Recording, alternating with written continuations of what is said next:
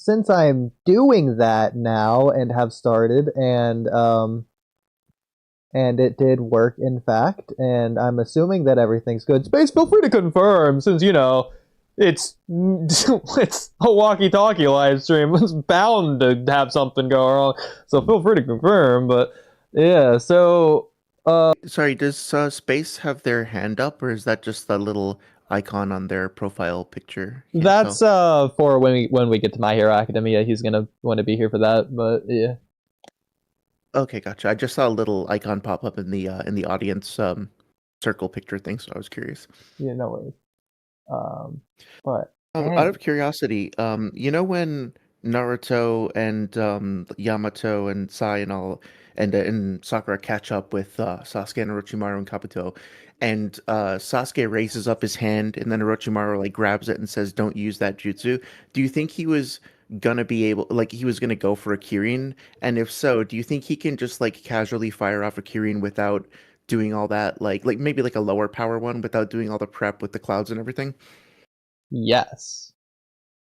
Hmm. Though. Like it would be like imagine him just making like a small lightning bolt that class like it might.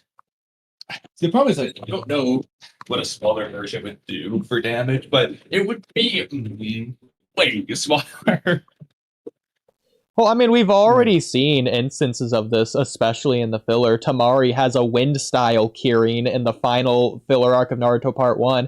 Raiga, the Seven Ninja Swordsman, he does exactly this. Literally exactly Okay, this. right. Okay, but right.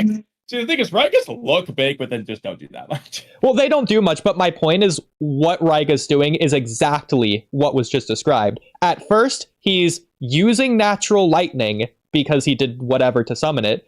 And then later in the arc, he's using his own chakra instead of natural lightning. Like they're making a big point about that. I have since we're comparing like characters based on narrative, I'm curious what you guys think about at what point in the series did Kishimoto objectively want us to know for a fact his true vision that Kakazu beats pain? Like, because obviously we're supposed to come to that conclusion eventually, but when do we know? God, wait. And that silence is the correct answer. Well done. Well, there you go. But no, that's cool. Yeah, do you guys recommend watching the filler? Like I recently watched the was it the 1010 filler when she's in the Infinite Tsukuyomi? Just as part of like a video thing I was doing, it was like actually not bad. And I just made my way through the movies as well, and they were pretty good. So I feel like, damn it, should I be like going through some of the other like peripheral materials that I've neglected all these years? Have you not seen any of the fillers? No, not really. I think I saw a clip where there was a ninja ostrich or something. And that's pretty much it. You should absolutely watch every single filler. Yeah, absolutely, Okay. 100%. I also There, just realized I was on mute for a minute there, and I don't remember what I said, but I said something. well, Okay. yeah, less is Yeah, more, I feel like cowboys. I did a bad job. No, but I think there is There's something also worthwhile in every single filler arc. okay. Yeah, I feel like maybe this is something that just comes out of the debate scene or whatever, but people have a tendency to be like X, Y, or Z thing is not canon, It's because I and don't then want to whatever use their it. personal definition of canon is, and then they just like don't want to engage with it at all. Exactly. And so Yeah. yeah.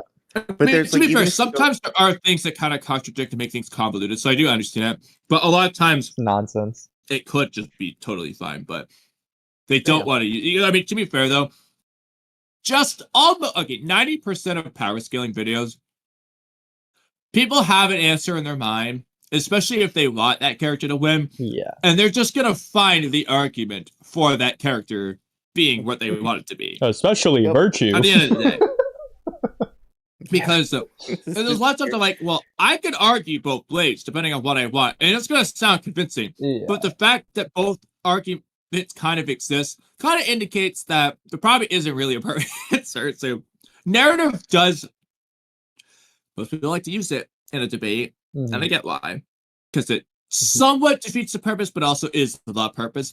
Because narrative is a big deal. Because again, narratively, Naruto's catching up to his goal, Minato, and gets there in the war arc. When Sasuke's also doing the same thing with Itachi, and Naruto and Sasuke are approximately narratively equal when they do that, which means Itachi and Minato are narratively equal. Yeah, But I mean, any Minato power scaler is going to have Minato be God compared to Itachi. But that narrative power scaling would make that make no sense. Narratively, Itachi's an eyesore to Obito as an adult, by the way. When Minato was a dangerous match for Minato, although Minato wins, that's also young Obito. So Obito should probably be catching up to Minato too. There's a lot of people who are narratively all around the same level. Pain, Itachi, Obito, Minato, narratively, they're all on the same level. Yeah, and like I'm sure you guys know that scene where Naruto manages to like outpace the Raikage when he's getting used to KCM or whatever, and then Killer Bee says he's just like the Yellow Flash. And I think like you can fairly interpret that as like maybe for a moment he exhibited like movement speed that was on par with Minato's movement speed or something like that. And it could be fun to speculate, okay, well, did he use body flicker or something like that? And does that put him on like you can interpret that in different ways. But man, the way that people go at each other's throats in debates about that, no, like he objectively was moving at the speed of light because Minato is the speed of light, or like he's moving as fast as his KCM body flicker as Minato does with his flying Raijin. Like the yellow flash is specifically a jutsu, and they are both using the yellow flash jutsu or whatever, and it's like it gets so heated so the fast. Yellow Flash jutsu. Okay, that's a good one. We should write that down. Go. Do that right now. Put in Immortal. Oh, actually, Immortal. Immortal. I mean, I think the obvious interpretation is that there's a literal physical yellow flash. But whatever. Yeah, like maybe the friggin' flash of light that we see. That might be the yellow flash. I mean, it's just the fact that he's the first person to dodge A like that since Minato. Although that's also arguably not true because of that thing. But he's the first person to do the same thing that Minato did to A back in the day. Yeah. Well, I don't know if you guys have the same experience, but I feel like sometimes like one of the side effects that comes with trying to be precise in debates and in that context is that you wind up trying to fit very precise like power scaling terminology and slot it into the manga. And it's not like the manga creators, anime creators don't think about like relative power scaling, but they're not necessarily using the same framework. So like a cheesy example, but one that I heard recently is there's a databook statement that says that Choji grows to the size of a mountain when he does his expansion. And therefore, like people will use the average size of a real world mountain to calculate Choji's height based off of that, as opposed to and then like slot that into VSB's definition of mountain level, as opposed to just being like look at Choji on the page and look at the tree next to him.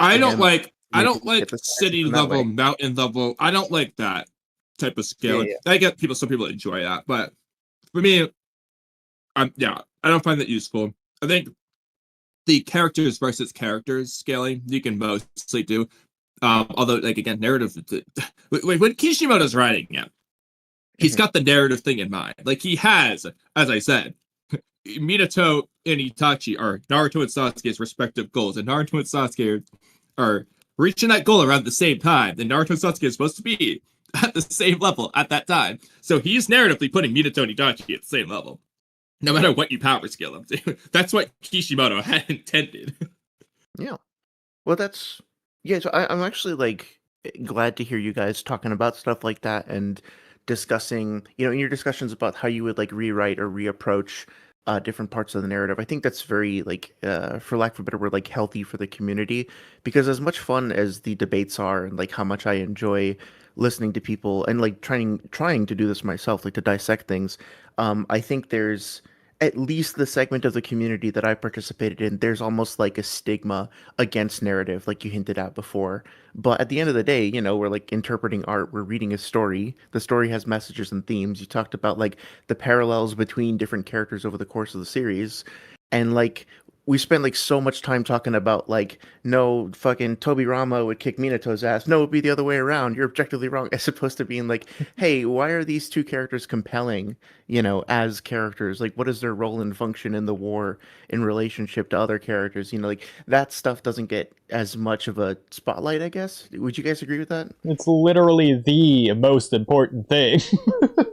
Yeah, but I agree. Number one. The YouTube views for power scaling are definitely probably more prominent. I think the difference is, first, I think it's easier, first of all, to even get into power scaling. Anyone can do that, whereas narrative, it's a little bit more like scholarly, probably, in a way, in comparison. Oh, yeah. But also, I feel like it's a difference between something that's significant and something that's just fun. But, like, it's no big deal. It doesn't actually matter. And so that's why I feel like it's a lot more palatable for people to just do power scaling and focus on that. Yeah, that's fair.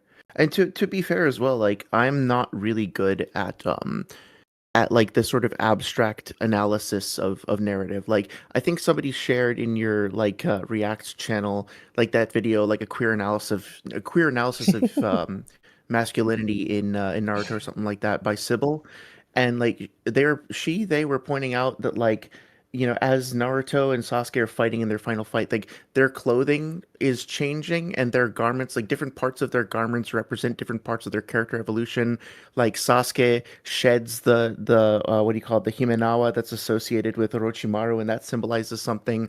Talking about like the way that their eyes change over the course of the fight, and like drawing all of these like profound character trait things that I never would have noticed. Like I can read over the Pain versus Itachi stuff like hundreds of times and never kind of pick up on those like little subtle things. So like Well, I'm the narrative things. to be They're so fair, much harder to this find. might be a little nitpicky, but I definitely don't think that Sasuke was narratively ridding himself of Orochimaru in the final fight, but maybe that's just me.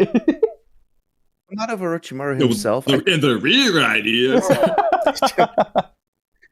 Well, like I'm doing a bad job. Like I don't want to put words in Sybil's mouth. Like she does a much better job of explaining it. But like it's stuff like that, right? Like what I'm trying to convey is like finding the way in which Kishimoto reinforces narrative subtly and like through things like framing and character design and costuming and stuff like that, as opposed to just like this guy is the strongest and his ideology is also the strongest, but it clashes with the hero and he's strongest, but also his ideology is even stronger.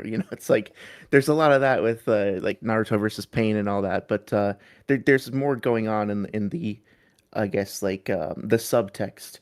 And I just want to kind of like agree with you about how for somebody getting into like let's just say analyzing the series, starting with some simple power scaling is probably more accessible to your average reader than getting into like this deep meta analysis of the themes of adolescent self-awareness emerging and blossoming on the battlefield or whatnot, right? Especially for the Western Twitter user. Yeah. Yes. Something I'll say is that I don't think between narrative and power scaling for a battle shonen manga, I don't think that the power scaling side is more important. And I'll go as far as to say I don't think they're equally important. Oh, no. I think the priority, no, it's not. what always comes first is the story. Well, yeah, I mean, the power scaling is basically supplementing the narrative. It's getting you. It's basically the plot that's conveying the narrative in that particular aspect. Like, because if Itachi isn't power scalingly stronger than Sasuke, in part one, it kind of messes your narrative up, and so on. Like, it's really just a conduit for certain things. And so that's where you get to it being more or less like a cause and effect. The better the narrative is, the more consistent the power scaling will be to like reinforce the narrative. So a good story means that your power scaling is linked to the narrative, but it doesn't necessarily have to be for the story to be good. It's just one like piece of evidence to support the fact that it can be. It does strengthen it though, the more consistent, that it's all over the place. It can muddy the waters a little bit annoyingly. Well, this kind of segues into like I'd be curious to hear your guys' perspective on this. Like, I feel like sometimes from power scalers, not everybody, just to be very clear, but like I get the impression that some people want to try to use like power scaling rubrics almost to like monopolize a perspective on the series. In other words, that this is the kind of argument they'll use. They'll be like, well, obviously, like creators of the manga and anime, like they use power scaling in general because otherwise their universe wouldn't be consistent. So they're internally scaling their own characters. And power scaling categorically is the thing that places like VSB, CSAP, or whatever else use. And therefore, if I, a random person, use power scaling, I am using the most like objectively correct way of interpreting the series. And since it's like directly No. tied into the DNA of how like mangaka make their work, then I have the mathematically like facts and logic like correct way of seeing the series. And if you try to come at me with some bullshit like narrative themes or whatever, then I can just dismiss you because I'm Mr. Logic, right? And that kind of shit where like somebody trying to police opinions in that way. I think is kind of antithetical to the discourse, but there's a way to use power scaling rubrics and metrics and stuff to try to uncover what you were talking about like if the artists are actually deliberately weaving in their power systems with their character development and narrative themes, which I think like Kishimoto does a really good job of, then you can find that and like power scaling can help you find that. It just kind of sucks when people like try to take it over. Does that make sense? Yeah, I think power scaling, more or less, it's looking at the universe as its own real universe that doesn't have a writer or story or narrative, and it's just events that happen, similar to real life. Yeah. But that obviously is ignoring the fact that it's a story that's fictional, that's entirely written by someone, and has focus on certain elements with that in mind. Hell yeah. So, I guess like I'm curious. You've been doing this quite some time, right? You've been having the podcast for a couple years now. Is that right? Well, time is relative, but some could say so.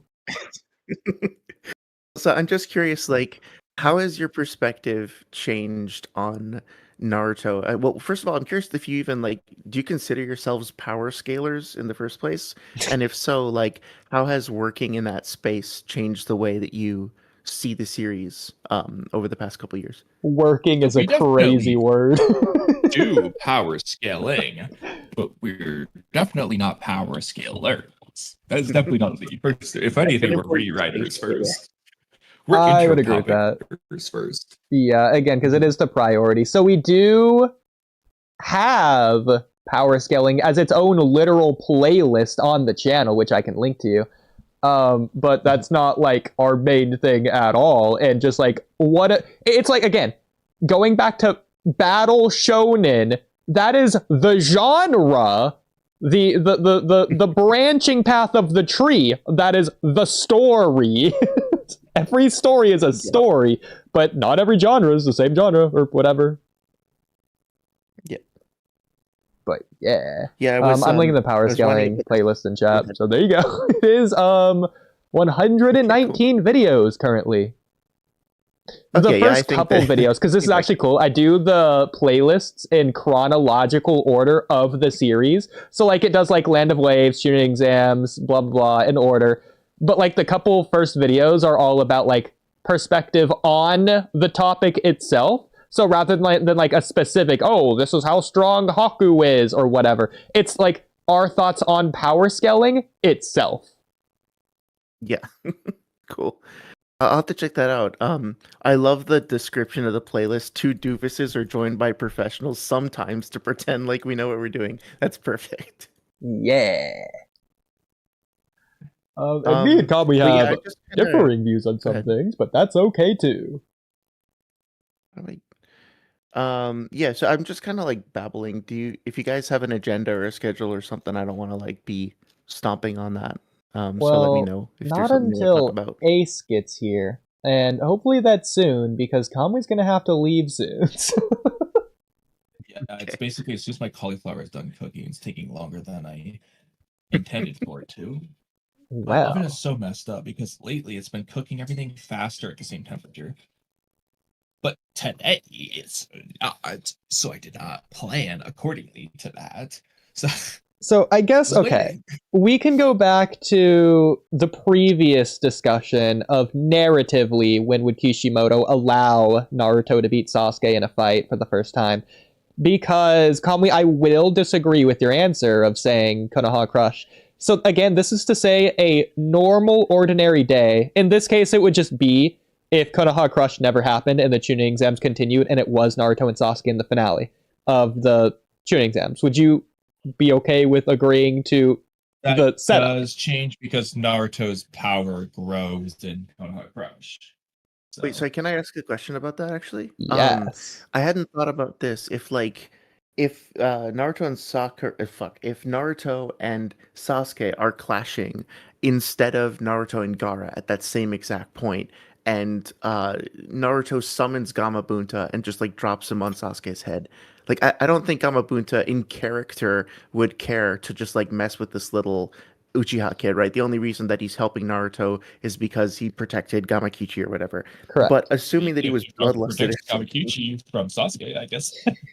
yeah. So if the roles were basically swapped there and Gamabunta had incentive, well, I guess I kind of talked myself out of it, right? Because there's no way that Kishimoto wants us to think that like Naruto going up against Sasuke, even with Gamabunta, like has that outcome, because the Bunta would just fuck off, right? So Yeah. Well, that's ignoring the bring down the house jutsu, which would crush every bone in Sasuke's body. it's a good point. Yeah. Naruto said he was going to do that to Sasuke in the final valley, and if he that was just Yeah, but to be fair, I don't think in character Naruto would summon Gamabunta against Sasuke in part 1 at least. Mhm. I mean, it's for the same reason that he just didn't in the final valley, and he didn't versus Neji, even though he had the Nine Tails chakra in order to summon Gamabunta in both instances.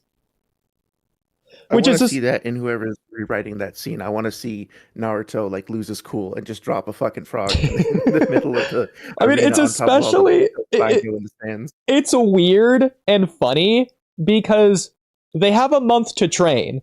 For like 3.5 weeks, the only thing Jiraiya teaches Naruto is how to summon Gamabunta. Going into the day of the final fight, you got Naruto versus Neji right off the bat, as Naruto likes to say. Naruto before the match is hyping himself up like, oh, I can do this, I can beat Neji, I have the frog. He's really hyping himself up that he has the summoning jutsu that he spent all month training to unlock, and then he just doesn't use it in the tuning exams. And I'm like, where was that? What are you doing? okay. Hypothetical rewrite. Would you want him to summon Gamakichi on accident and then throw a fit and get mad and like, she's I think that would be funny. I think that the part the of problem what is in is, the Gaara fight to reuse it, you know. Yeah. Kinda like yeah, a- exactly. Exactly. So like you don't, if you use it once, then you can't like use it again with the same effect. But also like part of what makes the Gamakichi thing so compelling is that it's like this. If you pay, excuse me, like a bait and switch or something like that, right? It's like kind of similar to what happens when Jiraiya tries to summon Gamabunta for the fight against Orochimaru with Tsunade, right? Like you have that initial moment of failure, and then it's like more satisfying when he does pull it off when the drug wears off or whatever.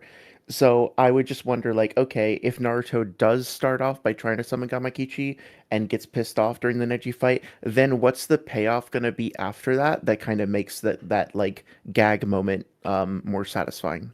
Well, first of all, feels weird to have the payoff be a different fight. well, I think that, like, sort of contradicting what I said earlier in a way to just counter myself, the reason Kishimoto wrote in Naruto hyping up that he has the frog before he fights Neji is because Kishimoto already obviously knows at that point in time Naruto's gonna use the frog in like 20 chapters from now. It's gonna be literally the same day, like an hour after the Neji fight. Like, he's still using it, like, basically in the same arc. So at that point, it effectively doesn't matter. He's riding in the line, knowing that's where the story is going to go, even if it's not where we think the story is going when Naruto says that. which in universe is why it's weird, because Naruto's saying it in universe because of Neji, not because he knows he's going to fight Gaara in the forest in the middle of a war, but Kishimoto knows that, which is why he's writing the line. You're doing this weird thing where you're like actually understanding the story and like actually discussing, world building and narrative payoff in the context of of Naruto Online. This is so bizarre. Well, it's unfortunate that it's weird, but I would agree. But Exactly. what I just said, I think that does apply to whether or not Naruto would beat Sasuke in the Chunin exams or not. Well, yes, I agree with that, because without Konohagarashi itself, he would lose. But at the end of so this is the most ridiculous thing of all time. But if Kishimoto wrote it to where Naruto is Konohagarashi, he beats Gaara, and he's just not exhausted, or maybe he takes a quick nap. Sasuke's just pissed. He's gonna fight Naruto. So here's the thing, Kamui. I understand the reason why you're saying narratively that if the Chunin exams happen, it's the finals, then I understand why you're saying that Naruto would beat Sasuke, because for part one's entire story, the whole point is that Naruto's beating Sasuke throughout, and for Sasuke's frustration, for Sasuke to leave the village, Naruto would need to win. And if Sasuke wins here, that breaks basically everything, since this is like in the middle of the story. Yeah. So, see, but this is what it gets to the thing, though, is that this is what Kishimoto would never write it this way. Well, okay. I'm glad you're saying that, because that's what I was going to say myself. The reason that we don't get this fight is for that very reason, because Kishimoto can't write that, obviously. Exactly. Yeah. Kishimoto wants it to be ambiguous. He doesn't want Naruto and Sasuke to fight, obviously, in the middle of the story, knowing that they're going to fight at the end. And so for that very reason, he's going to do this thing, because it's to say that if Naruto and Sasuke fought on any ordinary, normal day, Kishimoto wants us to think that Sasuke is going to win, and Naruto only wins because of the hype extreme situations of Haku or Gaara or whatever mental lamp nine tails. Sasuke's perspective is not any normal day. It's the high extreme thing that he saw Naruto do. Exactly. And so, but that's the problem, is that if it's written, Naruto needs to win. But that's why it can't be written. And because it's not written. Exactly. And because it's not written, as weird and almost contradictory as it is to say it, because it's not written, that's to say, in and of itself, if it were written, that Sasuke would win. I have a potential, like, not exactly a counter argument, but like another thing I'd be curious about what you guys think. So, like, let's like step back for a second and just pretend that, when Sasuke is looking at Naruto after summoning Gamabunta, and he's like, "Wow, I can't believe you had this power in you. Like, just how far is Naruto gone?" or something like that, right? Now, let's pretend that we don't ever know what jutsu he used. Like, it's not specifically that he summoned a giant ass frog. Like, he just did something very impressive. Would you like agree that this is Kishimoto telling us that in this moment, Sasuke is just, for whatever reason, just happens to be a frog, that Sasuke is inferior to, or perceives himself to be inferior to Naruto, which is then what kind of catapults him into going to Orochimaru in the first place? Like, the fact that he considers himself to be being outstripped by Naruto is what, like, sends him down the road. And the fact that he does join up with Orochimaru, we could look at that as being Kishimoto is telling us, okay, now for this very brief window of time, Naruto has surpassed Sasuke and he's going to need to catch up. And then it's it's him getting like the cursed seal that like rebalances the playing field. What do you guys think about that? Yeah, but it's not the full picture, because Itachi's important. You do see at the beginning of Search for Tsunade, that arc, Search for Tsunade arc, the arc where Itachi shows at the beginning of that arc, Search for Tsunade arc. Kamui's doing a thing here, so ignore what he's saying, but okay, please continue, Kamui. Okay. Sasuke, before Itachi shows up, he doesn't know Itachi's showing up. He's actually training his Chidori like vigorously at the start of that arc called the Search for Tsunade arc.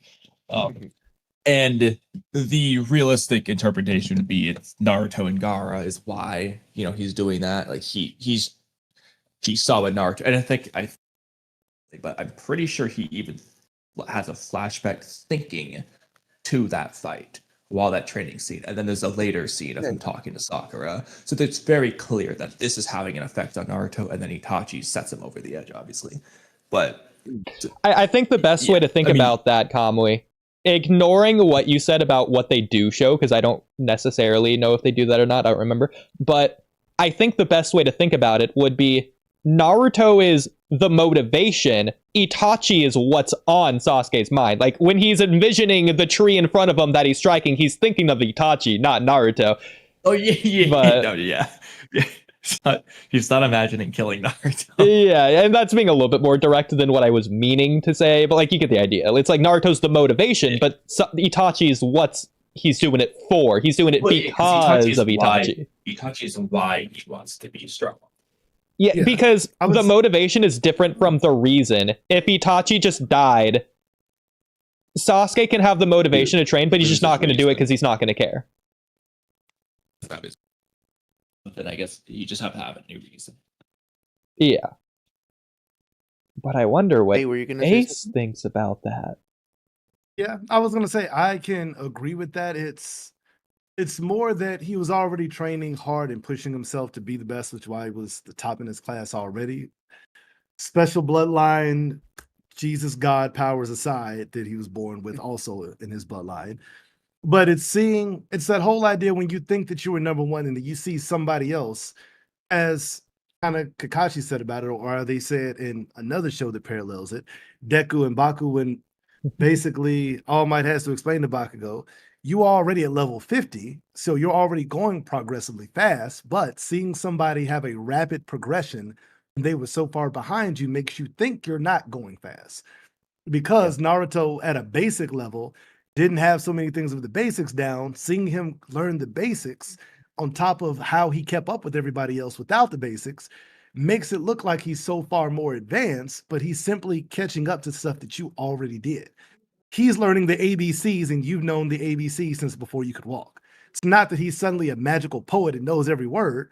It's just he's understanding the basics and using them in a different way now. I disagree with that. I think it's the opposite. Naruto doesn't know the basics, and they make that a point. He can't do the Shuriken Jutsu. He can't do like any of Sasuke's Taijutsu moves until the beginning of Shippuden. What Naruto's learning isn't the basics. That's what he learns over the time skip. That's why he goes, one of the reasons why he goes to train with Jiraiya.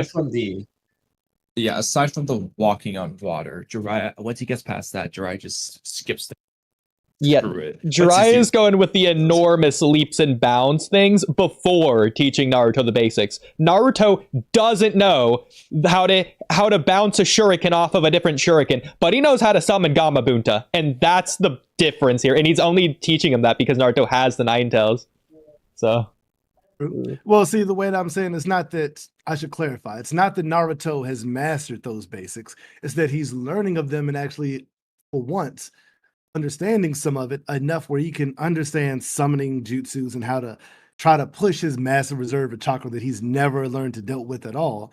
And nobody had the forethought to be like, with the Nine Tails inside him, maybe we should focus on specialists who master chakra to teach him something. It's not be like, you can't do the jutsu. You got to do better. You got to try harder. It's like telling somebody with a learning disability, like, no, you just gotta do it better. Just keep doing it over and over until you finally get it. Instead of, no, you need a different way to learn how to do it because the traditional way doesn't work for you.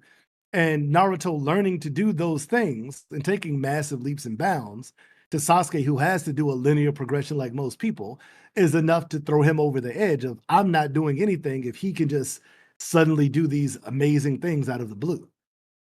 Yeah, I think that's a really good point. And I think it's like, it might also be a matter of like the perception that Naruto has in the village and in Sasuke's eyes. I think maybe this gets like a little retcon later on, but obviously in the start of the story, Naruto is kind of portrayed as a bit of a screw up academically and a goofball and a dunce, and eventually he learns to untap this like hidden potential and this talent that he has. But from Sasuke's eyes, it probably looks like he goes from being a total scrub to being like insanely powered very, very fast. And so he's like, okay, this is his rate of improvement over this very short time window compared to mine. And then like he's only going to continue like skyrocketing if he continues with this like rate of progress and he's going to overlap me, I'm not like leveling up fast enough compared to how he's leveling up. I need to do something that's closer to that if I am ever going to bridge the gap between myself and Itachi. But that's being informed by his perspective of like how he sees like his bias, I Yeah. guess you could say, of like him perceiving Naruto in the past, right? I think so. This might be slightly contradictory to the series, but maybe not. I don't think that Sasuke necessarily sees Naruto as progressing very fast. Rather, Sasuke's perspective on the matter should be similar to He's progressing Gaara's. slow. Well, no, not necessarily. Well, yes, but that's not where I was going with it. Because I don't think Sasuke thinks that about himself necessarily. But I see why you're saying that. But it's more so about the fact that he sees Naruto in the same way Gaara was seeing Naruto towards the beginning of their fight, to where Gaara's screaming at Naruto, like, use that power that you used against Neji. I'm confused. Why are you holding back? Use it. Like, he doesn't realize the fact that that's not what Naruto can normally ordinary do. So the way Sasuke's looking at Naruto is that he's always had this crazy power, and he's just been holding it back against Sasuke or in front of Sasuke for whatever reason. Maybe like to undermine Sasuke because he felt like he didn't even need it against Sasuke. But like Sasuke basically views it as all along, Naruto's had this crazy thing that he's chosen not to use, because Sasuke, again, once again, doesn't realize that's not normally Naruto. He sees Naruto as just being able to whip it out at any point, and the fact he didn't whip it out before tells Sasuke he sees him as like inferior. He didn't even need to bother whipping it out against Sasuke. I agree with that. as well. But I think it's actually a combination of both. Because as I said before, Sasuke just does linear growth, but as a prodigy, he does it quicker. So if it's, we were talking about shifting gears in the car, he can go through first through 10th in seconds, like most people. Where Naruto is one of those cars where he doesn't even have to be in first gear. He can just start in second gear, jump to third, speed up and jump to fifth. While it's a large strain for any other vehicle, wouldn't be able to do it. Naruto, because of his situation, can pull that off. And so his growth doesn't seem linear like anybody else. He just suddenly can do ridiculous things. And for Sasuke's perspective of, as everybody else in the village, Naruto's a screw up, he's a dunce, he's failed the exam 3 times. He can't do basic level jutsu that other kids can do long before they get to that point. Yeah. But then when things become serious and in the clutch, he can pull out ridiculous things. He can beat Haku, who Sasuke could barely keep up with, and somehow overpower him in a way that even Haku is actually, okay, I'm glad you're saying, because I was going to use that to bounce off Oodie's point. There's only one scene of really Sasuke thinking about it too much, but Sasuke also knows that Naruto beat Haku. He doesn't know how. Exactly, and that's important. Because of Naito's rage. Bouncing off what you're saying, he's thinking back like, oh, this is how he beat Haku. Like, he's been beating all along. He's been beating the people Sasuke couldn't beat. Yeah. Right. To even add an extra point to that of another layer, Sasuke got manhandled by Rock Lee when they first met, in an embarrassing way of the way that Sasuke manhandles other people normally. To kind of little brother him, even though he is older and on a more experienced team. It's the first time we see Sasuke really just get put down. Even Haku was like, Sasuke's kind of quick, I got to be careful. Rock Lee was like, I'm going to just beat the hell out of you. There's nothing you can really do to stop me if I want to beat you up. And then you realize that Neji is a whole level above Rock Lee. And then you see Naruto, from Sasuke's perspective, Naruto beats Neji. Even though, plot armor aside, Neji should have won that fight. But you see him beat him and beat him down. You could say this is a missed opportunity. Sasuke really had no thoughts on that at all. I'm glad did not even think I'm glad you say that, Colin, because I agree. If anything, he's happy Naruto beat Neji. To be fair, yeah, he never saw Neji fight, to be fair. All he knows is what Rock Lee and maybe Kakashi said about him. Yeah. He never got which is similar to the Haku fight. If anything, the Gaara fight's the outlier here. In a way, you could argue Sasuke probably should have just been knocked out from the curse mark and not have witnessed the Naruto and Gaara fight and just only heard that Naruto beat Gaara. Well, I think that kind of also shows a bit how stronger Sasuke had gotten in such a small time. He could withstand it for a little bit. It just still left him basically unable to keep pace. And logically, he shouldn't keep pace with Gaara at that point, because if we're talking about the power level of Chunins, Gaara should have been head and shoulders above everybody else, murdering Jonin at an early age when he's angry. So there's no way that Sasuke seriously should have been able to keep pace with Gaara for a long time if Gaara's trying to kill him. I mean, And that said, as That's a guy when you who get to loves weird Sasuke, power as my scaling because favorite. Gaara just baby Gaara is killing Jonin, and even if San Jonin are weaker than Leaf Jonin, San Jonin, even the Still average Jonin. mid ones should be over Leaf Jonin. They should be. to be fair, that was Gaara's mom. It's not Gaara. Yeah, it was Yashimaru, but That's true. Gaara's mom's the Jonin, but either way, Gaara's mom's in the Leaf fight. Well, you know what? I can kind of understand that because that's more kind of like Naruto. That was instinctual power taking over and doing things versus him consciously trying to do the thing. But the Because problem is he would with go about it in Gaara- two different ways. But Gaara's mom instinctually does this. Don't even worry about it. That's true. But Gaara also, as he's gotten older, has learned to repress letting Shikaku out and doing his thing. Because had he just let Shikaku out from the jump, there's no question he murders Sasuke in the woods. He's dead. He can't Just to even begin to clarify. avoid most of it. I'm not just talking about Shukaku. Like, Gaara killed Yashimaru, one of the strongest Sanjonin, as like a 5-year-old without I'm Shukaku. aware. Well, what I'm saying in that whole sense is still on the other side that Shikaku's power in Gaara back then basically came out all the time because Gaara couldn't fully repress it, which is why his father had to normally basically strangle Shikaku and put him back down to knock him out and put him back in Gaara because Gaara would fall asleep or he'd get too emotional and Shikaku would just pop out and basically do the thing that everybody in the Elite Village was scared Naruto was going to do when he was a child, just come out and destroy things and cause havoc until they could put it back down. I mean, Only to be difference is fair, Naruto, being who his family is, was able to have chakra that controls Kurama far better than Shikaku could be controlled. yeah, but you could argue the same thing with Naruto that you argued against Sasuke, though. Yeah, if Shukaku comes out, he just fodderizes Sasuke immediately. I'd argue the same exact thing for Naruto. Gaara just chose very, very bad timing with when he chose to pull Shukaku out in the middle of Naruto's mental lamp. Outside of that, 10-second window, Naruto can't summon Gamabuta. He just dies immediately. Quite I think true. it's funny about Gaara, just from a character design standpoint. If I remember correctly, Gaara in Boruto still has those dark circles around his eyes, and supposedly the reason why he has those is because he can never get into deep sleep because at least when he's a kid, he's afraid of Shukaku kind of taking over his consciousness and whatnot, right?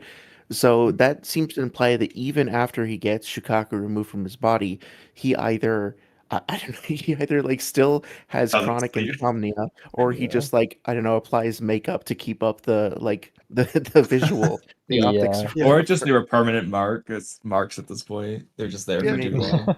Well, I mean, even if you got to think about it, if you get into habits take generally 21 days to lock in and become, if you've done a habit for basically your entire life up through what?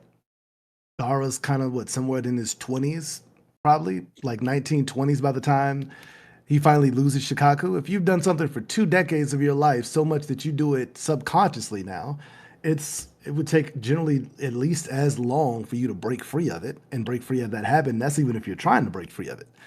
Now, can we just talk about the feat of Gaara not sleeping for 30 years? Yeah. To be I was fair, thinking sleep about is that. weird in Naruto. Remember that Guy and Lee ran a marathon while asleep that one time?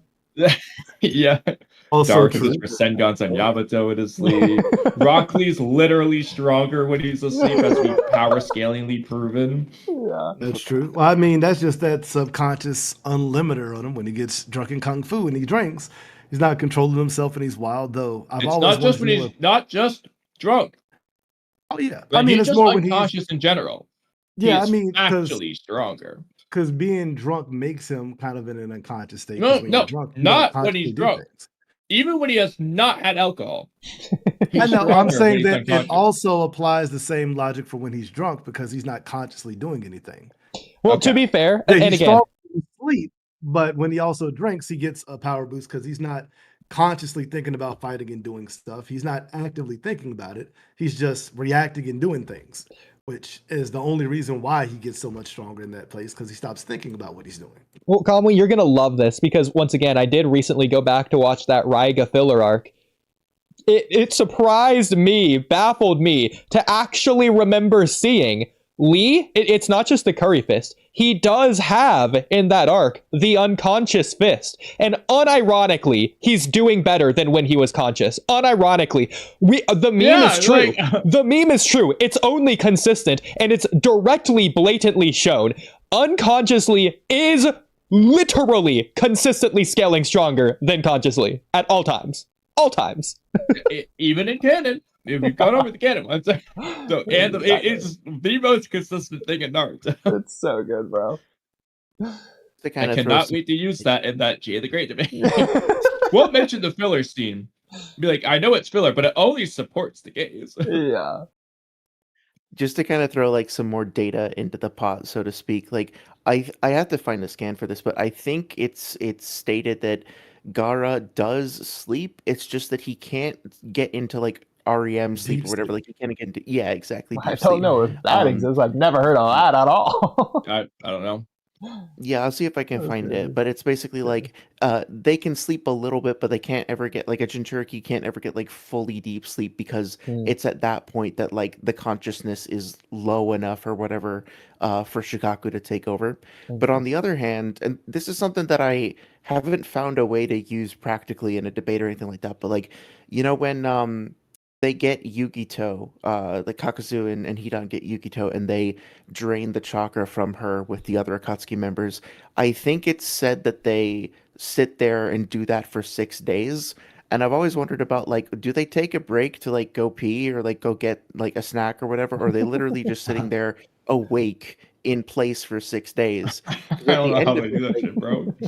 Like Hidan has this panel, I think, where he stretches and he's like whining about like 6 days without moving, I'm so sore. So it seems like when you're at a certain level, you can just kind of like go for a long time uninterrupted. But the implications cognitively of them being able to like stay awake for a week is definitely weird. I mean, okay, this is a stupid topic, but outside of the obvious conversations we see them have, dude, they just start shooting the shit, but they're like doing that for like 3 days straight. Like when they're sealing Gaara, after they have their main discussion, is Dana just like, so what do you guys think about art, huh? Like, and he does just like, anyone else been praying to Joshi lately?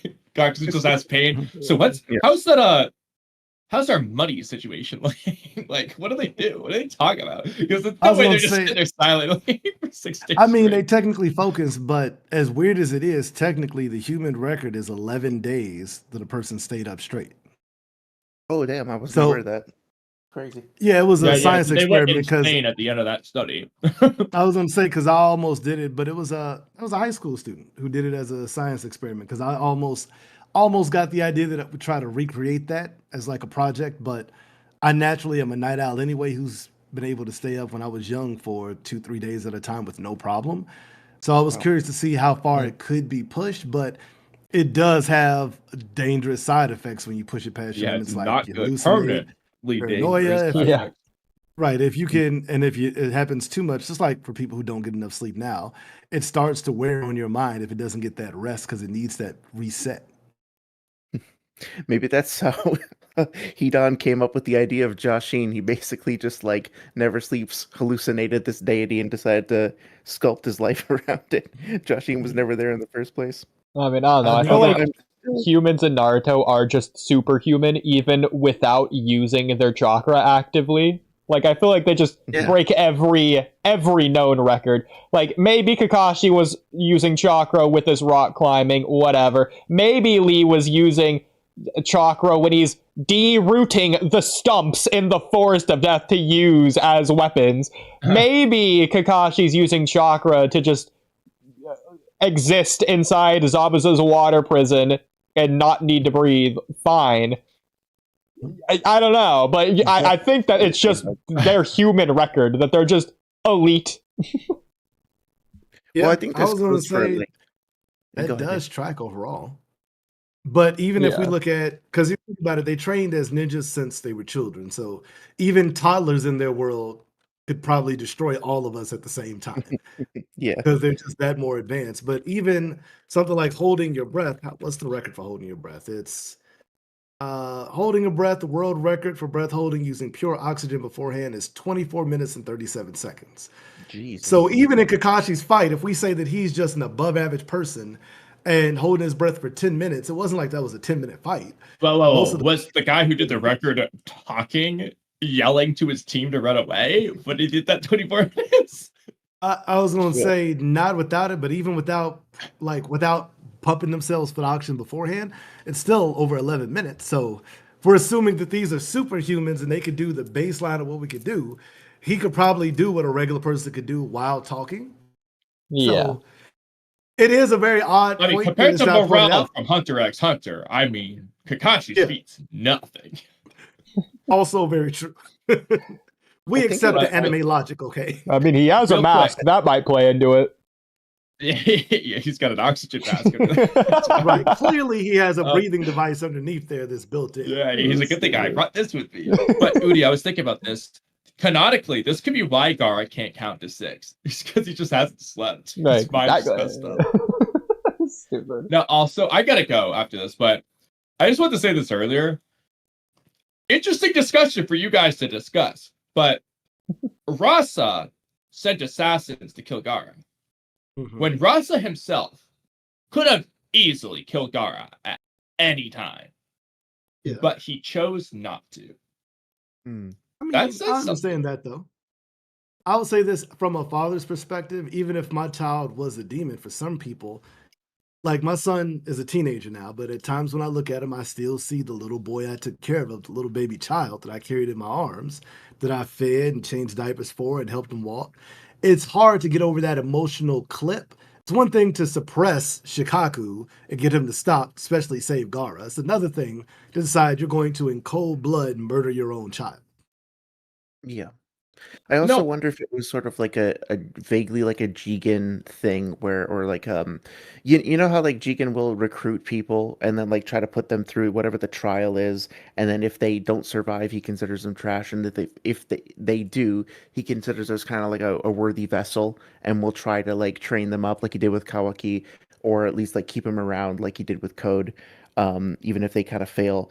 I wonder if like Rasa didn't really like in his heart or whatever want to kill Gara, but also recognized him as a liability. So his way of sending assassins was like, okay, like probably people in the village are gonna want me to at least show politically that I'm prepared to deal with this threat to the village. But also, you know, if I send an assassin at him and the assassin wins, then I guess like Gara wasn't that strong to begin with. So, oh well, I'll try try better next time. But in the meantime, like this gives him an opportunity to face opponents on a regular basis and kind of prove his worth. And so he's kind of like trying to hedge his bets, if that makes sense.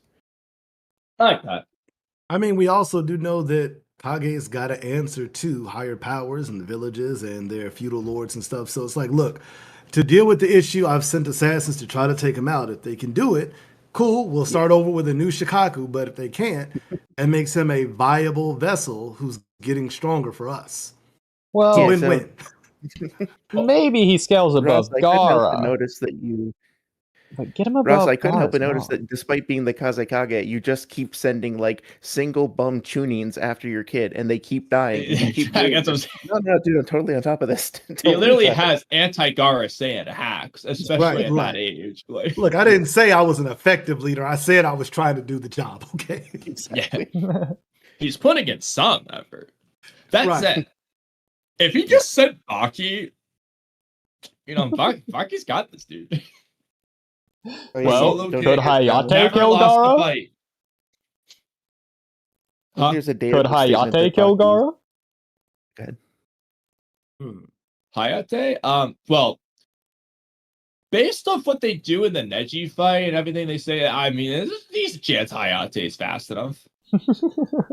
I mean, to be fair, Calm, we don't know how fast they were actually moving there. Like, first of all, was Neji moving at full I know. speed towards Hinata? Was I know, Neji that's the problem. You just focusing don't- on the others? Like, we don't know when they started moving or anything. Yeah. We just don't know. Yeah. Yeah, so we don't. He had a bit of but, tunnel vision there, but also they expected what was about to happen and were ready for it to go too far because they all understood exactly how bad of a matchup this could be and how far this kid might go. It's like, we probably should have called this one, but you know what? She'll put up a little bit of a fight. She'll get knocked out. It'll be over. They're like, oh no, he's brutally beating the hell out of her. All right, this is getting into bad territory here. We're gonna have to explain this to her daddy at some point. I think Baki can do it, but I need to go so I can get no sleep again. Well, Look, just like Gara. Yeah, I'm gonna beat Gara. Also, real quick, Oodie, we have gotten nowhere near close to finishing that Orochimaru rewrite. Just oh, we also did 0 ace topics tonight, by the way. Well, you can do the MHA ace topics. Bye. Bye. I should probably head out too. Okay. I gotta go take care of my cat, but it's fun chatting with y'all. I just posted a scan in chat. Let me see if this is the one I was thinking of. Yeah, so Baki has this, because of course we know that the databook statements are 100% accurate. Baki has the statement for this jutsu that it is uncatchable and unavoidable. So, you know, Rasa, if he sent this guy after him, would be sending somebody that was a guaranteed victory, according to the databooks, just saying. Yeah, it's pinpoint slash strike. But we all know when things like that are said, that means eventually somebody is going to stop it to show they're more powerful. So, to be fair, it's definitely a great attack. To be fair, I'm pretty sure you were the one that posted the Light Fang jutsu. I did want to go over that with you, John. While you're here. Yeah, happy to. Yeah, if you want to repost it, if you have it handy dandy. Yeah, I'll just I got it from Narutoversity, so let me just pop it back. Because I remember you had a contention with it, and you thought it was so obvious. And I think the same thing would probably apply here for what it's going to be. But I'll let you know what that is once we see the Light Fang data book as soon as you post it in chat from Narutoversity. Work data book, Narutoversity. My keyboard's messed up, so sorry for the typos. Oh, it came out okay. Yeah. So just for some background and to reveal or be honest about my bias or perspective or whatever, I have personally been slightly irritated by the way that data books, and I'm sure you heard this in the recent Jay the Great versus Sage debate, that the way that data books are almost venerated as an inherently valid source until proven otherwise. My experience of reading through the data books is that there's a lot of good and valuable information in them, but obviously, like Jay was saying, there's a lot of hyperbole, a lot of inaccuracies, and so I think we should be careful about using statements literally in debates and just read them carefully and see if they match up with the series. My contention here is that people use Light Fang as a strong piece of evidence to support, Lightspeed, Madara, Lightspeed, Sage of Six past Naruto, and then scale off of there. And there is a phrase in here that says it cuts all things with the speed of light. And then they just kind of take that out of context and say, okay, so Lightspeed Naruto proven. My contention with that is that if we look at the entire statement, the first sentence says, they emit a beam of light to bisect the enemy. Okay, that's fine. But then like a sharpened pointed fang, it cuts all things with the speed of light, making it impossible for the enemy to invade even one swing. So my contention is not okay, we have to reject this databook statement entirely, this is bullshit or whatever, but it's more if we think it's safe or reliable to take databook statements literally, at face value, verbatim or whatever, then that is an unreliable strategy, I guess, because if we did that for the part of this that says it's impossible to evade, then that would give us an inaccurate representation of what happens, right? Because obviously Naruto does evade it. So if it's unreliable there, maybe it's unreliable in the other part of that sentence, and maybe we shouldn't just take it as fact, as gospel truth, that Naruto is definitely Lightspeed. Just because the statement itself is it doesn't seem to be a completely accurate representation of what happens. So let's be skeptical. Let's look and see what actually happens in the manga. Let's look for corroborating evidence and see where that leads us. Does that all seem fair? Do you agree with that? Well, first of all, on the Sage versus Jay debate, I agree. But, and to Jay's point, Sage he has a knack. He's uncanny at the fact that he's able to talk like 95% of the time in a one-on-one. so that was so Jay definitely let him do that more than he should have, considering it was a debate. But there was a lot of arguments that Jay didn't make that he probably should have. That's not to say that Jay was wrong, but he was definitely a man of few words, and understandably so, considering he was debating Sage. such restraint in the second half of that debate. It's crazy. He said like 5 things total over the course of like an hour and a half, and Sage was just there the whole time, doing a solo podcast with Jay chiming in once every 20 minutes.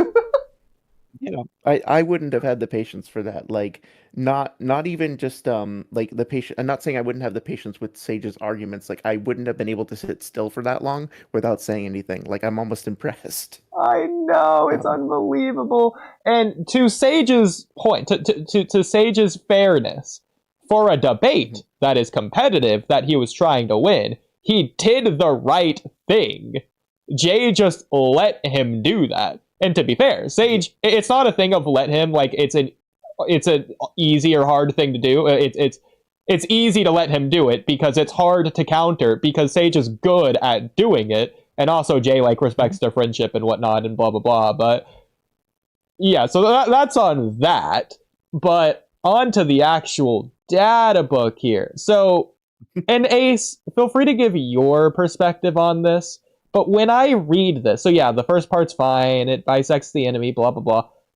So, in my opinion, when I read, like a sharp and pointed fang, it cuts all things with the speed of light, making it impossible for the enemy to evade even one swing, I'm going to read that reasonably and assume that it's not literally impossible under all circumstances. If Madara turns around and swings the blade backwards in the opposite direction of Naruto, then it's impossible to invade. I don't read it like that. So I'm not reading it as it's impossible to avoid because it's the speed of light. I'm reading it as it's impossible to avoid because its sharp and pointed fang cuts all things.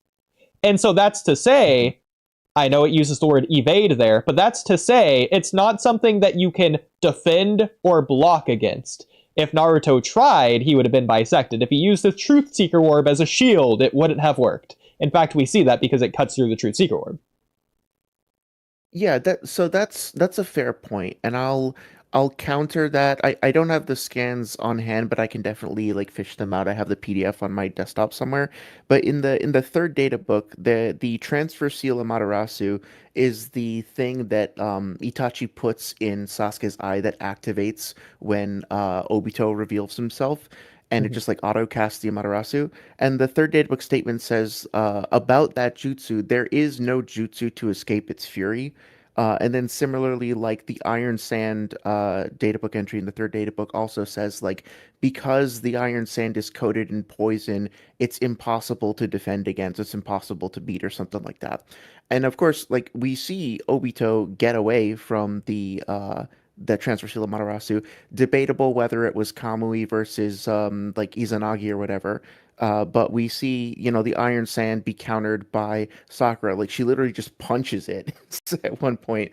So it's like, I think the intention of these descriptions here is to give us like an ideal or intended function of the jutsu. Like under most circumstances, if the jutsu works as intended, then yeah, pretty much nobody's going to be able to deal with like this poisoned metallic sand, right? Pretty much nobody's going to be able to escape from the Amaterasu.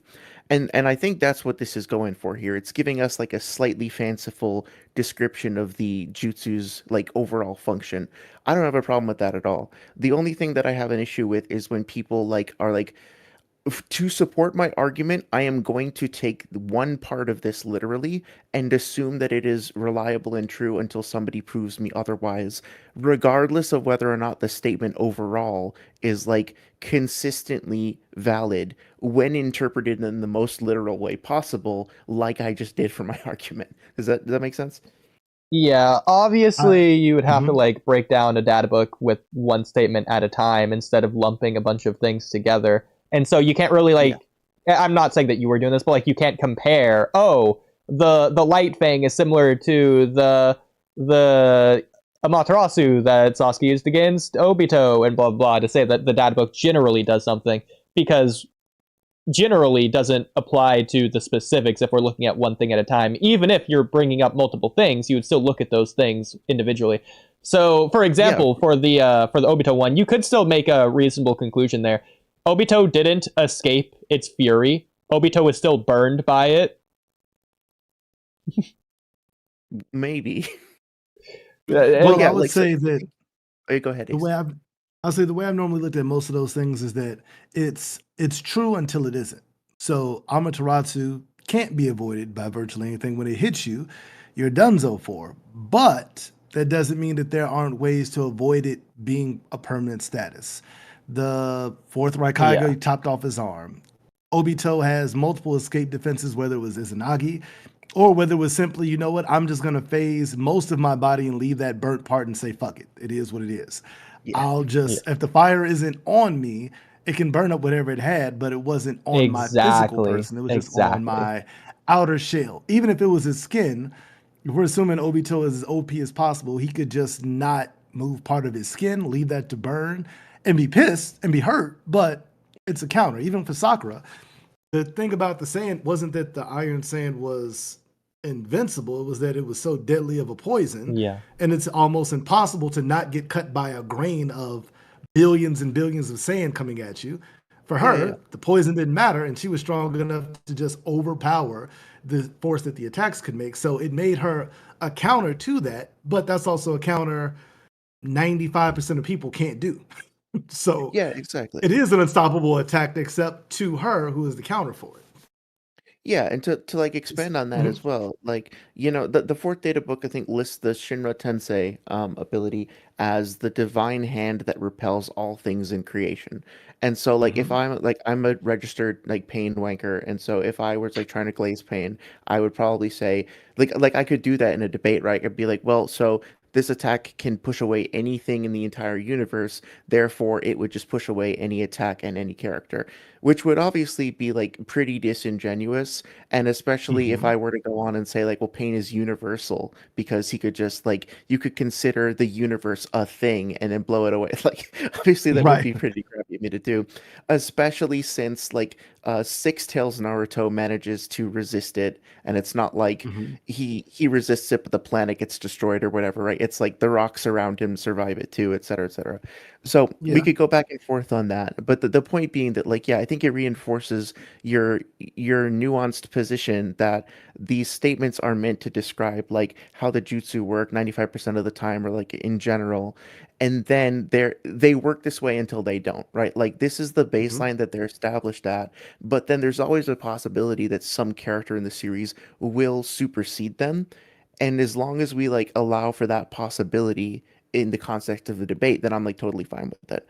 I Yeah, just don't well- want people looking at this and being like, these characters are objectively, undebatably, indisputably the speed of light because it said so in a data book. Absolutely. And then Yeah, end of so that's discussion. the Nobody- yeah. conclusion. I wouldn't use the arguments you're using because, well, for example, every jutsu you've listed so far does have a, in my opinion, reasonable way to work around it. Because like Ace was saying, the jutsu itself is still doing its intended function.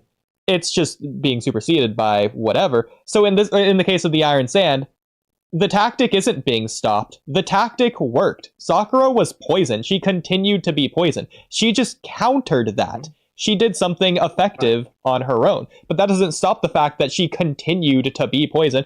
And Obito, he was burned. He's not immune to it. It's not that Amaterasu didn't work. It did work. Obito just had something to counter it. Yeah, so and honestly- Almighty Push also worked. It just Exactly. something had a greater force to be able to counter that, because it's not like it pushes everything away at all times permanently. It just emits such a massive amount of immediate force in every direction. It's difficult to be, you can't avoid it because it can push in every direction, but that doesn't mean you can't sustain against it. Yeah, you guys just kind of help me like better crystallize what I'm trying to say about this, because I actually don't have a problem with the databook statements themselves and the way that you described it. Like I agree with it's specifically with applying a hyperliteral interpretation to the data books out of context. That's what I'm Yeah. disputing. I'm not disputing the text itself, if that makes sense. Yeah, I Yeah, it's definitely the get that. And there are hyperliteral. plenty of people that are definitely going to say, well, because, it's a light speed attack. The book said it's unblockable. It's like, Yeah. yeah, that just means nobody's blocked it yet. That doesn't mean that it can't be blocked.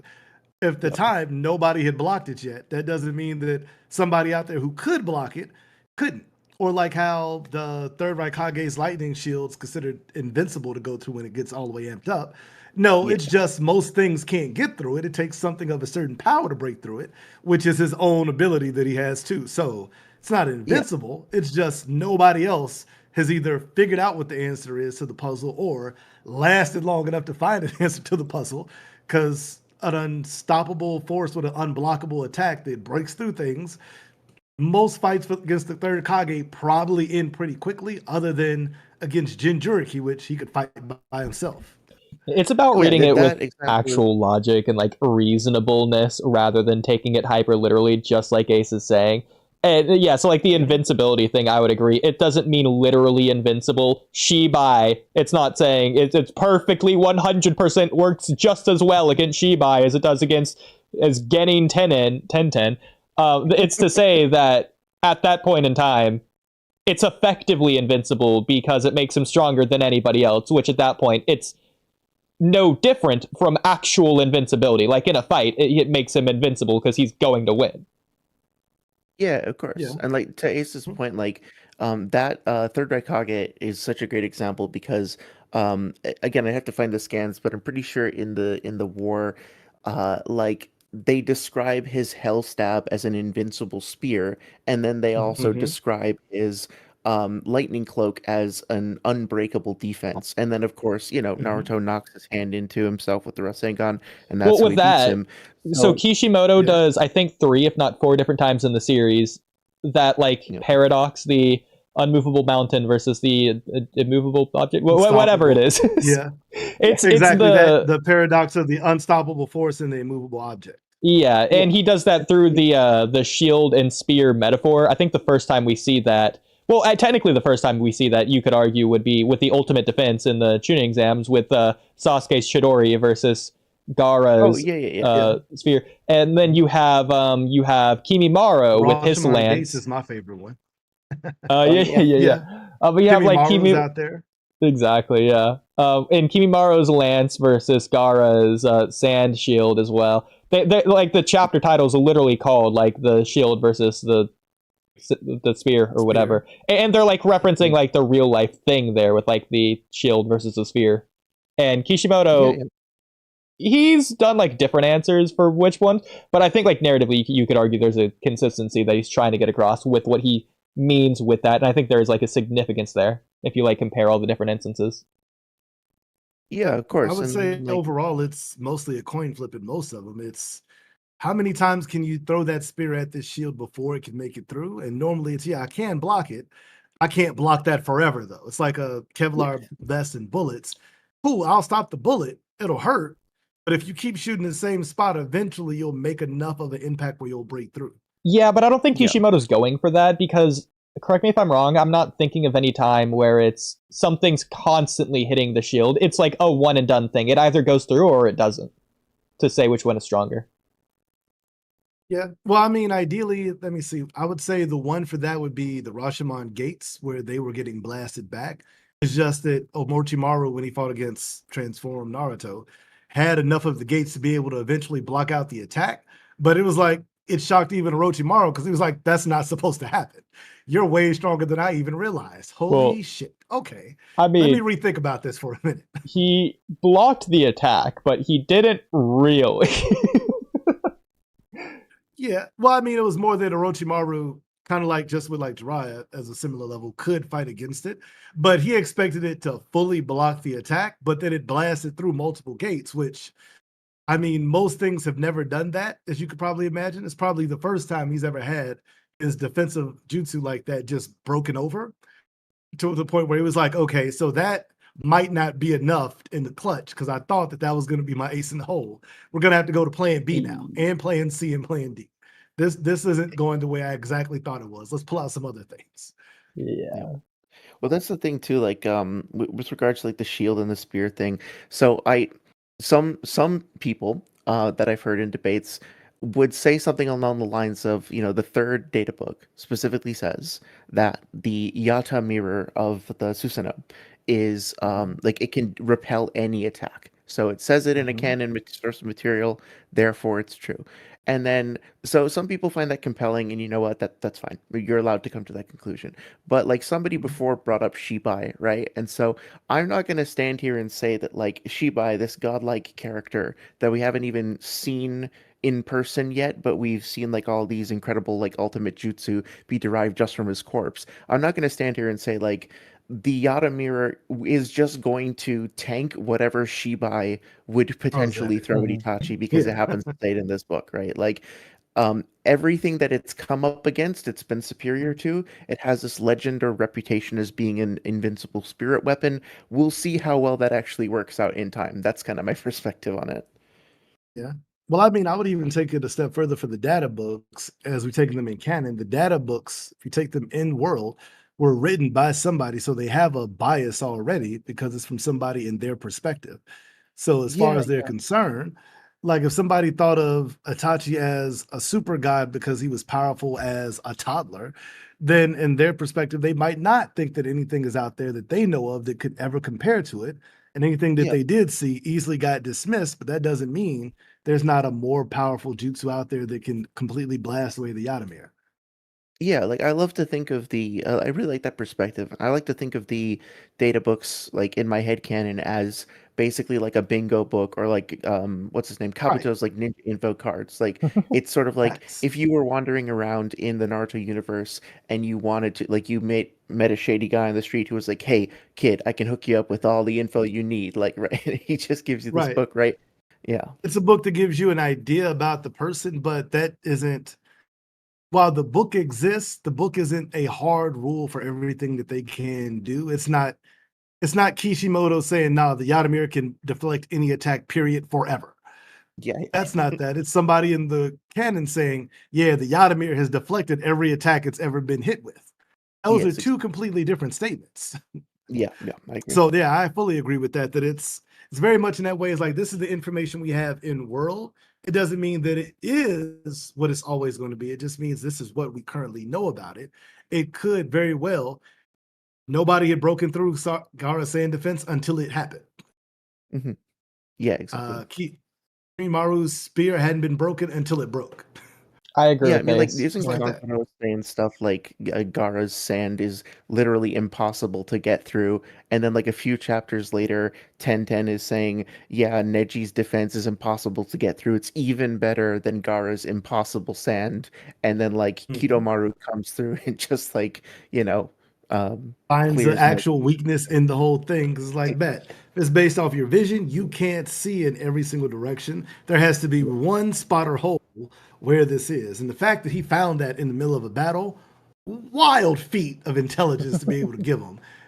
Your almost perfect looking defense to the human eye, I found the briefest of gaps through because my Yeah. attack covered a full 360 and you cover 359 degrees.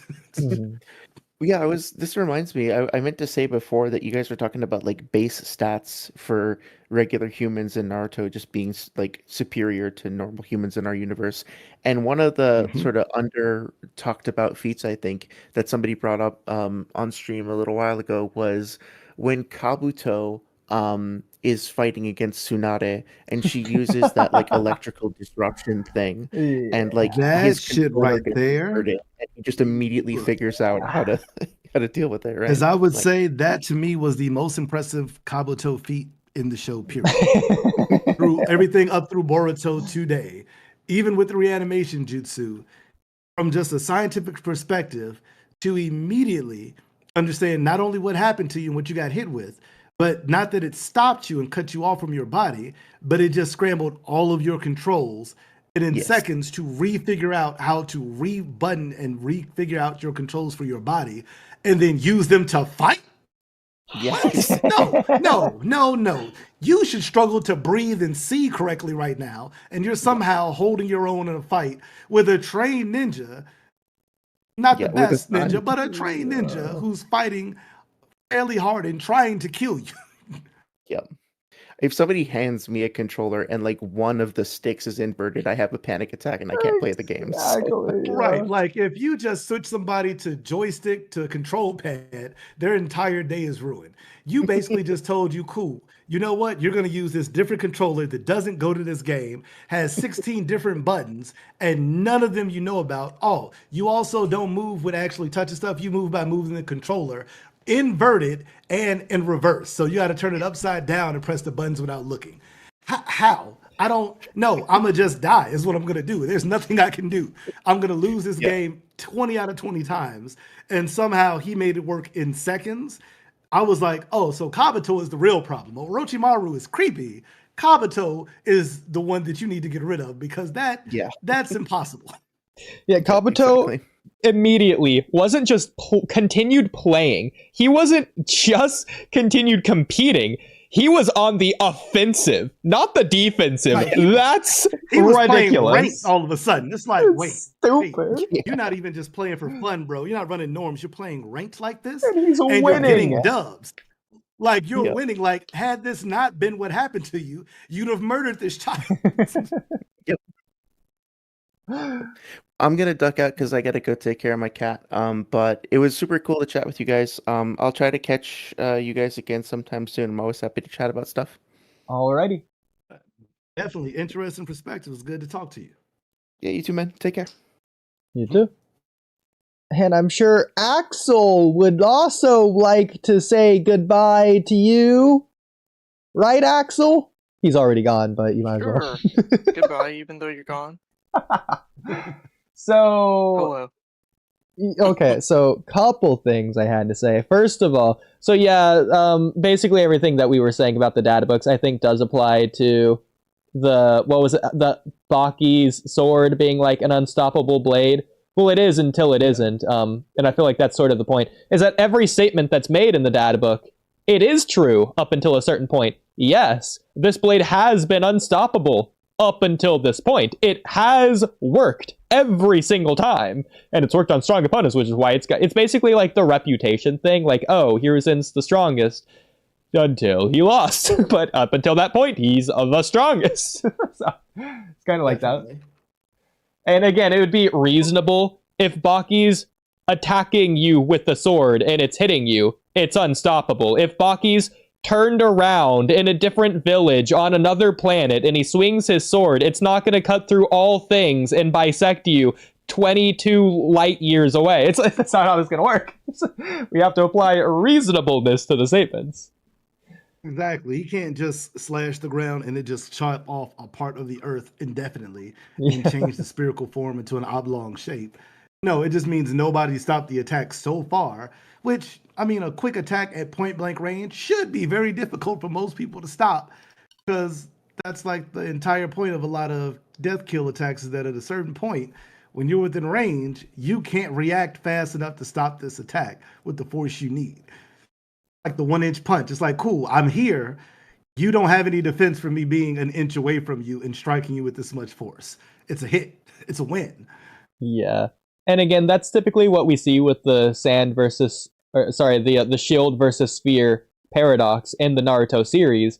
It's the fact that nobody's ever been able to pierce this shield, and this sword has never failed to go through something. Except they have never made contact before, and now we're going to see what happens when they do to find out which one is stronger. That's true. And most times they do show that the shield does deflect a lot of other things until it meets that one thing that can break through it. And then it's like, okay, Yeah. you're the biggest problem now because you broke through my defense. Exactly. One thing I wanted to point out, something that I found earlier today, this goes back to something we were saying earlier. Yeah, it was something with the Sand and Shield, how it, like, Kishimoto loves connecting back to things in Naruto. He loves doing that. He does the Sand and Shield, the Sword and Shield thing, like 4 different times in Naruto series. This is something I realized today that I thought was the coolest thing ever. So you guys remember, oh my gosh, this is so small. You guys remember when Naruto punched Haku, right? He's like Nine Tails mode, he punches Haku through the mirrors, and that ends the fight. It's the final punch of the fight. So you see the manga panel, right? You see the Naruto in the top right, he's punching Haku to the top right, Naruto top left, punching Naruto bottom left, punching Haku to the bottom left. Yeah, it's like the triangle thing. You got the big pow in the middle of a big word in the middle of the screen, and it's bisected in like these ways, divided the screen into these 3 different panels, right? Yeah, cool, yeah. Everyone got that? Yep. It's burned into your brain, burned into your memory. Okay, so here's what happens when Naruto demasks Obito. You know, the masked opponent who Naruto is fighting. Right. And as you can see, the exact same thing. Yeah. Even more so as he hit him with a Rasengan. Yeah, I had kind of assumed that was intentional, but I don't know. Well, it's not just drawing a narrative parallel between the two. Visually, I never realized in the manga how exactly distinctly similar these two are, which is ridiculous. Well, see, I would also add to it is that I'd see that as a canonized version of Naruto's fighting style. That's the type of attack that Naruto normally hits with, is a lot of haymakers. I mean, that's how he won a lot of his earlier fights also. Same way he beat Neji was with a huge haymaker. Gaara, to a degree, he hit with a huge haymaker in the middle of their fight. He throws haymaker punches, which, not that he can't fight hand to hand, but he, in the same way that some people, like as a boxer, I like precise jabs to knock people out. There are other people who love throwing big hooks and haymakers and uppercuts to knock people out. It's just about your style. And I think that's a good way to show consistency, that Naruto's going to go for that big punch that knocks somebody out. Yeah. I mean, again, it's not just the similarities, the fact it's Naruto, the fact it's Naruto's opponent, the fact that they're wearing a mask, the fact that Naruto's attacking with the same hand. Everything about this, it's not just narrative ties. Visually, it's not coincidence. It's not Kishimoto's style. He's very obviously, something I didn't realize before, he's essentially tracing what he did before. He's going out of his way to copy it, to look as similar as he possibly can. Yeah. Like, he I would say definitely it's very especially, was referencing I mean, it. if anything, you could even think of it as Naruto having a flashback of the last time he punched somebody with intent to destroy them that wore a mask, Yeah, which I thought would have been a good callback to throw in there as a flashback of him remembering when he did this last in the moment. exactly. But to me, it makes sense that he also does fight the same way, just better now. And it also kind of helps if he hits the mask, it's not a direct hit on the person, because kind of like having a oil or Vaseline on your face when you get hit as a boxer, and it knocks the glove off you and lets it slide. The hit hits the mask, which can slide away, and while it hurts, it's not the same as landing the direct punch on the face or the jaw. I just thought this was the coolest thing ever, because it's not just Naruto demasking his opponent and it being similar. This is almost 1-for-1, and Kishimoto had to go back and reference this intentionally, trying to make this 1-for-1. So I think it's cool that Kishimoto even thought to do that in the first place. Oh yeah, I think that's an amazing parallel to draw, because I So think it cool. adds so much more context to it, especially if you like read through it and you see it again. It hits in the same way. It's so cool. Because it's not even just going back and reading it. You have to have the two panels, like I'm doing right here, next to one another, switching back and forth between the two. And it's uncanny how similar it is. It's crazy how cool that is. But yeah. Because it's not just the mask thing. It's very beginning of the series and very end of it, practically speaking, more or less. Yeah, I mean, it's a great parallel to be able to draw. Also showing that Naruto is still that same guy, even through everything he's been through. Exactly. He's that same person on the inside, that same character. Because Naruto's grown. Some things are different, but some things have stayed the same. Yeah. If anything, he's just more of the person he already was. Yeah, I like that. That's so cool. Oh, also the fact that Naruto's using the Nine Tails here, and he's using the Nine Tails here, but in a stronger form. And they're friends now, and before they weren't. Well, they're not really fully, but you know what I mean. Yeah, I mean, they're on the same page now is the best way I'd probably Yeah. say it. is one, he was against him, and it was more just the outrage, like, how dare you harm my car that I'm riding around in? And the second one is more like, yeah, this dude is a problem. Wreck his face. Yeah. Yeah. Okay. Well, enough of that. Going back to, and I kind of want to get Axel's perspective on this as well. Going back to what I was saying earlier, because I kind of really liked that. Sasuke doesn't see Naruto beat the strong opponents that Naruto beats 99% of times. The only times he sees it is, and even in filler, this is the case, the only times he sees it is when Naruto beats Gaara. He should have been unconscious for that for multiple reasons that I didn't even think about. The fact that Sasuke doesn't know what the Nine Tails power is in the Sasuke retrieval arc, even though he's already seen it when Naruto used it against Gamabunta. Yeah. That's just a blatant inconsistency. You could argue Sasuke is too far away to see, but I don't think so. I mean, in theory, because of how big they are and how fast they were moving, seeing Gamabunta, and then even if he saw with his Sharingan the Nine Tails, for most people in the village, talk about the Nine Tails has been banned for, what, that point, 13, 14 years since the last attack, and when the fourth died. So it's like, cool, I've heard about it. I knew it used to exist, but it's not something we talk about actively anymore, and we're banned from talking about it now. Yeah. And he didn't have a family to tell him about it. Yeah, I think it might just be his regular eyesight, but I imagine since he has a Sharingan... Actually, his Sharingan, I think it is active because his curse mark is still active. In fact, I went back to double check because I thought this was crazy. Sasuke still has his curse mark active after the fight. When he goes to pick up Naruto, when he confronts like Kankuro and Temari who take away Gaara, he still has his curse mark activated at that point. Okay. No, but even if it just doesn't deactivate it. What I would say is, even if he did have it activated, he could have been looking at the fake Kurama and been like, "Oh, I thought this was the Nine Tails, but this thing's chakra isn't like bigger than normal summons." But I don't know how he would know the difference. But like, it just seems like maybe that could be an explanation. What I mean is that Naruto's using the red chakra, the Nine Tails' chakra, against Shukaku. Oh, I get you. Yeah, not the transformation. Specifically the transformation. Yeah, I mean, I can understand the even if he's paying attention to that in that moment. I think he would just be, because he was terrified at the idea of Gaara, because partial transform Gaara had Sasuke on the run, and basically he was saving all of his energy to just evade and avoid. And then here comes Naruto to save the day. No, Sasuke got over that before Naruto came in. Because he did this whole like Avenger thing. That's why he activated the curse mark and got that fourth Chidori. Yeah, I was going to say, but at the moment he was originally running away, and then he decided to turn and have his moment to overcome that, but still ended up needing to be saved by Naruto because it wasn't enough, which is what left him feeling so out of it.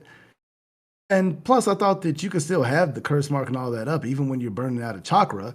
It just basically starts to eat you alive and helps the curse mark activate even faster, or start to do more faster is what I thought. That it like parasitically starts to get more control or take over more of your body, or make you a better viable vessel and host. I don't know, because Sasuke was clearly paralyzed, which is why Naruto needed to come in to save the day in the first place. But throughout the fight, even before Shukaku came out, Sasuke got back up. Like, if you remember his line where he's like, "I don't ever want to see a comrade die before me ever again," blah, blah, blah. Like, he's standing as he's saying that. He's able to move around at that point in time. So it's like, he technically could have helped Naruto at that point in time. Keep fighting Gaara. Yeah. I mean, you know what? That's not a bad idea. I mean, this would actually be a pretty good evidence of a different argument, but the fact that Sasuke has his curse mark activated there, but I don't think he's getting any of the curse mark's power at that point in time. Like, if he fought Gaara, I think he's just, like, fighting at his base power, if not weaker, with the curse mark activated there. See that? Like, I don't think the curse mark's giving him any amp. It's just, if anything, trained out at that point. It's only a temporary boost at best. Yeah, but I don't think it's really doing anything for him. It just gave him access to that fourth Chidori, and then it paralyzed him. And then it didn't really do anything after that.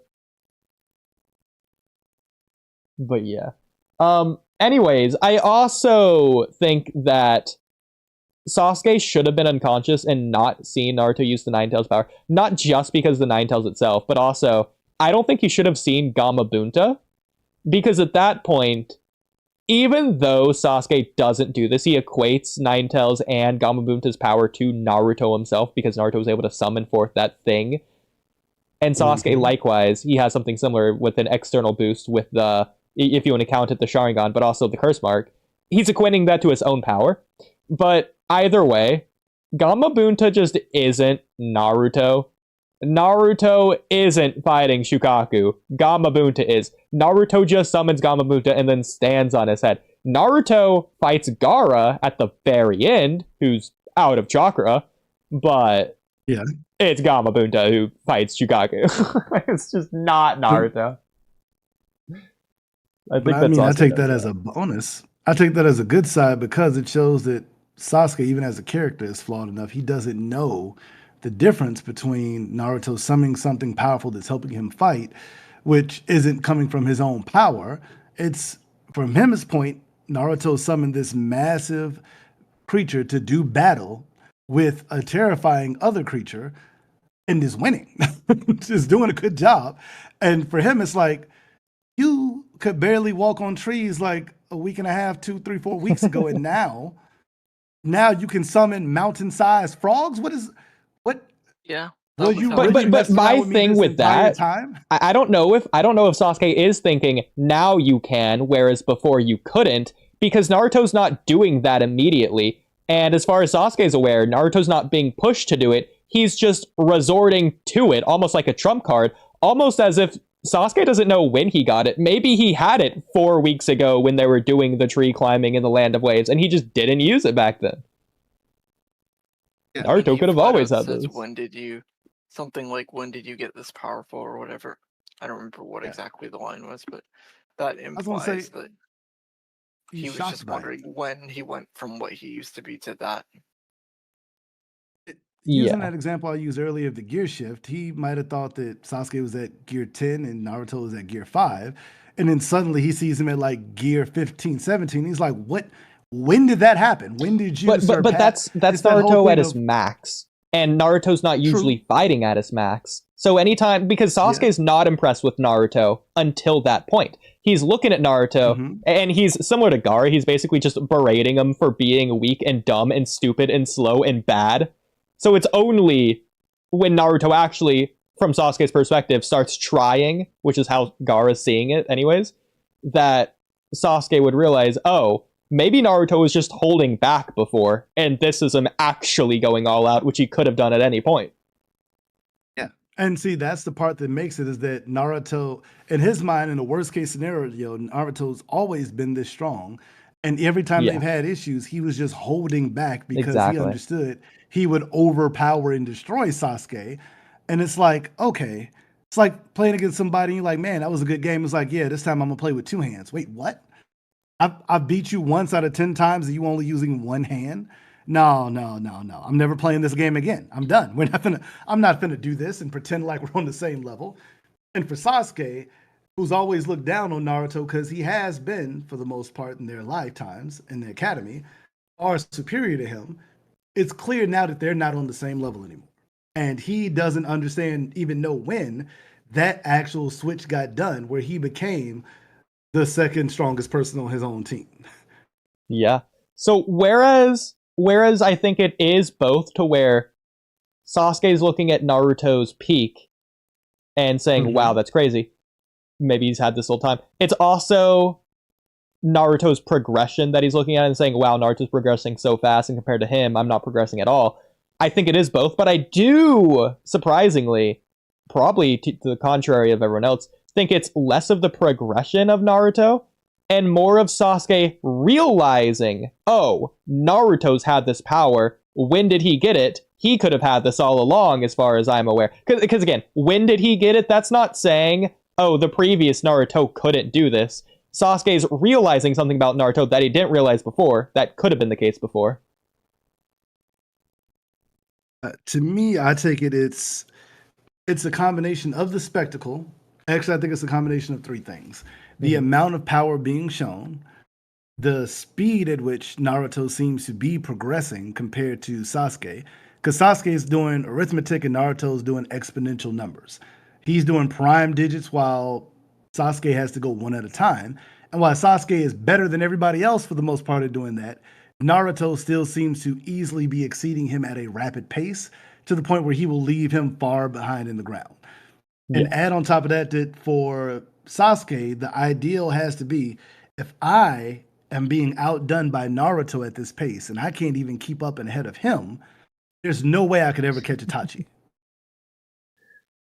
Like, if I can't keep up with the number one knuckleheaded ninja in our class, the one who ranked the lowest while I ranked the highest when we first got put together in a team, and he's outperforming me on a regular basis now repeatedly, how am I ever going to catch my brother who was considered one of the most exceptional ninja, period?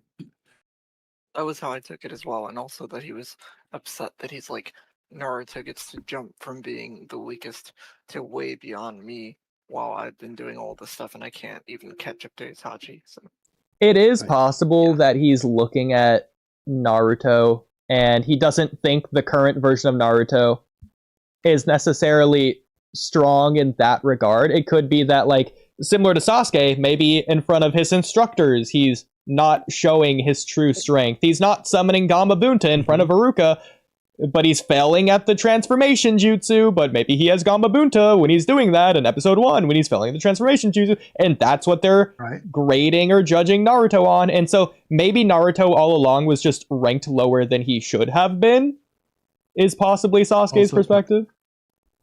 I mean, that could be to a degree, but that still means that if Naruto, I mean, that could be even worse, because if you look at Naruto has been holding back this entire time and was ranked the lowest, then for Sasuke, clearly when that means that the system was wrong and I wasn't the strongest one by far. Clearly, as this is showing here, I wasn't the strongest ninja in the academy for my group. Other people might have been also holding back. Were they just being nice to me because I was the little orphan kid left alone and my clan died? Well- Were they just taking pity on me all of a sudden and letting me feel special and letting me think that I was way better than I really was? Well, I do have a lot to This say is a on really that. interesting First of all, I posted a video in chat of a video of me and Kamui did at one point in time, and I'll just have this on my screen, and you guys can watch this at a different point if you want to. But this was me and Kamui basically charting Naruto versus Sasuke's progression throughout part 1 of how we considered it to be. There's like Naruto there, and then in Shippuden, that's where you get to that. And at some point in time, we did Sasuke on here, I thought, but maybe that's a different video. But either way, because it was like a staircase thing, to where Sasuke was like a straight line, and Naruto's doing big jumps and he's going flat, then big jumps and still flat, and blah blah. It's like that's the comparison there. Maybe that's a different video. Either way, so okay, I'm gonna make a ridiculous comparison. Do you remember one of the Kakashi flashbacks to where Kakashi's imagining Hiruzen as this like evil guy who's laughing maniacally with red eyes, and that's how he's viewing Hiruzen for like a day? Yeah. So that could be, and again, I know it's ridiculous, but just hear me out because I'm going to go somewhere with this. That could be how Sasuke is viewing Naruto at points in time, especially towards the Sasuke retrieval arc, because he's seen what Naruto's been able to consistently do when he's been unconscious. Because from Sasuke's perspective, ignoring the fact that he saw the Gaara fight, that's base Naruto who beat Haku and beat everyone else that he's been able to beat, because he hasn't been able to see it. So that's just base Naruto. He doesn't know he has the Nine Tails or anything. Sasuke could just be seeing Naruto as the evil, maniacal laugh, red-eyed guy, just like Hiruzen, because he's been like holding back, like, oh, look at this clown. I'm gonna pretend to not do it. And because that's what Sasuke's seen this whole time. He's seen that, for example, through the Sound 4. Sasuke didn't realize they had curse marks. He was beating them up in base, confirmably so. Then it's like, oh, you have a curse mark? Well, so do we. We could have used this as a whole time, but we didn't do that. It's not that the Sound 4 were progressing. It's that they weren't using their full power because they didn't need it against Sasuke up until a certain point, and then they used it and they were stronger than Sasuke. But that's to say, Sasuke's seen this in other people. He could be seeing Naruto, especially this arc would be the most important, as the same thing. And I would think this would be consistent for Sasuke's character, because even if it's like a different version of Sasuke, it's like a little bit more crazy version of Sasuke, you could argue like at the end of the day, it's still Sasuke. And so Sasuke's behavior, persona, whatever, is still the same, even if different aspects of him. But like in the 5 Kage Summit, he's thinking about, towards the end of it, he's thinking about Konoha, everyone in Konoha, and how they're all laughing at Itachi. Obviously, nobody was doing that, but that's how he's viewing it, and that would include Naruto, who obviously wasn't doing that. But if he's thinking about Naruto laughing evilly, maniacally, in universe, canonically, in the 5 Kage Summit arc, for different reasons for Itachi, I could imagine, at least off screen, he's like doing the same thing for Naruto in the Sasuke retrieval arc. I mean, actually, I can add one even a bit better, because even before the Haku fight, when they were doing the training for using chakra on their feet to be able to attach to things, out of his team, Kakashi did it while ridiculously injured, just to show them how to do it and explain it. Sakura mastered it instantly. And then even while he's sitting there progressing with Naruto, Naruto, at the same starting point as him, is progressing faster and better than he is, to the point where he has to swallow his pride and ask him, what did Sakura tell him that's giving him the advantage over him? Because he can't keep up with Naruto at something as a basic ninja skill that they all should be able to learn. The first time he has to ask Naruto, how do I get as good as you are at something? Because you're better than me at this. And it's something he can't deny, as he can see it clearly that Naruto is progressing quicker than him as they're working at the same point. Then you add on to it, even next comes the fight, which he loses, and Naruto wins after putting himself in the same bad position as Sasuke, where Sasuke couldn't win from. He overpowers Haku and wins. In a spot where Sasuke thought that he was done. All he could do is just stall. He couldn't win. Now add on to it that the next time they come out to things, over and over and over, Sasuke is failing where Naruto is succeeding. Then Naruto finally sees Sasuke feels he's feeling himself. He has Chidori. He has his moment to beat Gaara. And suddenly, he still can't beat Gaara. He put him on the run. It's like, finish it.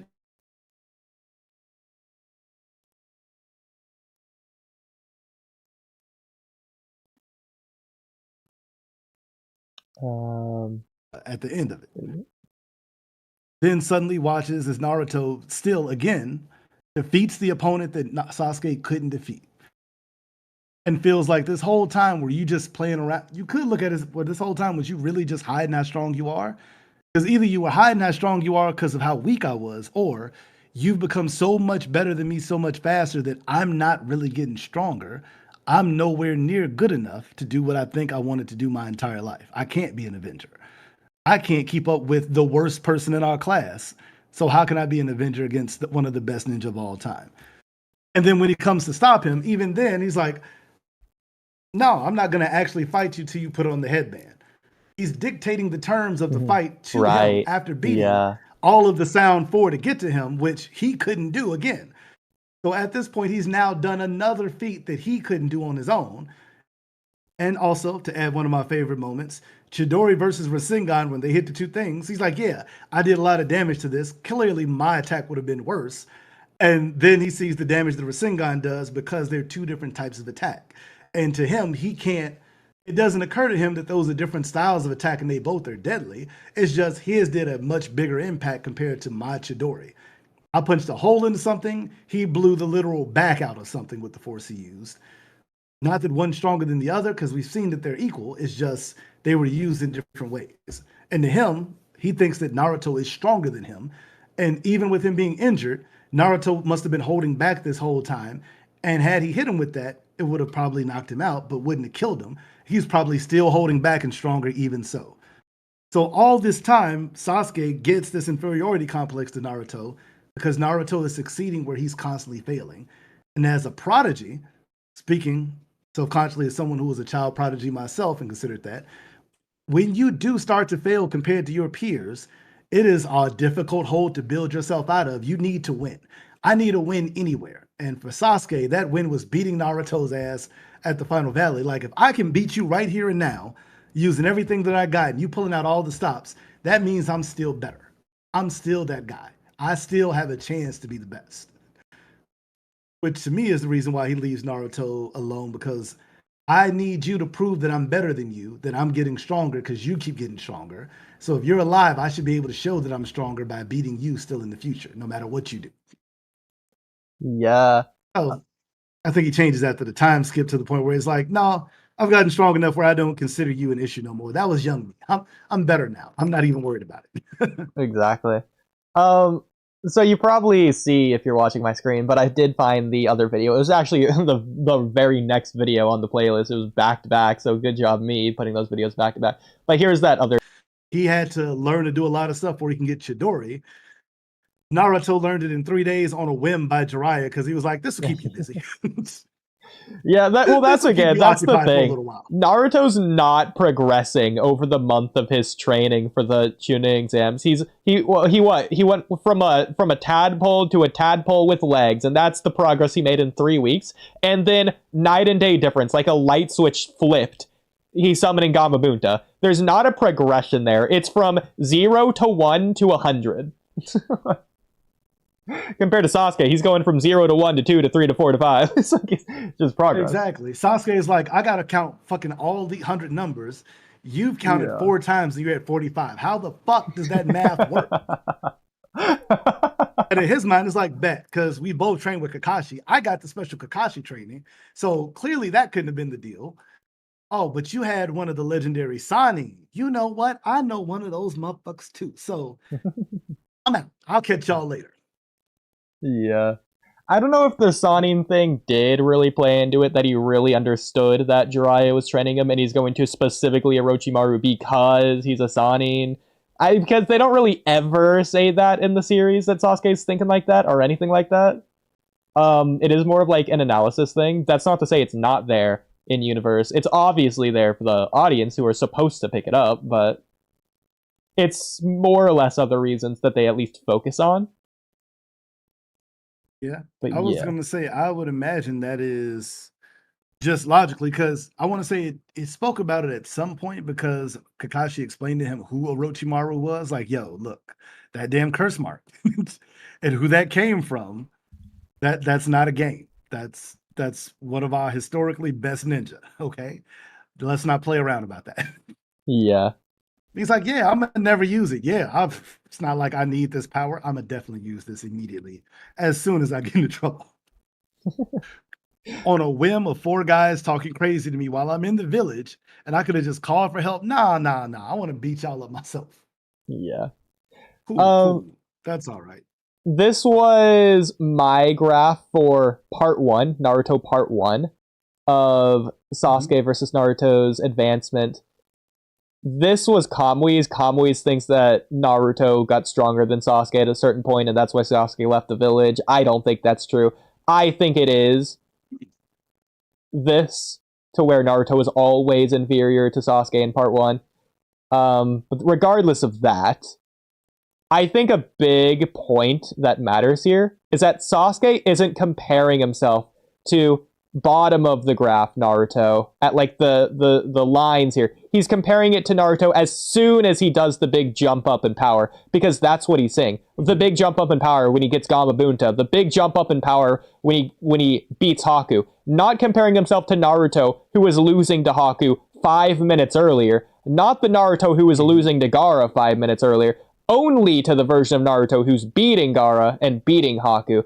And in a way, that's Naruto's peak, but Sasuke's not seeing it like that. He's seeing that as essentially Naruto's average, in a way, which that's probably why. And Sasuke's obviously not doing that for himself, because Sasuke doesn't have those big jumps ups in the first place. But I do think that's important. He's comparing himself to the strongest version of Naruto rather than the average, even though he knows, or should know, that there is a difference. But the fact that Naruto isn't presenting that usually means that Naruto might be holding back, which is how he sort of got to that in the first place. Yeah, I mean, if you think about it, if he thinks that Naruto, if we go with that idea, he thinks Naruto's always holding back his power on him, then he thinks that when things get really serious, Naruto completely overpowers the opponent that he couldn't handle and does it repeatedly. If it was a one-off feat with Haku, it's like, okay, maybe it was a unique moment. You could explain like, yeah, I met him before. We kind of knew each other, emotions were at play. But then he goes and does it again against who is a stone cold killer that they saw murder people. And it's like, oh, okay. So if he ever just needs to turn all the way up, he blows past me. And I will say that I actually think that I agree that Naruto is a little bit stronger than Sasuke at the end of part one, simply from their fight, because Sasuke was fighting to kill through most of it, while Naruto was fighting to suppress. And A to lot of fight people somebody say who's trying to that. kill you and suppress them, I disagree. just the way that I don't think that makes a difference. In fact, Kakashi points that out. It's so Zabuza's pointing out the fact that Haku's going to win because Haku's trying to kill his opponent, whereas Naruto and Sasuke aren't doing that. And he's giving the reason that he's got like that blood mist village kind of vibe going, whereas Konoha, they're like soft-hearted. They're not really willing to do that. Kakashi says that doesn't matter. Naruto and Sasuke are going to win because you're right. They don't have the instinct to kill like Haku does, but they have the desire to win. So that's not going to hold them back. true. But I'd say even in the Haku fight, Haku didn't want to kill them. Haku wasn't trying to But take Zabuza lethal didn't know attacks that on at the them. time. But yeah, so That's true, but but- that but- plays into my point. Haku wasn't holding True. back. Haku wasn't trying to kill them, but he was trying to win. He was trying to defeat Naruto and Sasuke. He wasn't holding back in that regard. I would say I can agree that Haku was trying to win, but he definitely was holding back because he wasn't trying to kill, which would have won him the fight almost immediately. In addition to that, if we're taking in Zabuza's perspective, Zabuza, basically as a child soldier killer, would have that perspective. That doesn't make that it's accurate. That's just the way that he views the world, is that if you're not willing to kill, you're weaker than an opponent who is going to kill, which isn't always the case. And for See- Haku, it was because he didn't want to actually kill them that they had the chance to even win. It put them on an equal field, whereas from the beginning, had he simply gone for lethal attacks, he would have eventually overwhelmed them before they could, would have overwhelmed Sasuke at least, before the Or they Nine-Tailed adapted. Fox could have stepped in. I do disagree with that. Axel, if you wanted to get a word in real quick. No, I was just saying that what he's trying to say is they had time to adapt and then they caught up enough to win the fight versus if he had just killed them right away. Is that what you're saying? If he was going for lethal attacks, I don't think that Sasuke gets enough time to be able to adapt in the battle. And I don't think Naruto gets there in time to be able to save him. Yeah, of Sasuke will be course not. down. Now, if Naruto overpowers Haiku, I don't think that that's a problem at all, either for him with the Nine-Tailed Fox's power. But I think that if he's going for lethal attacks to begin with, I don't think that Sasuke, as one who loves Sasuke the most in the series, I don't think he survives that battle at the position that he was in. Yeah, so Haku would win earlier, the physical fight anyways, even though he technically couldn't do that. He was not doing it because he's a broken tool. He physically can't do it anymore.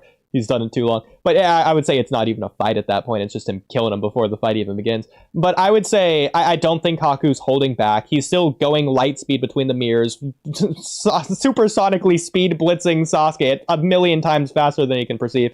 He's throwing the Senbone as hard as he can. He's just not hitting Sasuke in the lethal places, but he's still hitting Sasuke in places that it's going to hurt. So he's still doing that. Yeah, he's But holding back if causing he's not hitting harm. lethal areas. Right, but he's doing non-lethal damage when he could just as easily, as we saw from the first time he pops up, could just as easily target a lethal area with an attack that Sasuke is unable to dodge all of. If he throws those He has Senbon at lethal arguably areas, Hugo level accuracy. yeah, I was gonna say if he hits lethal areas and 3 or 4 of those light speed attacks, the fight's over. But he purposely avoids, as many times as he hits Sasuke, he purposely avoids all the lethal attacks, which is him holding back in the fight because he's not using the full skill tree and abilities that he has to win the fight as quick as possible. It's like a I disagree with kickboxer that. refusing to use their He kicks could in a also fight. he could also just do what he did to Zabuza and just make Sasuke pass out.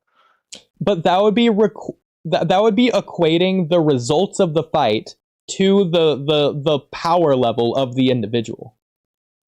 Well, no, because holding back doesn't mean in terms of power. It means in terms of intent. Because the way he's using his power is what is the holding back, not necessarily the amount of it. but I don't think that really plays in effect for their strength. The best example I can give is if you took kickboxing and a kickboxer is punching instead of using any of their kicks. They're only using their punches. They can still be fighting with everything they have and hitting as hard as possible to win, but they're essentially nerfing themselves by not using one of their best abilities to do the most damage and secure the win. And there's those that do that when they're trying to show off that they're so much more superior to their opponent. They don't need to kick them to win. They could just box and beat them in a kickboxing match. Now, when they do such a thing, it is extremely demoralizing if you lose a kickboxing match to someone who's only punching you as a boxer. But in that same vein, if you're that far superior, where in a couple of kicks you could have ended the fight instantly, but you don't do it, you are purposely not fighting at your full capability. Even though you are fighting to win, you're fighting to win with literally a hand tied behind your back. You're not using everything in your arsenal to win the fight as effectively as possible. You're trying to do and fight and win in a way that you feel okay with, but isn't as devastating as if you simply kill Sasuke outright. See, I fundamentally disagree. Because I know this isn't what you're saying, but like hypothetically, let's say Naruto can do a Rasengan with a maximum of like 300 newtons. If he does that at Sasuke in the neck versus the arm, he's still doing 300 newtons, but one's like a place to kill, the other's a place to damage. He's still going for the win. He's still trying just as hard. Again, I know that's not what you're saying, but like, I feel like it's still applicable because what matters is the goal. And the goal of the fight does matter. We can use your example. So striking the arm versus striking the neck, one is a damaging attack that can neutralize an opponent. The other one is a lethal attack. If Naruto is trying to actually win the fight and he has a chance to hit the neck, but he pauses and goes for the arm, which doesn't stop the fight, but only harms his opponent, when he had a chance to instantly end the fight, that's not the same as trying to do everything you can to win the fight. No. But that's different though, because the difference there would be the goal. If it's two different goals, then it's two different types of fight in the first place. And as we already established, as they did in the show, for the fight, Haku wasn't using lethal attacks. He was using damaging attacks, but he wasn't using lethal attacks. Exactly. Right from the beginning, Haku wasn't trying to kill them. That was never his goal. That was never going to be the outcome of the fight, regardless. So I don't think we can use that to say anything here. He still had plenty of ways to end it way faster without killing them. Yeah, but as we even established, I disagree. Miss Village Ninja, killing is their thing. That's what they trained them to do. Like, why do you think that that's not true? The only way Naruto and Sasuke were going to go down is if they were going to be killed, or, like what they did do, if Haku just hit them enough times to where they pass out. Okay, well, I can just off the top of my head think of plenty of ways that I'm sure somebody with borderline Byakugan level accuracy can hit them and make them give up. Haku disagrees. He was trying to end the fight as soon as he could without killing them. He was getting mad. He was infuriated with the fact that they were continuing to get up. What I would say is this. That's what he said, but his actions were different. He said one thing and did something completely different. We saw him, before he even appeared on screen, throw a Senbon and hit Zabuza in the neck and making him look as if he was in death state, as if he had killed him in one strike. From a distance, which it had to have been a distance because Kakashi didn't even have time really to react to it. Now you're telling me with light speed ability to maneuver to the perfect position in a way that Sasuke and Naruto couldn't even really react to, he couldn't easily pull off the same feat against lesser skilled ninja. I mean, Sasuke did have a lot of Senbon in his neck, to be fair. But none of those hit the spot that he was able to instantly hit on Zabuza. I know. But to be fair, you can argue that it's just something that's implied. I would personally disagree. Haku's thinking in his head, not out loud, that he needs to finish this as soon as possible for the exact same reason that you just listed, because Zabuza's in danger. He needs to get to Zabuza. He's desperate to get to Zabuza. But as Zabuza also said, Haku is too kind-hearted, and he isn't a killer. If it was Zabuza in there, he'd have murdered them instantly. He'd have went for the kill. Same way as he went for the instant kill multiple times, because that's the way he was raised. Haku, on the other hand, as we've seen, is a kinder, gentler soul who didn't want to kill Naruto and Sasuke, but he did want to defeat them to be able to help actual Zabuza, who he cared about. If he wanted to end the fight immediately quickly and kill them, he had the opportunity to, and he didn't even consider that an option because he's not. Well, but trying to exactly, kill then them, it's he's not trying to him defeat holding them. back. It's above his limits. Something he never would have even considered. He never would have killed him. It's not that he was choosing not to do it. He physically couldn't do it. Not physically, but he mentally couldn't do it. Not that he was choosing it. Now, I'll say we can say he mentally was choosing, which is a decision he's making, but saying that he didn't have the capabilities to is a completely incorrect thing because he has that capability. He has the capability because murdered he's done it before. in the past, yes. But the point is that he's a broken tool because he's done it too many times. He's at his limit. He can't do it anymore. He doesn't want to do it, but that doesn't mean that he can't do it. He just Mentally, doesn't he want to cannot murder- do it anymore. You just can't. Mm-mm. That's where I Well, disagree. See, but I disagree no, as because well. no, Haku was willing to die before he was willing to kill. He can't do it Yeah, anymore. He's self-sacrificing. Well, no, it's not that he can't do it anymore. He's just self-sacrificing for Zabuza. But This was that's before a the whole different Kakashi thing. Raikiri. Because he told Naruto to kill Yeah. him, because he can no longer be of use to Zabuza. He's ineffective, not because Naruto and Sasuke, because Haku cannot bring himself to kill people anymore. He can't do it. Correction, he didn't choose to kill them, and he understands that that's what Zabuza needs and wants from him. So if he can't do the one thing that Zabuza wants the most from him, because he couldn't kill Naruto because of how much he cared, then at that point, he's not useful to him anymore, even though, by all means, as we saw, Zabuza didn't give two fucks if he was killing or not. He cares about Haku as much Yeah. as he tried to lie otherwise. I'll counter by saying I completely disagree. That's what Zabuza wanted most.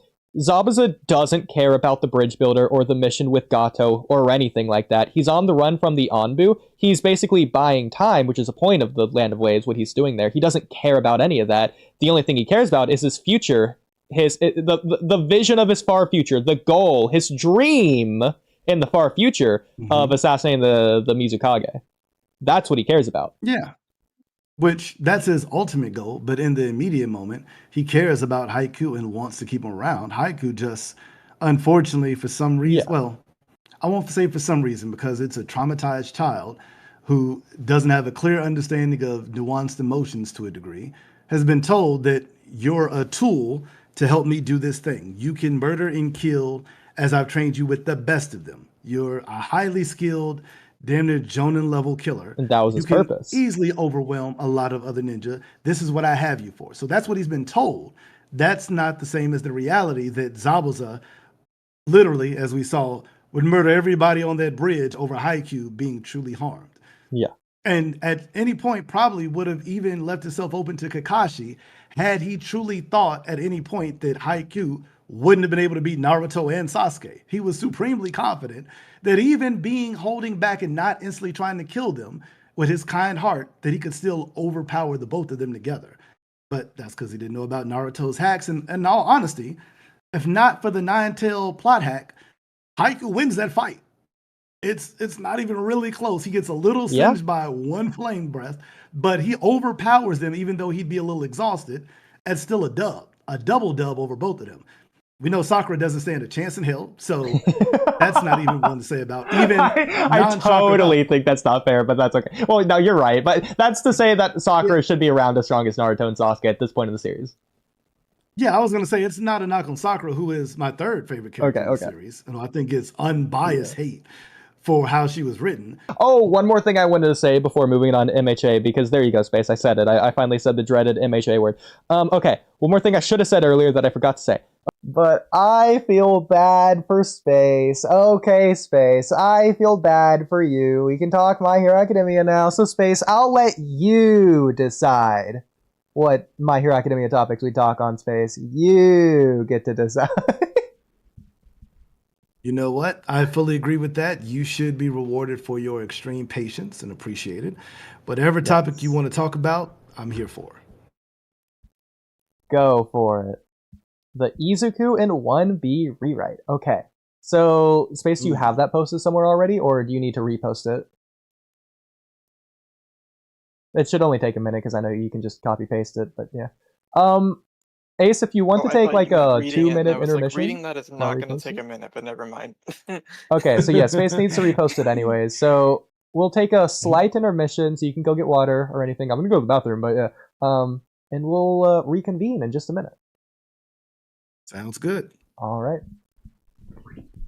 I will stay here, but okay. Yeah, I mean, I'll still be right here. I'm not where I'm good. I got a Yeah. drink already. Just Mhm. a heads up, it's a whole college essay. Oh, I remember. I Oh, normally keep you up with saw? it. Okay, I didn't know. Oh yeah. I don't really keep up in the Discord as much as possible with everything else that's going on, and it's one of my favorite ideas of a rewrite because Yeah, I it's had a definitely different cool. idea. Yeah, I was gonna say it's a nice idea for the idea of a rewrite. Mhm. Because for me, I would do it slightly differently. Well, what do you do? I'm interested. Mhm.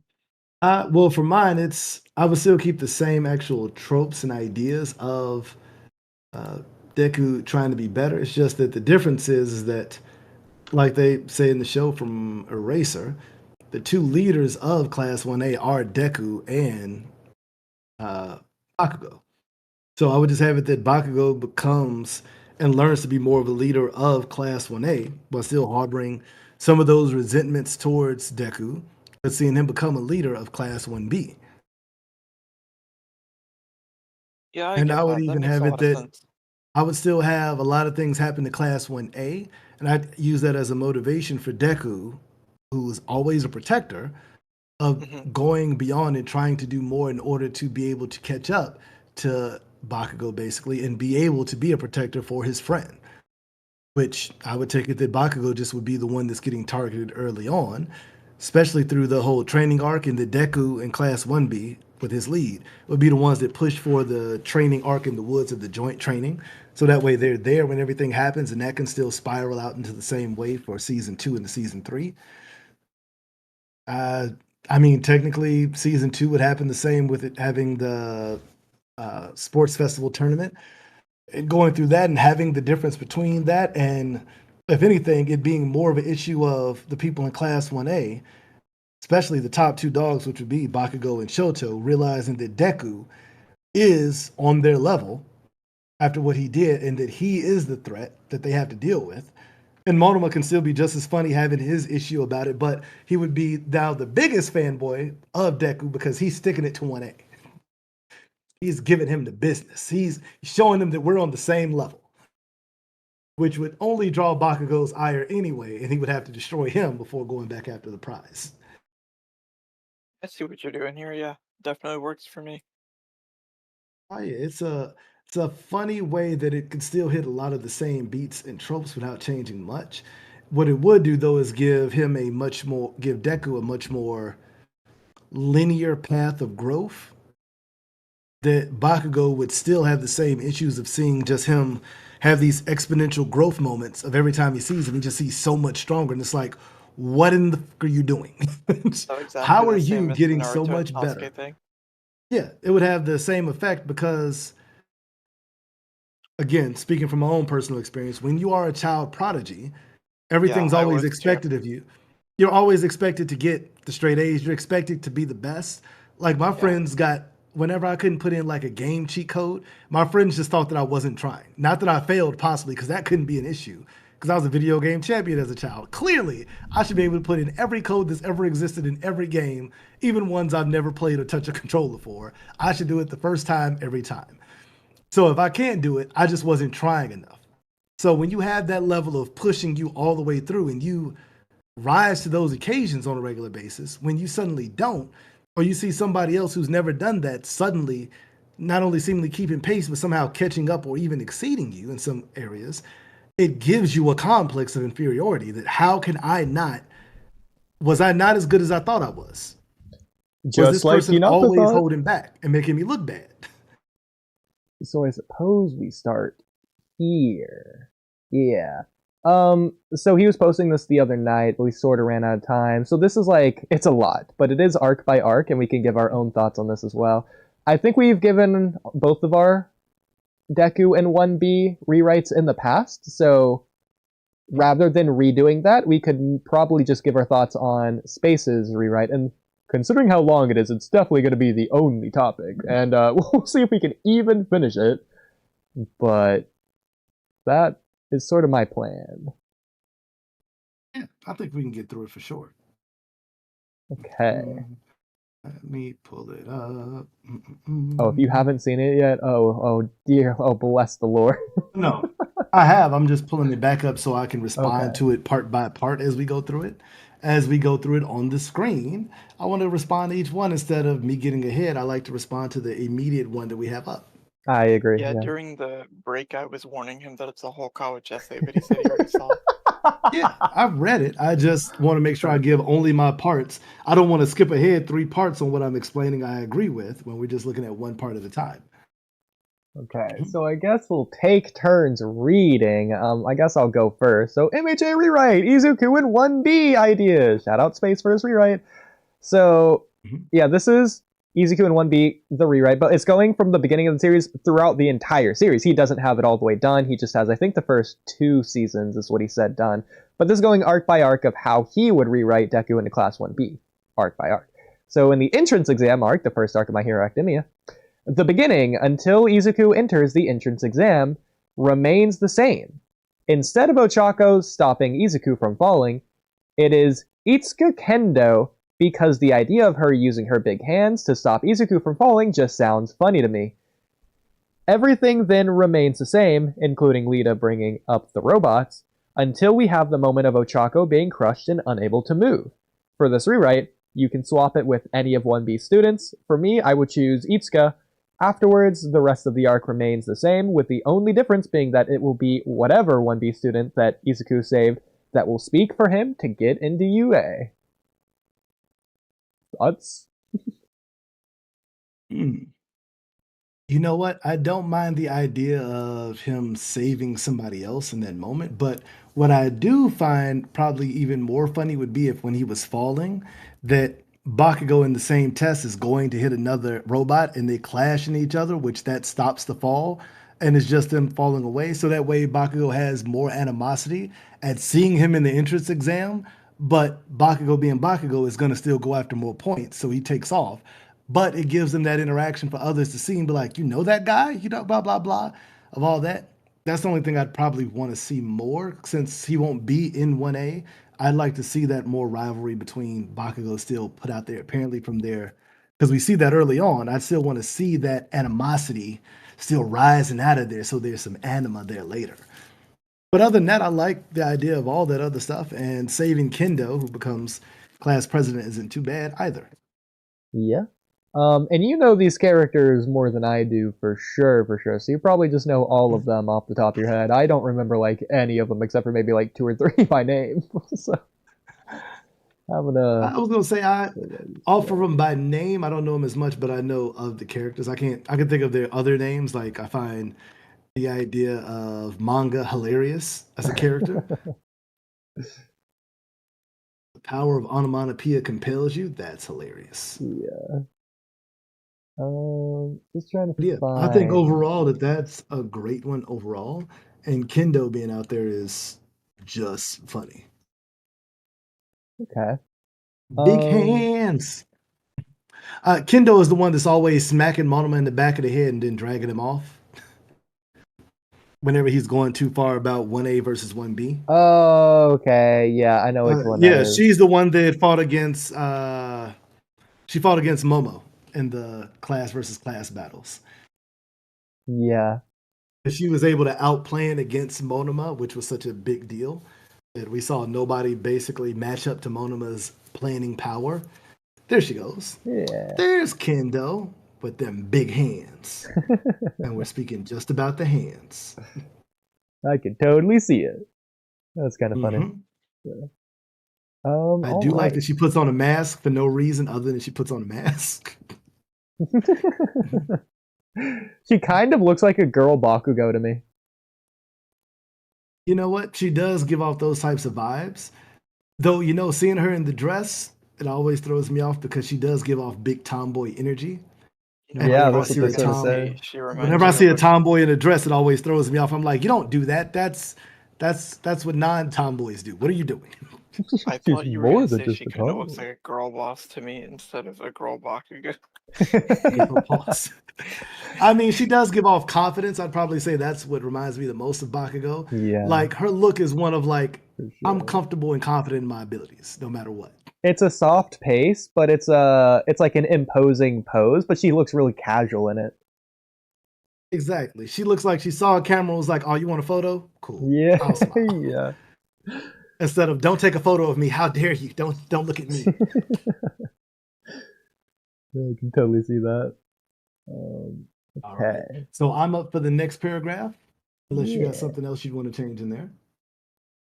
go for it. Quirk apprehension test arc. So while Udie's idea of having it that instead of a straight up expelling Aizawa, decides to give Izuku some mercy by sending him to 1B so he can be Vlad's problem sounds interesting. But I'll go another route for this rewrite. For me, the idea would go more simply, let's just make Izuku's points low enough that he gets into 1B. There's no test of the first day of school because that isn't Vlad's style, unlike Aizawa. So Izuku and 1B either go into the entrance ceremony or guidance sessions for UA. From this, we can learn more about how UA works pretty early on. You can still have a quirk test for this arc, just have it at the end after everything else. We also see that while Vlad doesn't have any of the high standards Aizawa has, Vlad wants 1B to surpass and be better than 1A. Izuki still learns how to control one for all with his finger with the test. By the way, the student that Izuki is replacing is Irinki Shoda, not Shoda. You gotta go to 1A. You know what? I see it. I see the vision. Okay. It for a minute. The way I would have this play out is, first of all, I don't even know. Is it just class 1B and 1A, or is there like a 1C, 1D? Like, is 1B like the lowest rank of the school? Yeah, they got 1A and 1B. Those are the Which only they're classes, though? those are the two. Those are two hero classes. So they have like general studies for students that get in but don't make it to the hero course. They have like the business study students are the ones who help people come up with their ideas, costumes, how to market themselves, and things like that, and who do PR and damage control, tell the stories, which becomes important later on. But you find out later on how important that really is, which is a huge part. Makes me a little teary-eyed. And they also have the like mechanical engineering course, which they're the ones who build the hero support items and stuff like that, like Izuku's gloves, bracers, and stuff that he wears, shoes. See, I didn't even So know there's that. other parts of the school, which I think this one can show all those different students more than what we don't find those out about later. But I think having like a here's all the tour around the school and the different classes early on would give us an idea about how big of an operation UA really is overall and what hero work looks like. Okay. I think the way I would do this is I would go sort of the assassination classroom route to where there's like the prestigious classes, and then there's class E, which is like the bottom rank class, the low rank class, the rough Malians, or whatever weird word I'm trying to say.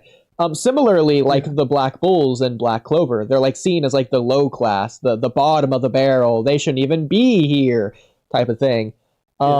Going with the point system, I think that's kind of interesting. I'd probably combine the quirk apprehension test arc with the entrance exam arc, and just have there be one exam to get in the school, and that exam also is like the placement exam, to where if you score enough points, then you'll go somewhere, and if you just don't score enough points, then you just won't get into school at all. But based on the amount of points you score is the class you'll get assigned to.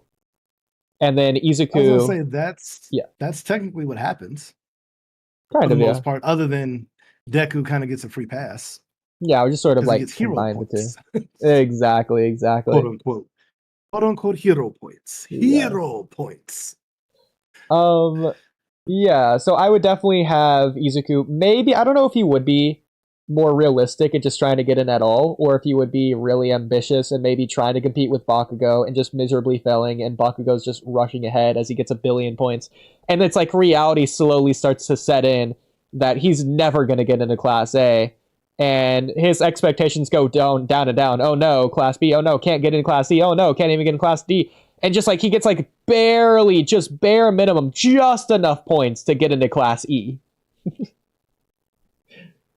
Probably what I would do there. Okay, so that means we now have 5 classes of heroes. We just don't see class B's through D. It's kind of like Assassination Classroom. You really just see like one snobby class for the most part, and then you just have the main class of class E. Kind of the Gotcha. same with Black Clover. Not really, but you have like the top and the bottom, and then you have like some characters in the middle, but mostly just the top and bottom is the focus. Yeah, I can understand that. I would say you can have that, but then that just adds into a lot of students because I know for me, I'm gonna want to see I'm gonna want to see 1B, 1C, and 1D if these are the people we got down here in 1E. Because they kind of use 1B in that similar way that they're the ones who didn't make it into 1A, but they still scored high enough to get in and actually be a part of the hero course. To be fair, I don't think we need more students. It's just class A and class B have a ton of students in it. Like what? Like 20 to 30 kids each. Just have like, I don't know, 8 kids per class. I mean, it's a superhero school anyways. It probably should be a lot more like of a it's also prestigious. It should be a little bit more of like a private school to where it's a little bit more of like a one-on-one focus rather than just cramming a bunch of kids together. It sort of makes sense if it's a couple kids per class instead. I can see that to a degree. But I mean, the prestigious school I went to when I lived in Chicago in school, it still had over, I want to say, only a fourth of the kids that applied actually had a chance of getting in. No, a fifth. 2,500 kids applied a year, and just under 500 would get in Wow. because it was a top prep school. So everybody, you had to have top marks to even make the exam. And then once you did the exam, you had to pass it to get in. So I could kind of see that, but if we're talking about one of the top 2 schools in all of Japan, along with Shiketsu, they're gonna have kids that flood in everywhere. So I would expect there to be a fairly decent class size of heroes, unless being a hero just isn't something that happens a lot for a career. Like it's a really rare career. Yeah, it's definitely possible. Maybe a I would say different it's possibility would be because I don't really care for the Shokatsu kids either. Maybe just like weirdly combine it in whatever way to where instead of class A, class B, Kotetsu, you're just having 2 I love categories rather than Shiketsu. 3. Wait a minute. You could technically combine the schools, but I love Shiketsu High School. Cousin It and everybody. I like their slightly odd quirks. Cammy's broken quirk that's OP as hell. I mean, I'm gonna just warp reality. Don't worry about it. you can have the characters. It's just like about, I guess, if you want to remove Class B, move some of those Class B students into Class A, and then some of them into Shoketsu, and then have Deku go into Shoketsu because he didn't get into UA is like another possibility there. I mean, that would be one. I can see that, but then on that side, you're then now losing the rivalry between Bakugo in the first seasons if you change it up that much, and you have to replace that with a different type of arc that you would have early on. Not after you get into school. necessarily if they're like rivalry schools, and for whatever reason you could explain it as they're like neighboring schools for whatever reason that they have to like meet up a lot. I mean, if they're rivalry schools, it But would the make school- sense that they would meet up anyways. But yeah. Yeah, put them as rivalry schools right next to each other on the same street, just across the street from each Yeah, other. they're like neighbors. Every day they get out of school at the class at the same time and just look at each other. Damn nerd. I love it. But Axel, if you would like to read the next paragraph. Sure, I didn't know if I was counted as taking turns. So I didn't. So the part you highlighted is what you're saying? Yeah. Okay. This is one of those battle trial arc. This is one of those arcs where you can do anything with it because of how random you can choose the teams to be. So you can definitely have fun using this for story ideas. Izuku doesn't break his arm here too, and arguably his original suit wouldn't be destroyed. This is also where I would start the friendship between Izuku and Monoma with how they can understand each other. Now this is where something you will notice starts to appear. Bakugo doesn't get that much development here because of not knowing Izuku's quirk, still seeing him as quirkless, not knowing of Izuku's quirk, still seeing him as quirkless, especially that Izuku is in 1B, or being as humbled as he could have gotten in this version. At best, Bakugo only views Shoto as his only rival, and it will very much be a one-sided rivalry. So First question is, I'm not really sure why Izuku would be changed to not having his arm broken or his suit damaged here, because it doesn't really matter if he's in Class B or not. Like that was a little bit more of like a different rewrite at that point. But I mean, that's not to say you can't have it. I mean, it's a rewrite regardless. So that's my one question. What I wanted to say would be, oh yeah, go ahead, please. Well, I was going to say I can understand that because that happens because of the extreme battle he has with Bakugo. If he has just another battle where he gets to use tactics and just regular hand-to-hand combat, where it's not against a devastating offensive force like Bakugo or Shoto, I can understand him doing that a little bit less and then not being that issue. Like if he fights against Monoma and Kendo, it might not be that he needs to go that far to try to win. I see what you're thinking. It might be just he wins or loses, but he doesn't have to blast his arm off to try to get the win. Yeah, you're thinking of it like in universe, because Class A and Class B are separated there. What I was going under the impression, if Izuku's in Class B and Bakugo's in Class A, the focal center of this arc is Deku versus Bakugo, and everything's written around that. So I was keeping that the same, and my way of doing that was this was going to be, instead of Class A, half of them are randomly villains or whatever, it's going to be Class A are the heroes, like competing against Class B, who are all the villains. You know what? If you did want to do that where you combine the two of them and make Class A the heroes and Class 1B the villains, you could do that and still be able to pull that same battle out. To me, that's just if you want to keep that intensity of Bakugo versus Deku. I can fully understand that, and that could work.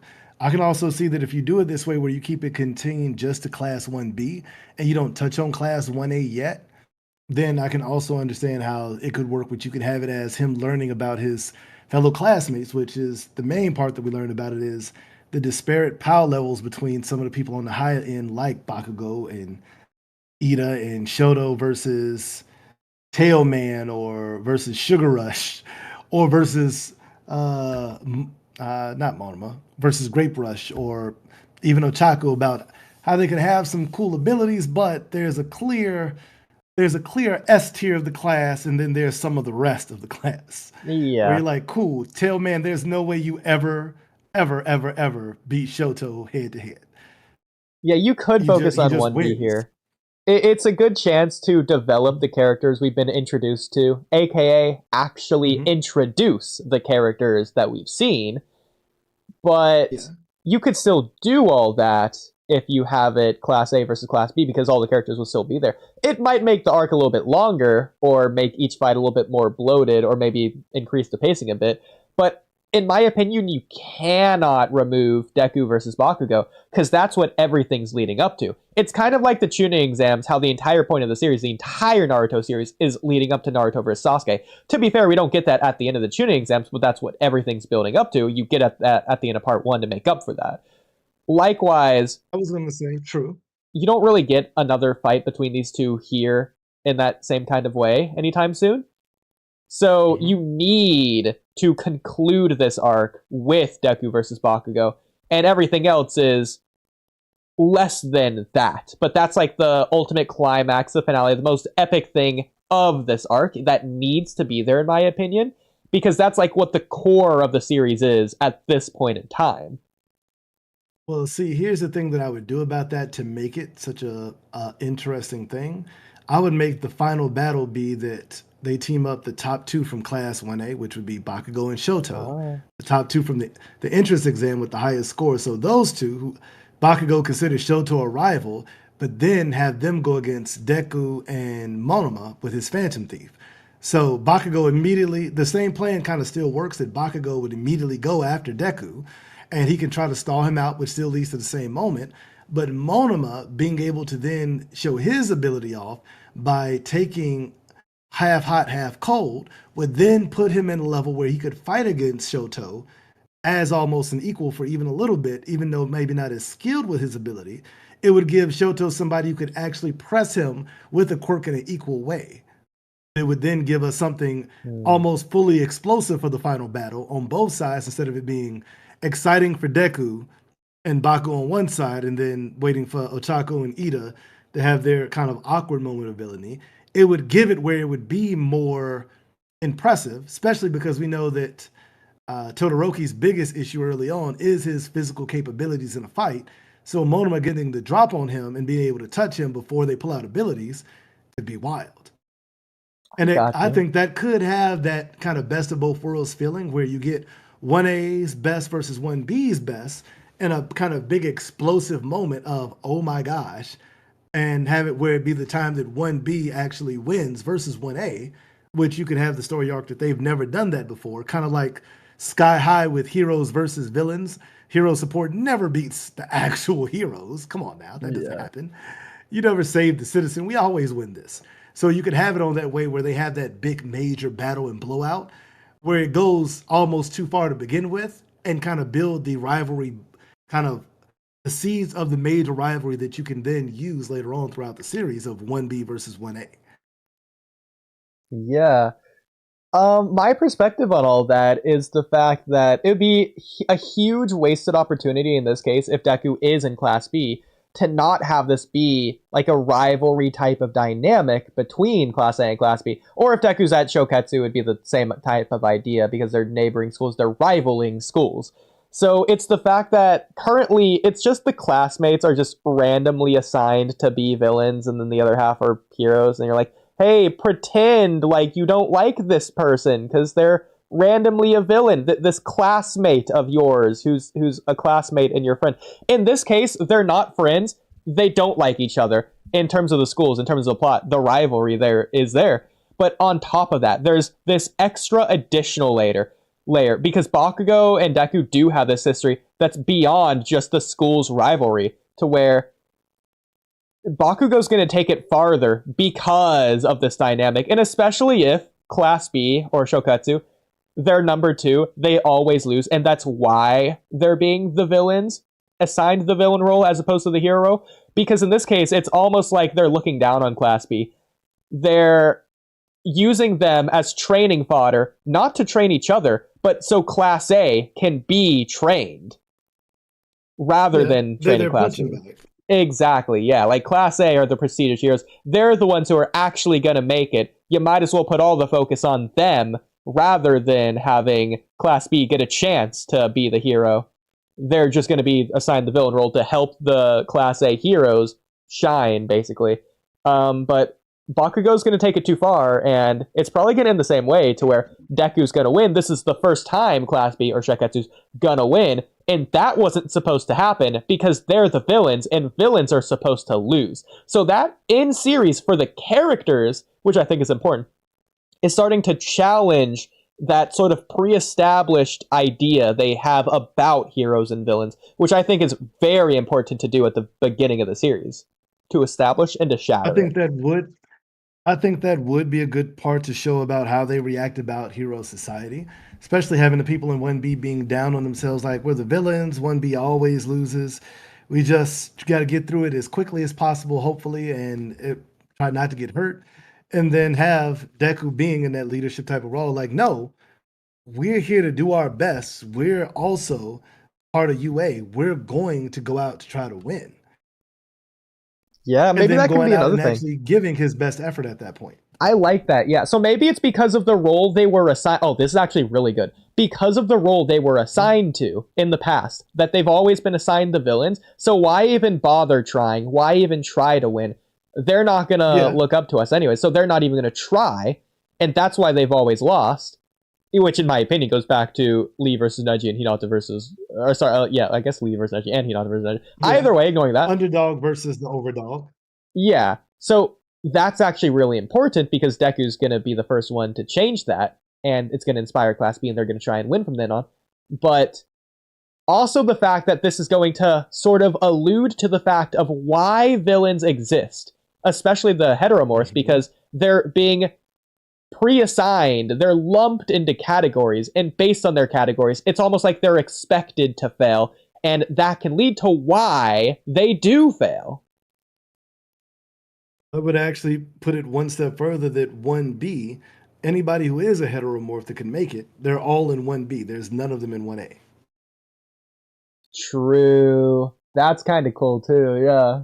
It's an interesting dynamic. And for it's sure. make it one of those things that you don't really, one of those things that you have there early on to show that there is discrimination, and then you touch on it later. So that way, when you go back and think about it, it's like, wait, does 1A not have anybody that's, wait, everybody there? Because then you put all of them there, which also means you get Dark Shadow in there in 1B, which could also Yep. be great because of the Yeah. just general discrimination that they get as heteromorphs put over there, unless they have some ridiculously overpowering quirk, which Dark Shadow doesn't become that until far later on when we figure it out.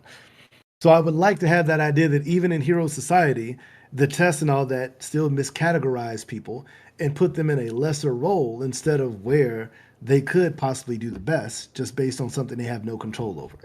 I'm glad you're wording it in that way because I was going to agree. I was going to say something similar to where I don't want it to where heteromorphs are just banned from Class A and they technically have an equal opportunity as anyone else to get into Class A. Just no one ever does because, oh, the heteromorphs are seen as weak or whatever. I think the best way to do it is similar to what you were saying. The tests are designed to give heteromorphs a disadvantage in a way to where, for whatever reason, it's designed to where they're going to get less points. For whatever reason. I don't know how, but that's how I would probably do it. Like, it's not because they're heteromorphs that they're gonna, like, get less points. Like, they don't get, like, 60% of the amount of points. But, like, the tests themselves are gonna be designed not to favor heteromorphs. Is what I was thinking there. But thoughts? Anyone? Axel? Ace? I wrote 2 things on the MHA chat, but basically the last part was like my thoughts where I was jokingly saying, ew, systemic discrimination in my anime Sky High. And the other one was just me saying that you could have a character say that line that I wrote about being turned into a heel, but then ironically heels step on things. So they like took it and basically took back the, like when people take back the insult and make it a what do you call it? Like an empowering term. Yeah. I get what you mean. Well, Ace is having technical difficulties. Let me text him on that. But in the meantime,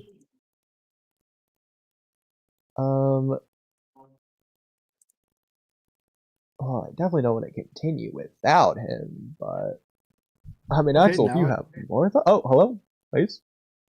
Yeah, I can hear you now. The sound just popped back in. Okay, He's back. I guess. And I was just sitting there confused. I was like, all right, well, maybe I'm gonna just leave and rejoin it. And then all of a sudden was like, well, I don't want to start it over without. I was like, oh, hey, I can hear now. I mean, whatever works. Yeah, that was odd. Everything went black for just the podcast, just for the Discord. And then the visuals came all back up, but no sound. And I'm like, okay, I'm just talking to myself. It's only slightly odd, a little terrifying. That's fine. Okay. Well, You know what? at least it was all on the podcast. Nothing went wrong over here, so guess we could just keep going, I guess. Right. You know what? That was space being mad at us because we took so long. Literally, yeah. My bad. I don't know what you heard. Yeah, space DDoSed you out of spite. Space DDoSed you. Did you have anything extra to add on to that, or did you want to move on to the next one? I was saying we can move on to the next one. In the MHA chat also. Okay. Yeah, Axel, I've seen you've been texted in here, but I don't want to lose my spot. Well, technically, I already have. I'm gonna scroll down. But... Hold on, I will. Grab the spot. Yeah, and what were you saying before I was talking? I was saying that I was in full agreement with that one. I think that you could still split them and have that battle and have it still be a climactic moment. But if you choose to go away from that, I feel like you need to still fill that void with something of equal impact, because the first Deku versus Bakugo is a massive moment, especially because we saw the bullying in the beginning, and most people want to see payback against the bully at some point. So I think if you wait longer than here for that, you lose some of that steam that you built from him burning and throwing away his books and stuff like that, or the fact that he saves him in the beginning, and loses some of that engagement that you have between the two, because that's the original story you start with. Hmm. Okay. Yeah, I can kind of see that. That's kind of cool. On to the next arc here. We have the USJ arc. Hey, season 1 finale. There are 2 ways you can do this arc. One way is just swap 1A with 1B, and this arc remains mostly the same, just with different quirks and all that. I totally get that. Personally, I find that option kinda too vanilla, so the other way you can do this arc is to either show more of 1B school life, and we find out more about the teachers, or you give 1B and Izuku another training step, maybe even the opposite of the rescue training that 1B was originally going to do. By the end of this arc, we are shown a scene of the beach, and All Might telling Izuku that he nearly died against a villain, which scares Izuku, and All Might reminds Izuku that his time for One for All will come to an end faster than he was expecting, so he needs Izuku to grow up now and into the next symbol soon. This is also the arc where you can decide what will be the trio for Izuku in this rewrite. For me, the trio will be Izuku, Kendo, and Monoma. Stockpile hands of copying. Bad nickname, I know. Okay, Axel, did you want to go first? For this one? Sure. Go for it. So I'm supposed to read this. Well, I was going to give your thoughts. I was hoping. Oh, okay. Give my thoughts on it. Okay. So I think that this really works, especially the part about the trio, because I feel like that trio that he chose has a very good chance of developing into very complex characters in this AU, because like especially Monoma, because Monoma has so much room. You could do so much with that. Mhm. And in a way, it's like similar to Deku, where it's like someone that you might look down on, but actually has a lot of potential. That's my opinion. Okay. What I was gonna say is I agree with all that. I don't remember if someone can remind me what was the original reason. I keep forgetting this. But the original reason that the villains invaded USJ in the first place. What was their goal? They were looking to kill All Might, because All Might was supposed to be True. at the training, but he was out doing hero work late, so he was getting there late. Okay.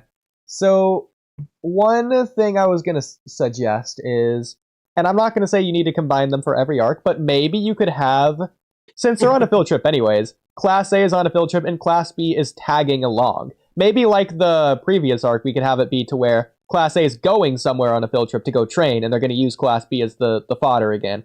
So they could just all be there together. This would make sense for why the villains would attack Class A specifically, where Class B just happens to be there, rather than randomly attacking Class B. But another possibility would be that, especially if Izuku's in Class B, then it would make sense for All Might to just be there on the field trip. If it's just a Class B specific field trip for whatever reason and All Might happens to be there, it would make sense if the villains are attacking if All Might's there. So that's how you could get to that if you wanted them to be there without Class A. I was gonna say I can see that. Well, what else can you see? Well, I was thinking about it. I kind of do like the idea of, well, because you could have just a swap, but I feel like if we were going to have just something focused on 1B at this point, after combining 1B and 1A, then you're taking away some of what you already just set up. So there would have to be more purpose to why we hold on to 1B and focus on them in that way. But what I do like about this idea is combining the two ideas. So after the training that they had, it could be decided between Aizawa and Vlad that maybe more joint training could be done.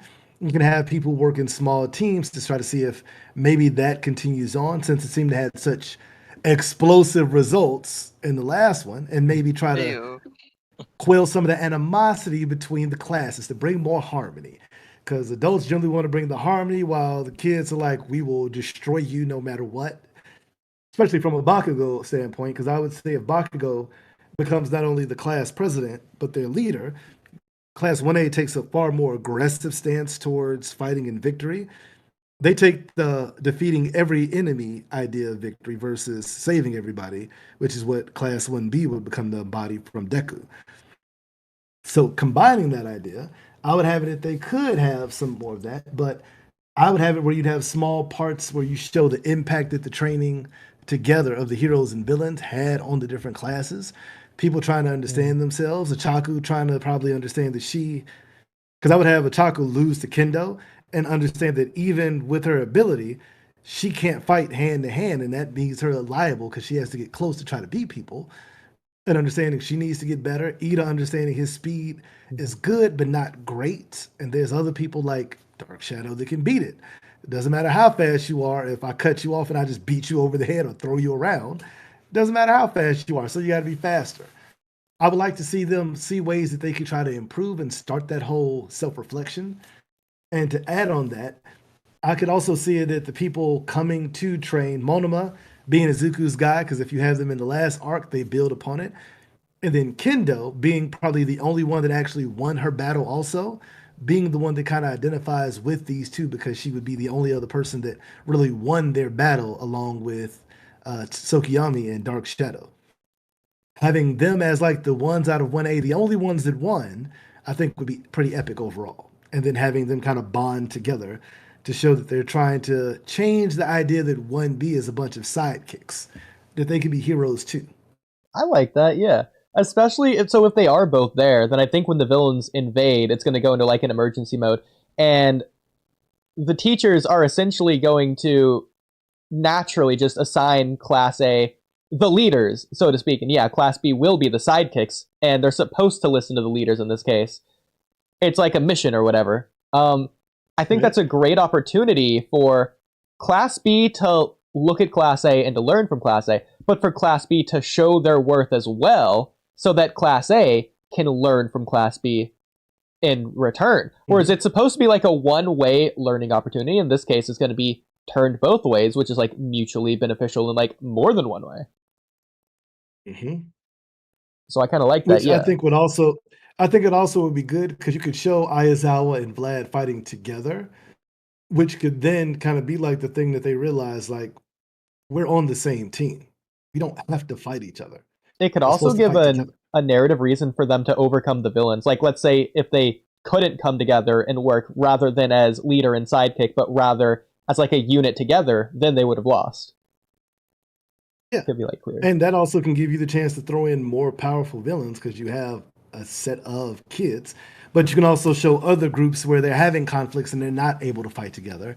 And have those moments where Deku / Bakugo are both yelling at their classes like, hey, get your shit together. This is serious. Yeah. It's not about 1A or 1B. We're UA. It's all of us. Oh, I like that. I like that a lot. Yeah. Okay. One thing I'll add is that if they're doing this narrative thing, I would have the villains to be doing the flaw. So the villains will be having the leaders with the Nomu and Shigaraki and etc. And then the sidekick villains will be following their command rather than working together. And it's going to be clear that's why the villains lose, because they stagnate, whereas the heroes change. Oh, definitely. By all means, they're following static orders and not reacting to the situation. Yeah. And so the cannon fodder gets cannon foddered. But I would have a couple of like solid villains in there that already were there. Like I would have from the league, I'd probably have some villains in there that were with the league that then lose and they get captured. So I'd probably have a strong electrical villain. I might have somebody that might be a water user or something that way. I'd have a couple of fairly strong kind of lieutenant level people that get overwhelmed by the combined efforts of Class 1A, Class B. But individually, they would have worked anybody over. For sure.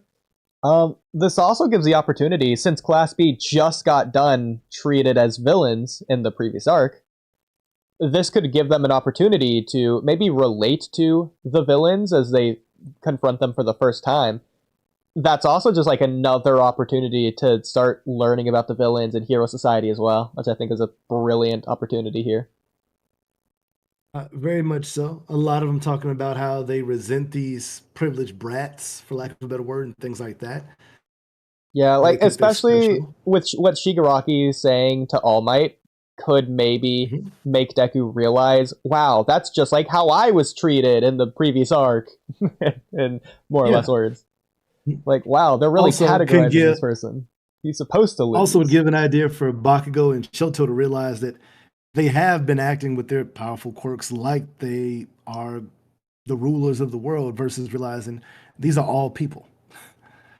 Like Yeah, just because their quirk isn't throwing explosive bombs around or freezing and blowing up half the world doesn't mean that they're any less of a person and I should treat them like less. We're just different. in a Now, that way, shouldn't be an instant thing, but just the idea that they need to reflect and realize that they've acted similarly towards villains more than they have as heroes. I agree, yeah. In a way, you could also have it to where the previous arc establishes that idea that villains have always lost in the society, and that's why the Mhm. villains were expected to lose in that training arc. The fact that the villains won there, in a way, if the villains quote unquote win here in some kind of regard, that's sort of to say there has been some kind of shift that sort of like builds the villains up as more scary. Like, oh, these villains are capable of winning. For the first time ever, villains are winning, not the heroes. And so going Yeah. I would forward, actually that could even be pretty change it cool. around to be even more terrifying that literally as Aizawa and Vlad are fighting, that Vlad basically jumps in the way to take a terrible hit for Aizawa from the Nomu because he thinks that he knocked it all out before it can do Mhm. too much. But the Nomu then pummels Vlad to the point of a coma before All Might can get there to stop it. And then All Might steps in and becomes the new Class B teacher. You know what? Okay, I think this is also a cool way to do this. So we talked about if both classes are there. I have a way to Mhm. get one class there and for everything to make sense in the best kind of way. So, going back to the previous arc, it's not just the rivalry between schools that hate each other. They're going to be fighting for a reward, which gives them extra incentive to try and win. They're fighting for this field trip. The class that wins goes on the field trip. Every year, Class A is won. Class A has been the one to go on the field trip. It's like some spa Right? resort in this case, as well as like a training camp if you wanted to go into that. But Yeah. so they're both trying to win, but like Class B's never won, so it's like, oh, why bother? Like we'd love to go, but it's not going to happen anyways. Deku's going to inspire them; they're going to win. The villains, because Class A has always won, and the villains have always lost. They assume the roles aren't going to change. The villains Yeah. are going to invade because they're expecting All Might to be there, because All Might would be there, because Class A is there. But to their surprise, All Might's not there. Wait a minute, this is Class B. What are they doing here? Because they would have had expected Class A to win. And so that would explain why All Might wouldn't be here at the beginning as well, because All Might would be with Class A, and he would be told after the fact that Class B is being invaded, you need to go help out, and that's when he would start going over there.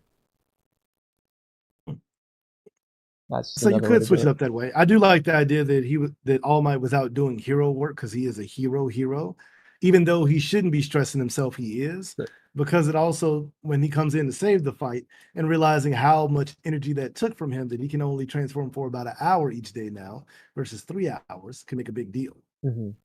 Well, I think that'd be part of the reason why he probably shouldn't be doing hero work and instead should be with Class A. But we already know for All Might, he's self-sacrificing. That's one of his key characteristics. Even if he had 30 minutes, he'd do 30 minutes of hero work and just be done with it for the day. Even though he's Yes, getting less time every single time, he's never going to stop trying to be a hero. but regardless of All Might, the character, the person, the individual, who in some ways is selfish, in some ways is selfless, you would be looking at hero society, which at this point is still very structured. It's only beginning its inklings of breaking down and changing. And so society would want the number one ranked hero with Class A to teach them at all times, because who cares about Class B? Well, they'd want the number one ranked hero out there doing hero work. That's true Because him too. being out there But is what makes him a symbol and what stops crime. Because when he stops being out there, even though Endeavor is better at him at stopping crime and stops more crimes, he doesn't inspire the same level of fear that All Might does of hopelessness when you're a villain. When All Might shows up, many of those other villains just stop. They're like, "No, I'm done. I'm not. That man punches tornadoes. I'm not fighting him. You've lost your mind." Whereas for Endeavor, it's like, I mean, I hate him. I'm gonna try to get away from him. Whatever. All Might as a symbol of hope, inspires, basically terrorizes villains everywhere. They lose the will to fight. So if he doesn't show up on a regular basis and is out there doing hero work, they'll feel empowered that All Might's just suddenly gone. If you leave that vacuum, suddenly now it's a big deal and people feel more empowered to commit crime, and the cry for All Might coming back gets even louder. Yeah, it's not that All Might has to stop hero work entirely. It's the fact that this would be taking place during school hours, and All Might's a teacher at the school, so naturally he would be at the school rather than doing hero work at this exact moment. I mean, ideally, be doing a little bit of both, but I also like the idea of him not being a good enough teacher to be here full time, and not being here is what caused this attack to be as effective as it was. And him realizing that he should be putting his time here at the school like he's supposed to, and that this is the goal to make things better. Yeah, I mean, Otherwise, if he's just off with the other class, that's not really penalizing him for not being at the school or being a teacher. It's just he was helping other students. So it doesn't really show that he's not a good teacher, because at times he fails as a teacher and he needs to learn to be better. yeah, I mean, it's definitely possible. I think it should just be both, to where during school hours he would just be at the school teaching, and that's what society would want and expect from him. And out of school hours, in his free time as a hero occupation or whatever, I guess his second job, he would just be doing the hero work. I mean, I can also see that as a thing, but that depends on whether or not you publicly put it out there that All Might is here at the school training, because then you make the school a target for anybody who hates All Might, which is also part of what they didn't want to do. But if All Might is the symbol of peace and the strongest, then there you go. It's kind of like Naruto is the strongest, that's why he's watching Kawaki, but at the same time, that puts a lot of eyes on Kawaki, but if Naruto's there to protect him, it doesn't matter. That's true. It just puts a lot more pressure on the moment, that if it was normal All Might who still had his full range of powers, then yeah, All Might being there is the ultimate deterrent, but All Might has a time limit on his powers, which then means you're taking a gamble that somebody's not going to take a shot at UA, and you'll always be around to protect it because they know that you're here. So even if they don't try to get you, what if they wait till school leaves out at 3 and they launch an attack to destroy things there at like 7 o'clock while you're out doing hero work elsewhere? And things like that happen where you're now stuck here guarding this place or having to ramp up more security, which, as you see in Hero Society, the idea of not protecting the students is the worst thing ever for everybody, and causes more questions and answers, even of UA, who is seen as the best of the best. And if UA can't do it, then nobody can do it. Yeah, I mean, to be fair though, if like he can just be informed of when and where a a villain attack is happening, he could just rush over to any location regardless. So it doesn't really matter if he's at the school or not, because if the school's attacked, he'll just rush over there because he'll just be told immediately. Hey, by the way, Blue Star is here and wants to join, I think. Okay.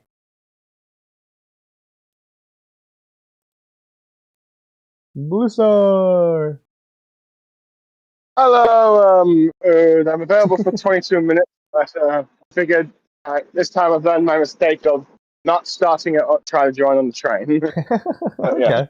Well, have you been listening to what we've been saying?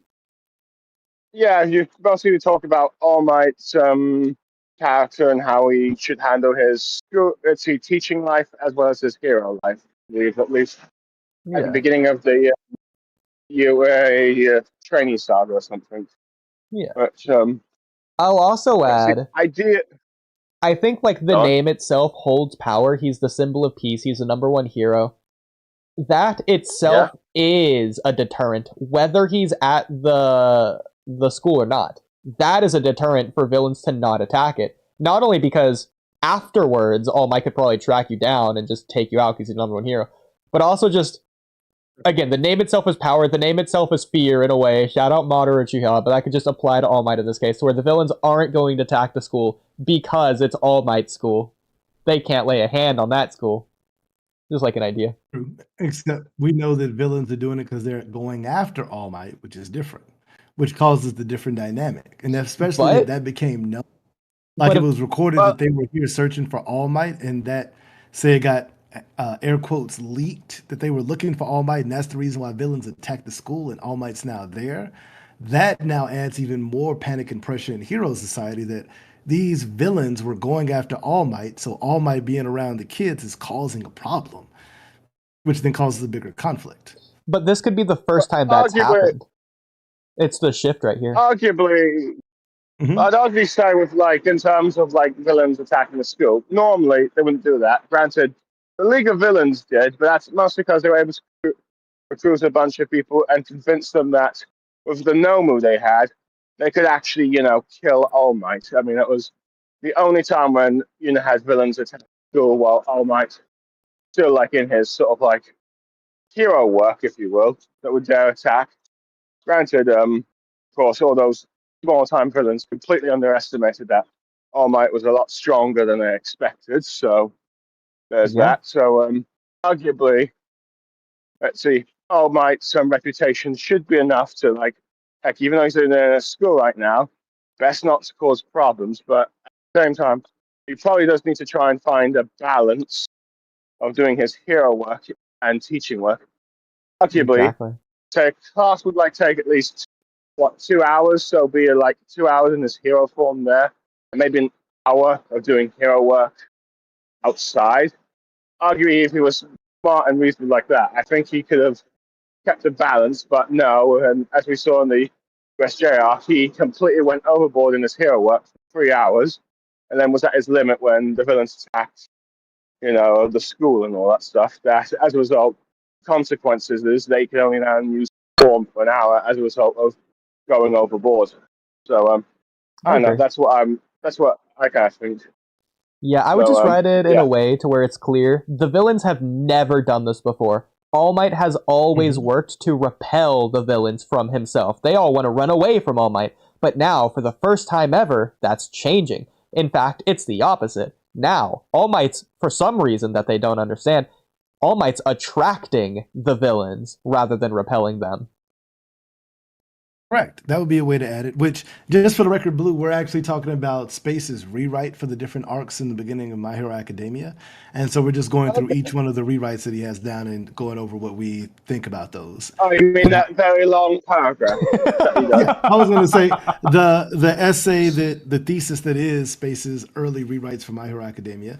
So we've been going through it arc by arc at the moment. So we just did the USJ training arc, whereas I think it's a good point to be able to put out how Hero Society would view it. And I think it's a great way that if you highlight the negatives that come out from that, even though the villains were repelled, they would naturally go in about the fact that the villains did attack UA, the children were at risk in fighting villains, and some of them got hurt and harmed, that All Might wasn't there to stop the attack when he was supposed to be. All those things I think could be pretty interesting overall as things to touch on early in this arc. So you start to get an idea that in Hero Society, everything isn't as clear-cut and pretty as you might think it is. Now, I suppose you could also use see that as a way to start building up the League of Villains going on a recruitment spree, and why they went after Stain first to, handpick an ideology that would draw in villains or something. Yeah, I was going to say the part that I said that since we had the idea that class 1A and 1B would both be there training together because we built up an early rivalry between the two with them doing the villain and hero training together, and that 1B has always been looked down on by 1A as what we were establishing. Well, the added part is I would add some. That's us rewriting Space's rewrite. Space hasn't done that. He's not doing that. Right. I know. I was giving him the context of why we were saying that thing from the rewrite that was already posted. Yeah. Okay. That if you had that basis, and then you add in that this attack happens with all the kids there for the hero course, which would cause a lot of panic as the attacks they already did cause a bunch of panic. You can then add in more weight to the idea of them learning to work together, which we established could be pretty cool. But even on that, you show the darker side of Hero Society starting to turn public opinion against All Might. That even though All Might's done a legendary career of stopping and halting crime, now it's not enough. And now they're expecting even more of him, that he somehow needs to be in two places at once. Some people want him out there doing hero work and saving people in the streets. Others want him at the school all the time to make sure that the kids are safe. And how he contends with, because All Might isn't the type to be like, well, I just can't blah, blah, blah. He's going to try to do both, which is only going to make him burn the candle at both ends even faster. be an interesting form of world building, or having the public do that. But I think you'd probably need to do some sort of like interview in the next arc that talks about this issue. I guess All Might gets interviewed by a news reporter or something like that. At least if you wanted to do like Yeah, have somebody hitting him, have one of those hard-hitting journalists start hitting him with the heavy questions instead of being nice and gentle as they've been in the past.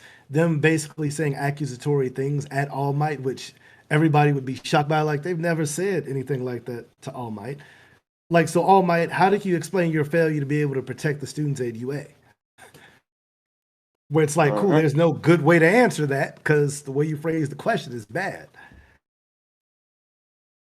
Fair enough. Granted, of course, you have to make sure this doesn't completely overtake like the story of like the UA students, since they're supposed to be, the main focus.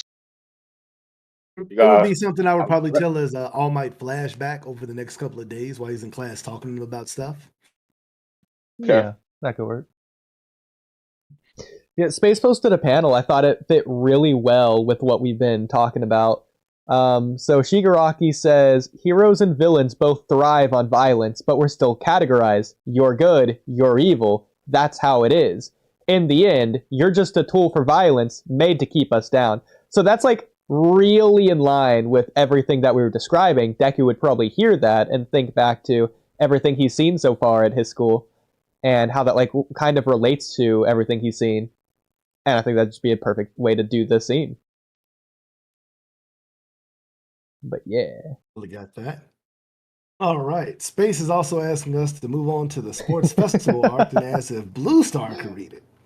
Ooh, Blue Star, you're up. Okay, so what's it saying? First event in which tournament begins, so we can change whatever you want for me. I have to tell much more balance. Here, I'll at you in the message. There you go. Yes. Whenever you're ready. Okay, so what am I supposed to say? Well, I added you in the message. You're just supposed to like read it off. Okay, let me just read it off. Let me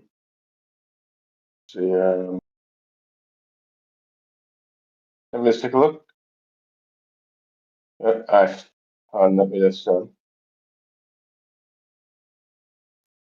see, second half of your tournament. Okay, more 1A, 1B students.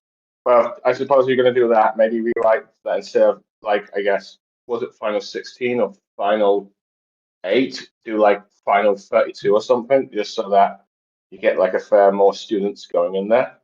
Wait. We didn't do the first half of that. First half? All right. Oodie, how are you going to skip to the second half and not the first? I didn't realize it was two messages. Shame. Never mind. All right. I was wondering what that was saying. I'm so confused. Anyways. I got you, Space. Oh, no. The fact you're hitting the word limit's a problem, though. It's too long. But yeah, if you just want to like read it all out loud for the first half or whatever. Okay. Let me just get to the beginning. Sports festival. Beginning the first event, mostly the same, only small changes like Izuku bring up the US gens, All Might and Shelter not really having a rivalry with anyone since he's unaware of Izuku's quirk. First event with Shenmue 1B's quirks and focuses mostly on learned stuff like Kirishima and Tetsu's rivalry started. May will remain, winning and going past Bakugo and Shelter. Okay. Let's see, top 1A and low B was able to be out the top 2 students of 1A. Okay, no explanation of Shelter explaining his parts. Again, something can do different with teams. Let's see, Izuku, Riko, Mei, and Togura. Okay, so now Uraraka with Midoriya's team in the second round. So having the same Reiko and Toga having the same roles as the Chakra and Tokiyama. Again, beating Shelter in the second event, we still have due to it being 1B a group of 1A students. It was B for the second event. Okay, so building up more between Bakugo against Momonomo, I guess. So copycat dude, if you will. Yeah. Okay, so it seems like Base wants to have a bit of a more Class B, Class A rivalry. Bakugo and Copycat having a much more longer, intense rivalry within this arc, from what I can tell. At least from what I've read. I think so, yeah. All I feel that. like this is probably the easiest arc to write because realistically, not much at all needs to change. Just a couple of like the character dynamics who aren't actively competing for the most part. Everything else is pretty much the same. The one thing I'll add is based on what Ace and I have been doing with like establishing this rivalry. If we're gonna have it be that Class B won the field trip, the USJ field trip, and Class A is mad about that, here's especially where they're gonna be like really angry and trying to like get their revenge or whatever, trying to get their comeback because they lost last time for the first time ever. Now they're going to be really riled up and fired up to show Class B who's boss. Especially Bakugo, if he's the reason they lost because Deku won in particular, then yeah, that's the one big difference that I would write for this arc. Okay, well, I take it out. Be a lot stronger. I think sometimes they're afraid to be, thinking like their school thing. I recall you had won 3 rounds. So I mean, Class A won 3 rounds, Class B won 1, and then they won. Yeah, exactly. But I wonder what Axel thinks.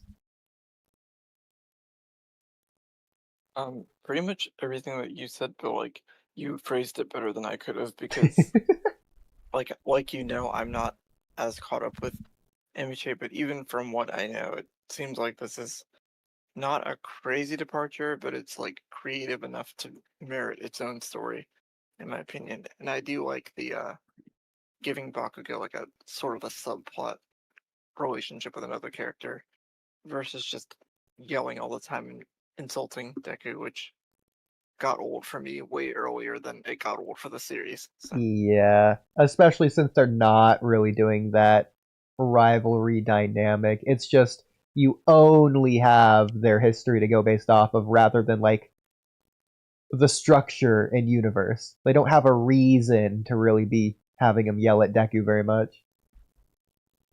And then it also makes the few moments where he does do that stand out more, and it would make you wonder, like, why does he have such a strong beef against him? And then slowly we learn more over time, I guess. Yeah, they only have the personal thing, which that's the most important thing, but shouldn't be the loudest thing. Should be like in serious moments. Yeah. Not all the time. This I suppose if this arc did change, you probably need to make this much longer than it was in the manga, which I think it was like 3 volumes, might need to be like 4 or 5. I think. Just to kind of like cover all like the Class B students, because it's like you're basically dealing with 40 characters. I mean, maybe, yeah. To be fair, I feel like Class A, a lot of the like side characters are not going to get a lot of focus. It's just going to be like 2 to 3 Class A students who would be. Like Bakugo, Todoroki, and I guess whoever else. Or maybe just those 2. And then all the other characters would be treated with the same amount of focus like as Class B is treated in currently in canon. Which is not a lot, so...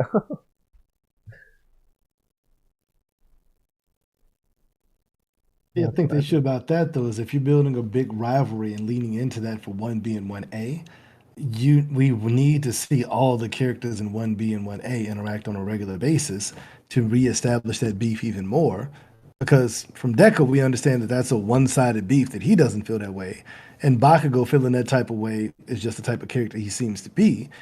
But seeing their effect on their class and how they affect each other is where I think more of that will come out. Because especially if we had them working together in the last arc, for them to be as angrily antagonistic towards each other would seem odd. Because we just had a kumbaya moment in the last one, basically. So if you added that they now are back to square one with being angry with each other and rivals, then it gets weird and seesawy, like, what are we doing here? Are we making any real progress? So I can still have them, this is the point where I would have them go from being aggressive, angry rivals to being people who see each other as possible equals as rivals, of them trying to basically understand where they fit in versus each other, and almost like a whole 1A, 1B new ranking group of, okay, I know how I fit in my class, but how do I fit and compare against the people in 1A? Am I really the bottom barrel, or am I just matched up against the wrong people? Maybe I need to be in the right spot. What I do like about the rewrite is Monoma basically deciding that Deku is my friend, and he calls Bakugo a friend, but Bakugo is being mean to my friend, and I'm not about to let that slide. So I'm here for smoke because we got to have this conversation. And I do like the idea that Bakugo still overpowers him, but I do like the idea that Bakugo realized, like, okay, he talks crazy, he acts crazy, but he's kind of smart. Like, I get it. I need to watch out for him. He's not just blowing hot smoke. He could really be a problem if he ever got the drop on me, so to speak. Yeah. And I also like the idea of Shoto. But see, the way that I would have that is if we had it that in that 2v2, it was Monoma and Deku versus Bakugo and Shoto, I would repeat this basically as another round 2 of them matching off and wanting to get things differently. Except Monoma would have grabbed quirks that can deal with the overwhelming power from Shoto, whereas Bakugo would be overly aggressive in his pursuit of Deku, which would give Deku and them the edge of avoiding him for a while because he would keep trying to leave his team and they would be struggling just to catch him versus fighting as a team versus Deku and the rest of them. That makes sense. Yeah. So the one thing I'm wondering about this rewrite is because the main point of like this UA Sports Center arc was to, be the proper introduction of Shoto and like his sort of whether it's a rivalry turn friendship with Midori. Feels like if you do too much this what A class 1B rivalry, you don't really, I guess, focus too much on Shoto's character. That's just, I guess, the one thing. See, I think you can still give him that moment. It's just the difference Yeah. would be is that instead of him talking to Deku and Endeavor addressing him, I would have Bakugo over here, Endeavor dressing down to him that he needs to win, and him having a chip on his shoulder. So that way, Bakugo, understanding what it's like to always be expected to be the best since he was a kid, can then decide to have a moment later of addressing Shoto one on one, kind of like after they get through the cavalry battle and they go to the single battles to sit there and have that conversation with him, like, what is going on? Why aren't you using everything that you got? And he can give that same speech that Deku would give, because to me, in this rewrite, Bakugo is that same motivation for all of 1A that Deku would be for 1B, where he's going to push each of them to be the better version of themselves. Because Bakugo is not going to want to hear you don't want to use your fire because of your dad. It's not his power. It's your quirk. Use your whole quirk. Don't sit up here and take it easy on anybody because we don't deserve to have it take it easy. We go do our best against everybody, which would be proven when he does his best against Ochaku still and still goes all out against her, even though it's one of his class 1A teammates. He still doesn't hold back and gives his best effort and vice versa to kind of almost prove to Shoto that we don't hold back and take it easy. We make people rise to the occasion. No, Because- I'm not really sure if I'm a fan of like stripping that moment from Midoriya, to be honest, because it's like that's the moment between Midoriya and Shoto that sort of find their sort of friendship. Him persuading Shoto that no, flame quirk is your power, not Endeavor's. I don't know. That's just how I just sort of feel in that regard. But I digress. I like that the Bakugo version also kind of ties into the Go Beyond Plus Ultra because it's like if you're not using everything, you're not going beyond. And I think you Yeah. still can get that whole Shoto versus Deku moment of him still pushing him to say that it's your quirk, which then would have the echo that Bakugo said the same thing, which you can even have him give a moment where he like looks at Bakugo and then Bakugo gets all embarrassed. Like, what are you stupid looking at me? What are y'all looking at me for? So, okay, you're saying that this Bakugo stuff happens before sort of Midoriya versus Shoto. Yeah, kind of like that moment Okay. where Shoto basically is calling out Midoriya as his rival. Then instead of that, Oh, Bakugo, okay. because they've kind of been rivals, goes to him like, I heard what happened. And he basically goes and has that moment with him to don't hold back, to give, like, don't hold back because it's stupid Deku. Don't hold back because you're Shoto. You're not Endeavor's son. You're Shoto Todoroki. Okay, I guess I could maybe play into that a bit more because if it's like was swapped the other way around, and it was like not let's see Deku and Shelter having their fight, I probably wouldn't be able to go. But if they do still have their fight, fine. Anyway, Yeah. I'm gonna have to now leave. I've run out of time now, so All right, thanks fair for having enough. me on here briefly, and Absolutely, glad to hopefully have you. next time For see sure. have a more longer time to do a podcast. For now, I've got to head on. Thank you, Space, for your rewrite stuff. Beth and I will chat later. All right. See ya. So one thing I'll note is like the downside to all of this is the fact that, in my opinion, we're basically adding this rivalry narrative as like a big focus, and it's there in the original canon series, but it's kind of bad because it's not really there. It's like it's a little bit there through Monoma, but no one else really cares, and Monoma's kind of a joke. So it's kind of just bad. It's not really there. It's like barely there. The problem with having it be there is I feel like later on there's not much choice to have it be there. It's just gonna be more or less not there because I feel like when you're focusing on, and I feel like you can't stop not doing this, you're gonna have to focus on Dabi with Todoroki and Toga with Ochako and Shigaraki with Deku. And Shigaraki and Deku doesn't have to change, and you can change out the Class A heroes into other characters from Class B, but you still have Dabi versus someone from Class B and Ochako versus someone from Class B.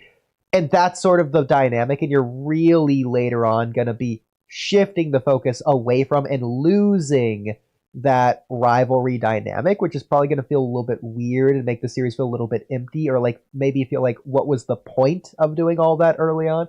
It's going to feel a little bit wasted, maybe. So that's like the one downside probably to doing it. Whereas in canon, it's not really there in the first place. So when they're not focusing on it later, you don't feel like you're missing out on anything. It just wasn't really there in the first place.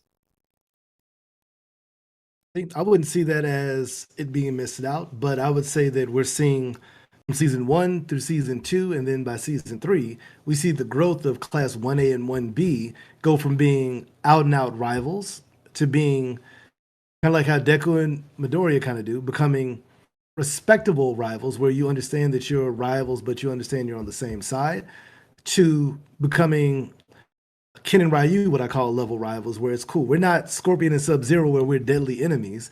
It's we push each other to become better because we respect each other and we know how good we could be. Yeah, but and with that, I don't think you got to focus on the rivalry as much anymore.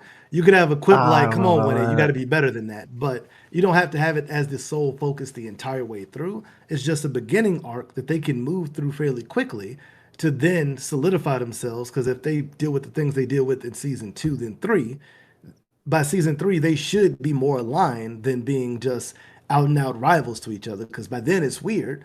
Just like how people felt for a long time, it was kind of weird with Bakugo having so much animosity until you learn more about it. And it's like, oh, that's your inferiority complex. You think that he's been insulting you this entire time. No wonder you're always pissed about it, because in your mind, what he's saying is an insult when he's just saying, "You're my friend." And you're like, no, you're a little weak child that I have to help.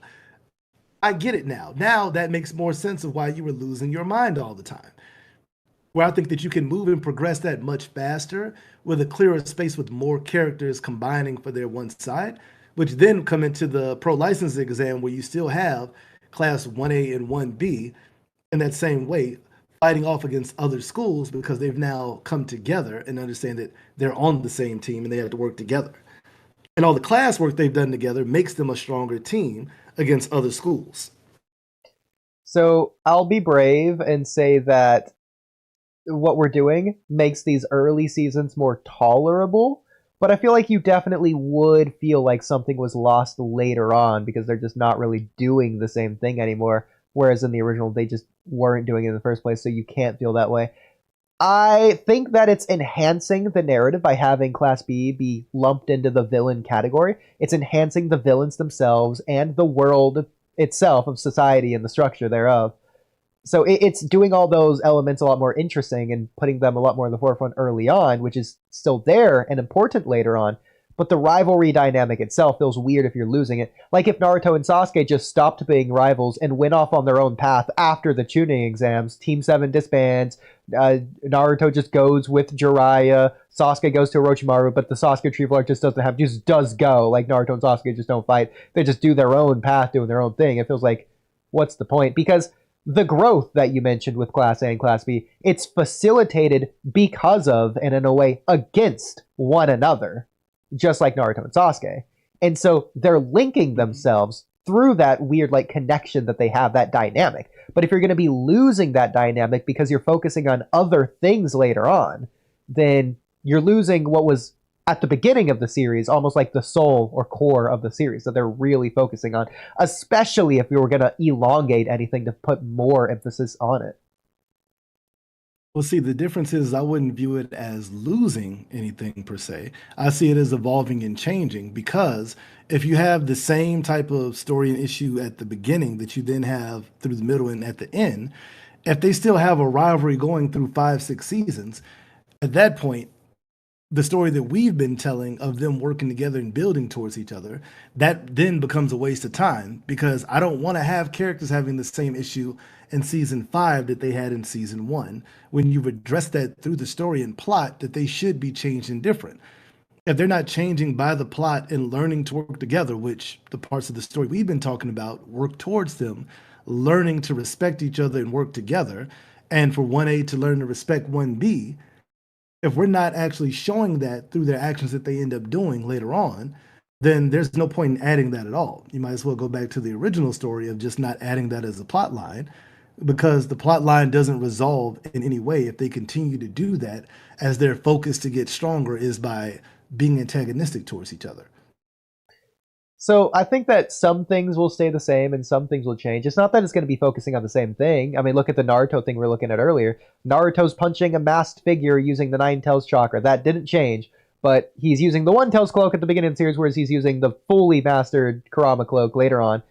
So there's a growth there. But Naruto and Sasuke, they're individual characters and they grow, but the dynamic between them, Naruto and Sasuke, that's all like one phrase. That's essentially its own character, because that dynamic is so important to the story. If we're going to have Class A and Class B essentially be its own character, separate from the individuals in Class A and separate from the individuals in Class B, then I feel like that needs to stay a part of the series as like a central figure, whereas I feel like later on it just wouldn't be. I don't think that it has to, because instead of it being antagonistic like Naruto and Sasuke through Shippuden through to the end of Shippuden, I think it can be much more Goku and Vegeta, where they were rivals that learned to respect each other and then work together to be better than any individual version of themselves. You say that, then you look at coming out of Shippuden, you go into Boruto, where they're completely friendly with one another, but they still have that conflict. The very first thing we see in Boruto is the Boruto's movie, where Naruto and Sasuke have that ideological clash with the bet between Shinobi, and then Boruto has Sasuke be right and Naruto be wrong, but you get the idea. So Yeah, they're still, like, but doing see, stuff that's like just because they're respectable each other, but they just have different ideals. Sasuke didn't ever throw away his idea that he was wrong. He just was like, I lost, so we'll do it your way. But that's not just some Fine. background element. That's essentially one of the big points of the Boruto movie. You can't just like have that be like a throwaway thing, essentially. It's not, but it's why Sasuke doesn't live in the village on a regular basis. Because one, of all the grief that he gave before and his penitence to himself, but two, because him being more effective out away from the village because of how he feels doesn't really jive with the way that they want to do things. But he's also respectful enough not to take that away from Naruto, who respectfully, in all fairness, beat him into submission, for lack of a better word, instead of the other way around. So it's like, okay, this is how you want to do it. I can support that because you want to do it that way. I don't agree with it, but this is the way that I can support it. This is what I can do. But if you ever need me or something happens, you only have to say the word and I'm here. Okay. I mean, for the most part, I think that Sasuke doesn't really listen to Naruto in the Boruto era anyways. he listened to Naruto at the end of Shippuden because he's going to do things Naruto's way. But he's going to do Naruto's way, his own way. Yeah, I mean, he's still going to be Sasuke. He's just trying to do things the Naruto way. And for here, I think that these two rivals can learn to work together as what technically UA teachers would want them to do, is learn for them to be heroes together versus having 1A always looking down on 1B.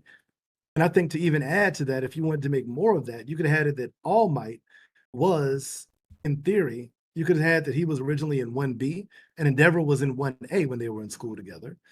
Or you could even flip it. I'd say that'd be the best way to have it because Endeavor fits more 1A's logic.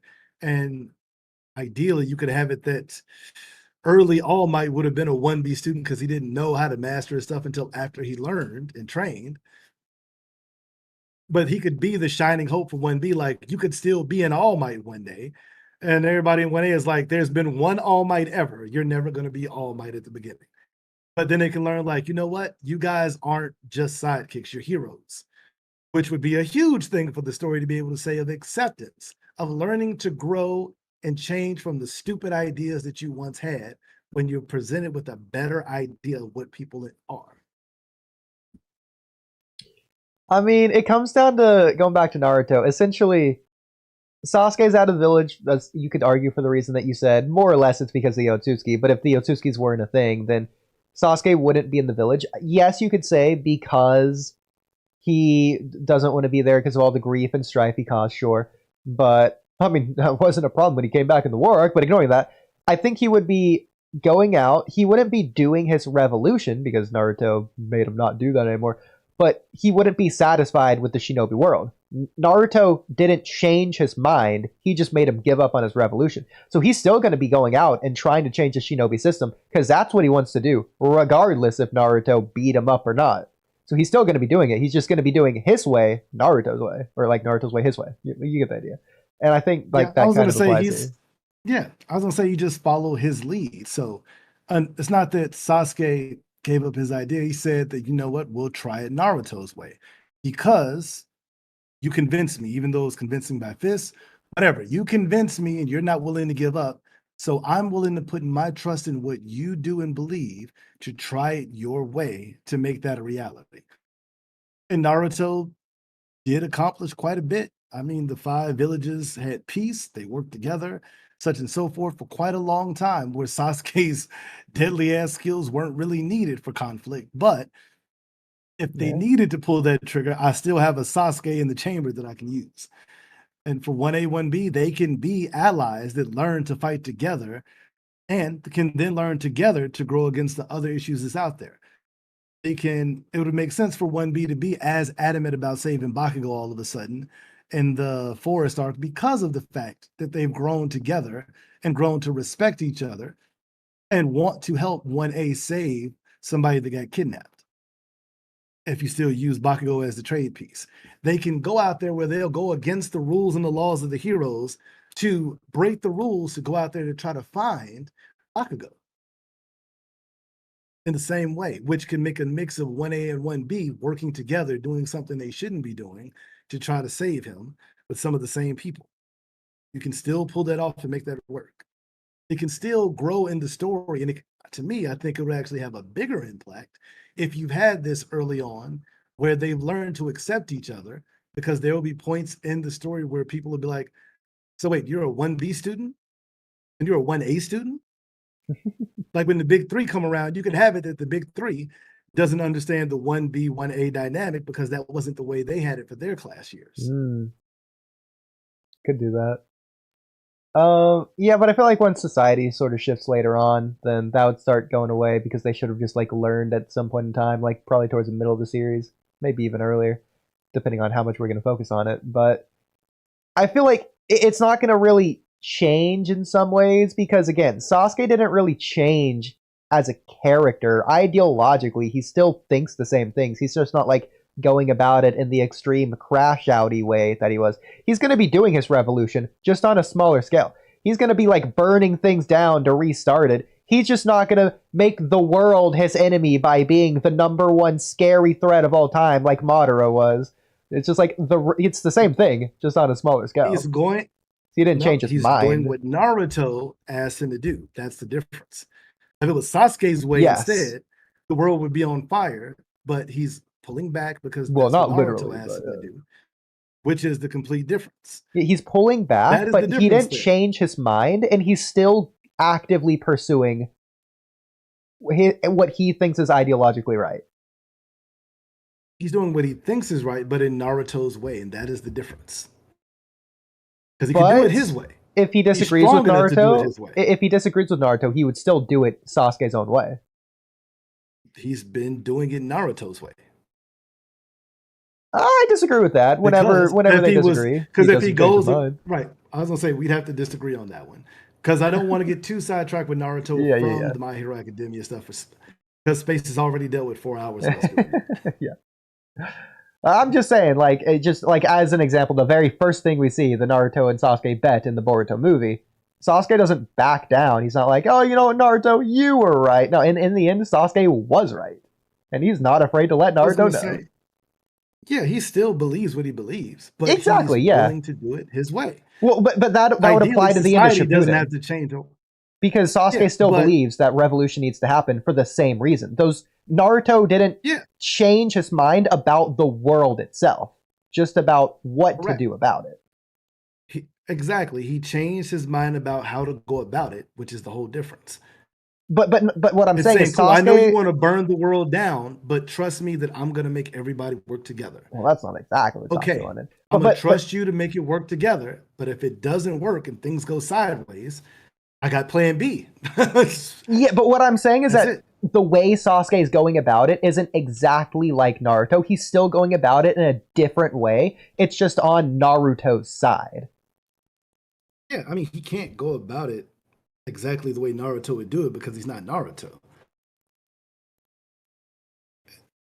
Well, not like ideologically would be the thing that matters there. What I'm saying is that, like, Naruto didn't offer him a fresh, new, different perspective. He's just, like, offering his perspective, and that's the one that came out on top.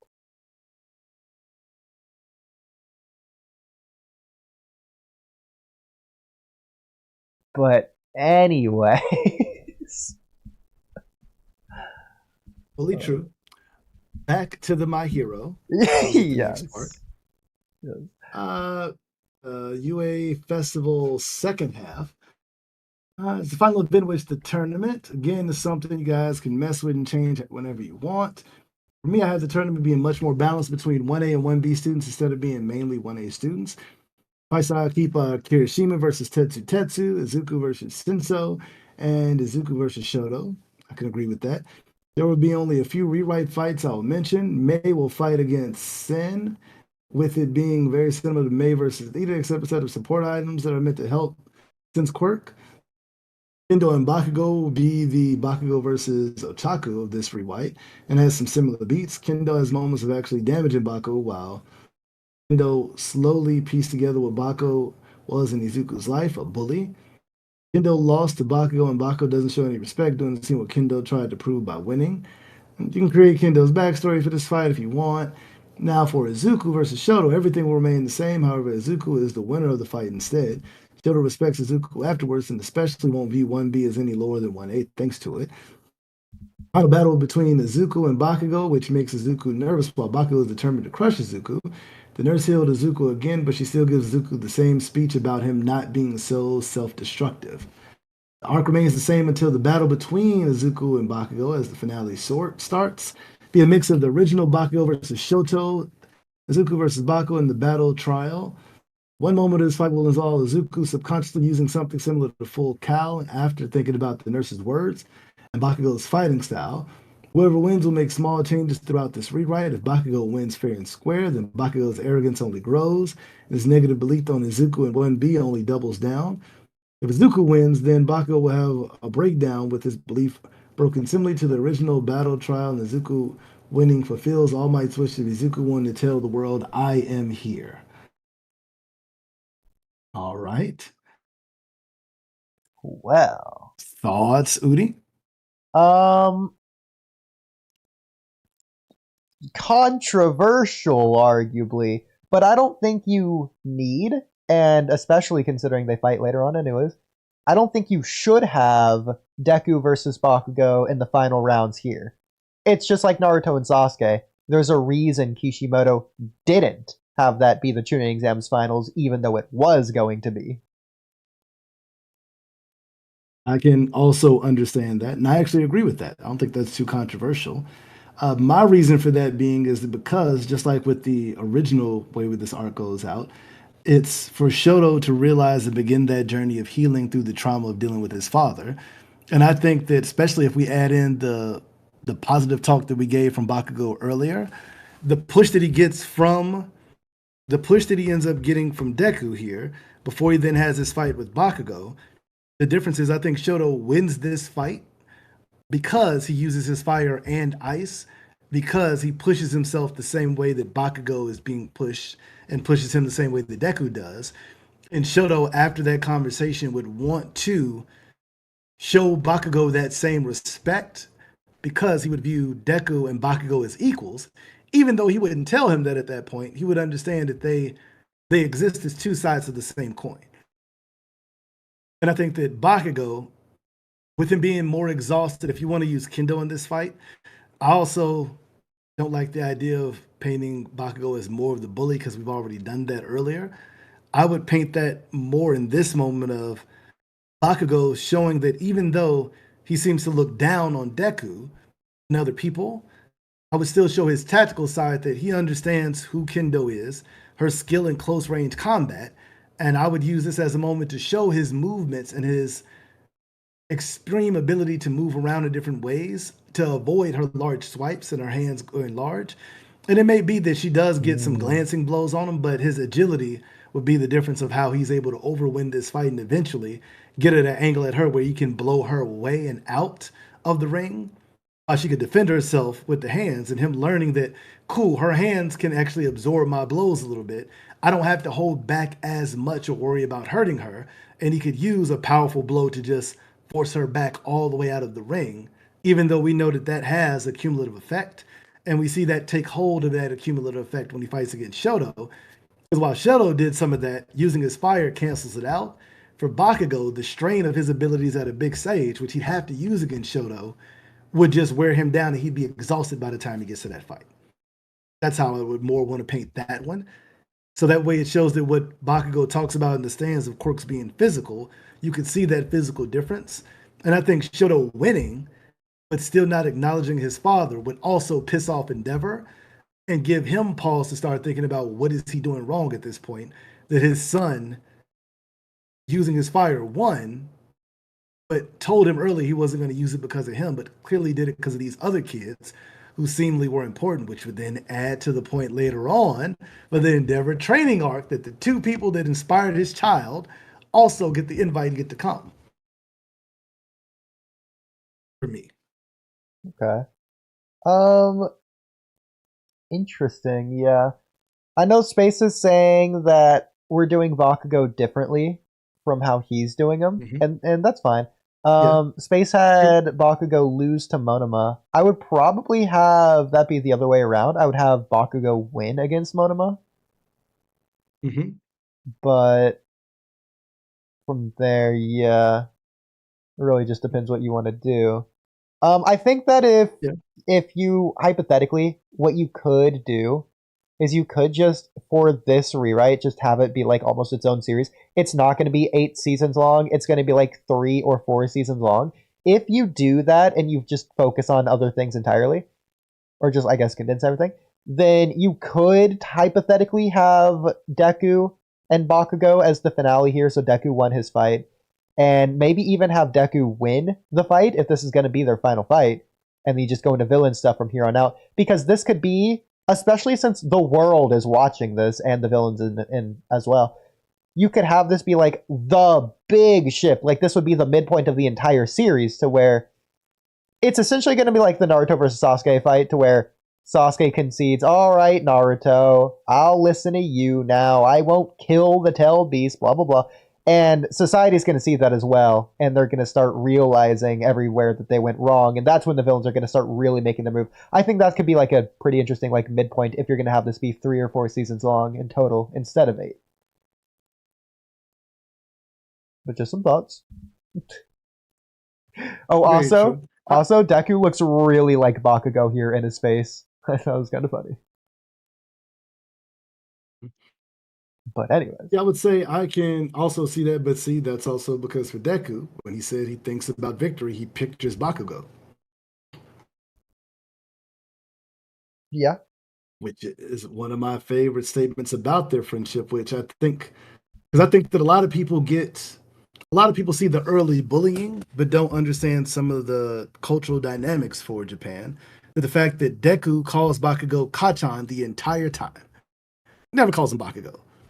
And Bakugo, while he talks shit, always responds to Deku because they are friends. Even if in his mind Bakugo is an ass to him, he still always views Deku as a friend, which is why he lets him call him that. Nobody else, Kirishima, his uncanon BFFF future husband, doesn't call him Kachan, but Deku does.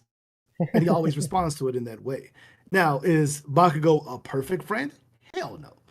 Is he abusively a bully in the beginning? Yes. Do we find out why and is that okay? No, but it's not without a reason, which also have further theories on that I could add to it, but that's a whole nother thing for another day. But there's a reason why Bakugo is the way he is and why he grows over time.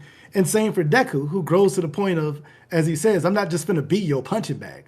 Even if you are upset, you're going to have to learn to deal with it. We could talk it out, we could box it out, but you're not just going to abuse me just because you feel bad. Cool. And I like giving characters room to grow because if they start off in a great place, there's not really much room for them to grow anywhere. But I think here there's more room for them to grow in these different ways. And I like that idea of them as 1A and 1B learning to grow differently than the society that they're going to end up being a part of, which makes that society juxtaposition a lot bigger when you start to see how the villains are dealt with and how they moved and how they came to be. And when they dealing with the Liberation Army and all that, and like, oh, okay, so there's a reason why they're villains. They're just not inherently bad people. Life pushed them towards that side, and society left them really no other options that were viable to them other than be villain or be abused. yeah. I think personally, the way I would have it be, I like the idea that the villains make a move as a result of this tournament, but rather than it's just because, oh, Bakugo looks kind of evil, let's recruit him. Like an arc later or a whole season later or whatever. Instead of that, I like it be this hero villain dynamic that, or like the categorization that are being lumped together, like what Shigaraki was saying, the thing that I pointed out earlier. And this is going to be the result of this fight here between Deku and Bakugo, Class A versus Class B. The whole world's watching. It's going to inspire people, and we're just going to remove the Stain arc, and this is going to be the Stain arc result. Stain's death or whatever, that's going to be here, basically, conceptually. So, like, Spinner is going to be inspired because Deku fought Bakugo in the finals, whatever the result is. But, like, that could be, like, a really cool thing. Like, oh, this guy who is supposed to be in this category, he's made it all the way here, and maybe he's even winning. Maybe I can do something like that, too, despite being discriminated against and lumped in this category. Like, that's just, like, a possibility. So it could, like, inspire a whole group of villains, considering Class B was supposed to be the villains, and they won, if you want to, like, go that route, just, like, as an example. Just one way to do it. That's true. If you were looking to have that, you could do it that way. All right. On to the next arc. All right. Because it is 3, and I do want to do a best to okay, get okay, I'm glad you're saying that. I was going to offer the possibility of coming back to this another time. I would, but honestly, in my near future, I don't know when I'll be able to be back. Most of my nights are either going to be work or rehearsals for my show, which we have auditions that I'm in charge of start in about a week. So the best that I can do is I can give you my quick versions of these, or I can at least give Space my opinions on what he believes versus my own rewrites. Of just reading these out and then telling you what I think about them. Like, I think your Hero Killer art part, I don't mind any of the rewrites there, especially with the focus being more on Class 1B overall. And those can work either way, especially with the quirks lining up a bit more and be able to have different ways that you have that put out in the first half. And then for the second half, about the nose and everything going about Stain, having Stain actually kill Ida due to Ida not getting any help is a wild pull, but that would be very galvanizing for Class A. That Stain would actually murder a child. It's tough. You could also maybe change Stain a little bit to where Stain's acting as one of those people, just like Spinner. Stain is one of those villains that are coming out of the woodwork as a result of the tournament. That would almost in a way mean that Deku got Lita killed, which is a really interesting like from Deku's perspective, he would think that maybe Stain would say that. Like, you're the reason I killed him, Deku, and then Deku probably like self-depravedly take that blame and burden on himself, wrongly so, but he'd still do it. Like, as an idea. Yeah, and the idea that Stain kills Ida and also defeats Izuku is a thing. And Stain smiling after the speech and consider him a true hero, and letting him live and then walking away can be wild. And then encounters Endeavor with his sidekicks, including Shoto. And then Endeavor, and they have a short fight. And Stain's quirk making up for Endeavor being physically stronger. And then Endeavor gets the final attack on Stain and believing he's done. And then he monologues and he gives the same one from before. And then he unconscious Stain, shaken up by Stain's bloodlust, which I'm assuming they overpower him again. It's the same speech. UH gets bashed by the public and especially Ida's parents for letting Ida die. 1A is sad by the death and the impact of it. Izuku feels nothing but guilt for not being able to save Ida. And Izuku doubts himself as a hero, and this will start hiding his pain or suffering by smiling and saying, I'm fine. And the stuff with the League of Villains in general after Stain's death remains the same. Defeat remains the same. All Might explains the origins of All for One and One for All and All for One. Remains the same until the moment where All Might thinks about how he shouldn't tell Izuku about the fact he's destined to die. And this rewrite, All Might think about how Izuku already feel guilty for not saving Ida, so tell him about his own destiny to die will completely destroy his spirit. I will say that last part is the part I agree with the most, is that in this rewrite, if Ida died in front of Izuku and he wasn't able to save him in time, All Might would not tell him about the fact that he is destined to die in the somewhat near future, because he wouldn't put that burden on Izuku like that after telling him about One for All and All for One. Yeah. In which he would probably only do that just because of the dangers added to it, but he wouldn't actually. I don't see him adding that extra weight to it because that's the type of thing that would crush him at that point. But I would say also that Stain being able to beat Izuku at that point is a bit wild. That's kind of funny. I mean, you could just scale Stain to whatever power level if you really wanted. It doesn't really matter technically. You might say it's a stain on his reputation. There you go. But I definitely do like the idea is that it could happen. Yeah, he doesn't like have a reputation beforehand. In fact, maybe change it from hero killer Stain to like elite killer Stain, to where he's going after like the class A hero, up random names, a jobber, whatever you want it to be called. He could be like purposefully, selectively ignoring the Class B heroes to go after the Class A heroes as a result of that tournament. I think that's a really interesting way to do it, to keep like his whole like weird anti-hero hero killer like thing going still, and still going after like Lita and his brother could work still. But yeah, I would say that could work, that you could put it out that way. I wouldn't mind it as much as just because you get the training of Izuku literally learning how to fight around and move like Gran Torino. I think in a one-on-one fight where Stain isn't trying to immediately kill him, that eventually Deku would be able to get free and is far faster than Stain could ever hope to deal with overall.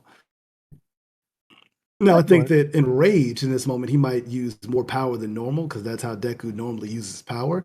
So he might go from 5 to 8% and overwhelm Stain with the move when he sees that Ida is down, and it might not happen immediately, but if it's something where he just taunts him with some type of taunt about Ida not being a true hero and not deserving to live, or speaking about other 1A heroes or mentioning something like Bakugo's name and that being his snapping point where he kicks it up a gear, I wouldn't mind that either. Though then having the recoil of using his body at a higher level and not being prepared for it, I would love to see that also.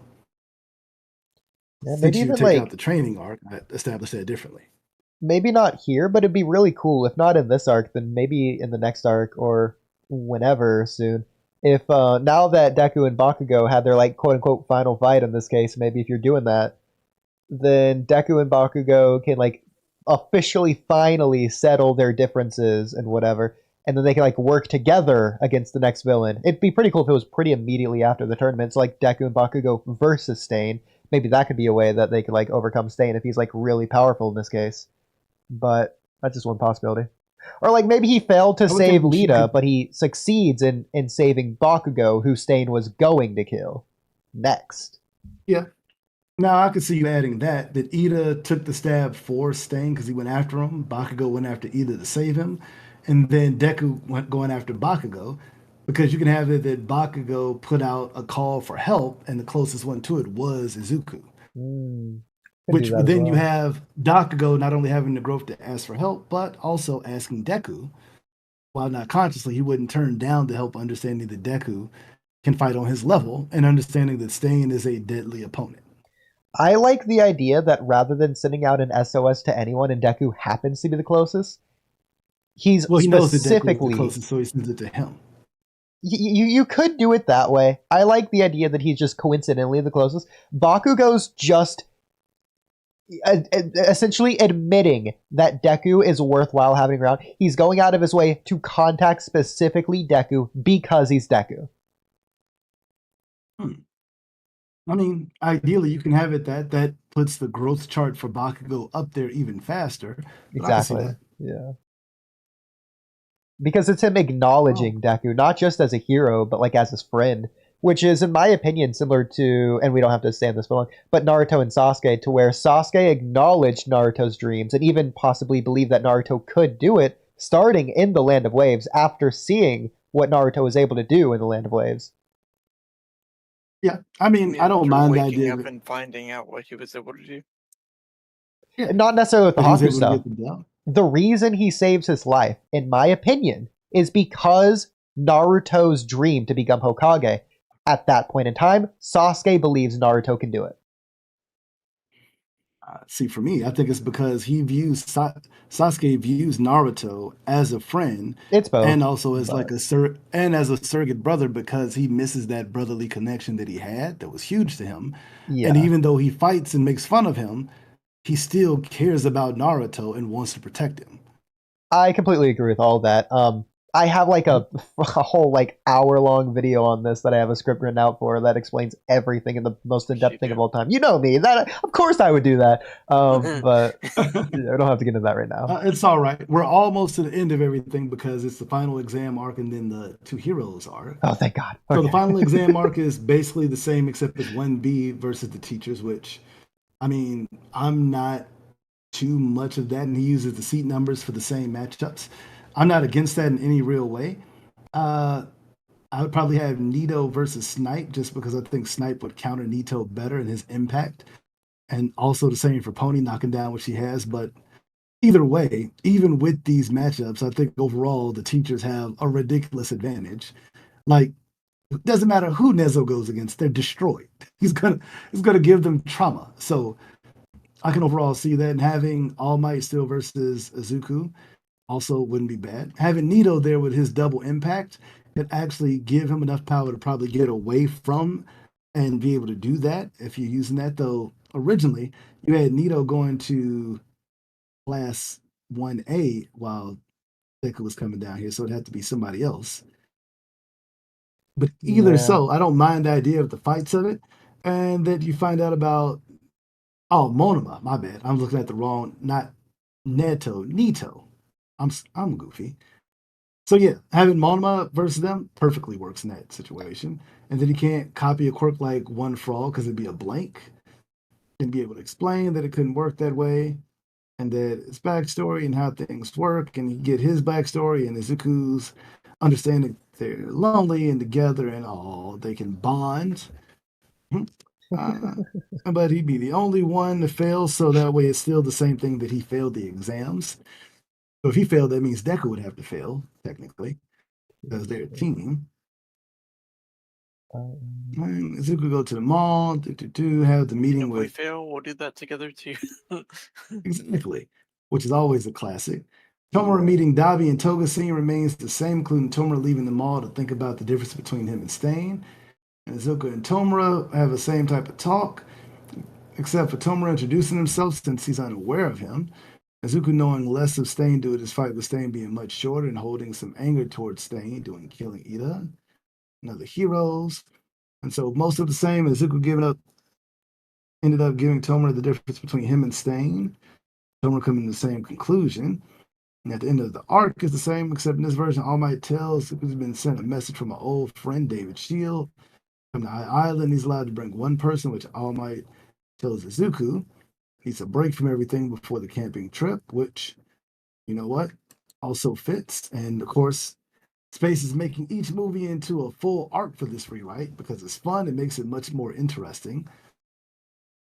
That'll be an interesting way to put that. And then for the two hero, well, to go over that part for the arc, I don't mind the final exam arc being that way because for the most part, it's just a chance for you to kind of get an idea of what the teachers are like also in a combat situation and how a professional hero addresses something versus the students at this point. And learning about Monoma early isn't bad, though I think we could have learned about Monoma before this when him and Deku would have been teamed up because he would have tried to definitely copy All for One, well, One for All, and learning that it's a blank at that point. But I can also see that it's being where he explains what a blank is versus the idea of not explaining it then because he doesn't know Deku. I could see that as a better way of being like, well, you can just just copy my quirk. And he's like, nah, your quirk is a blank. I'm going to have to copy blah, blah, blah.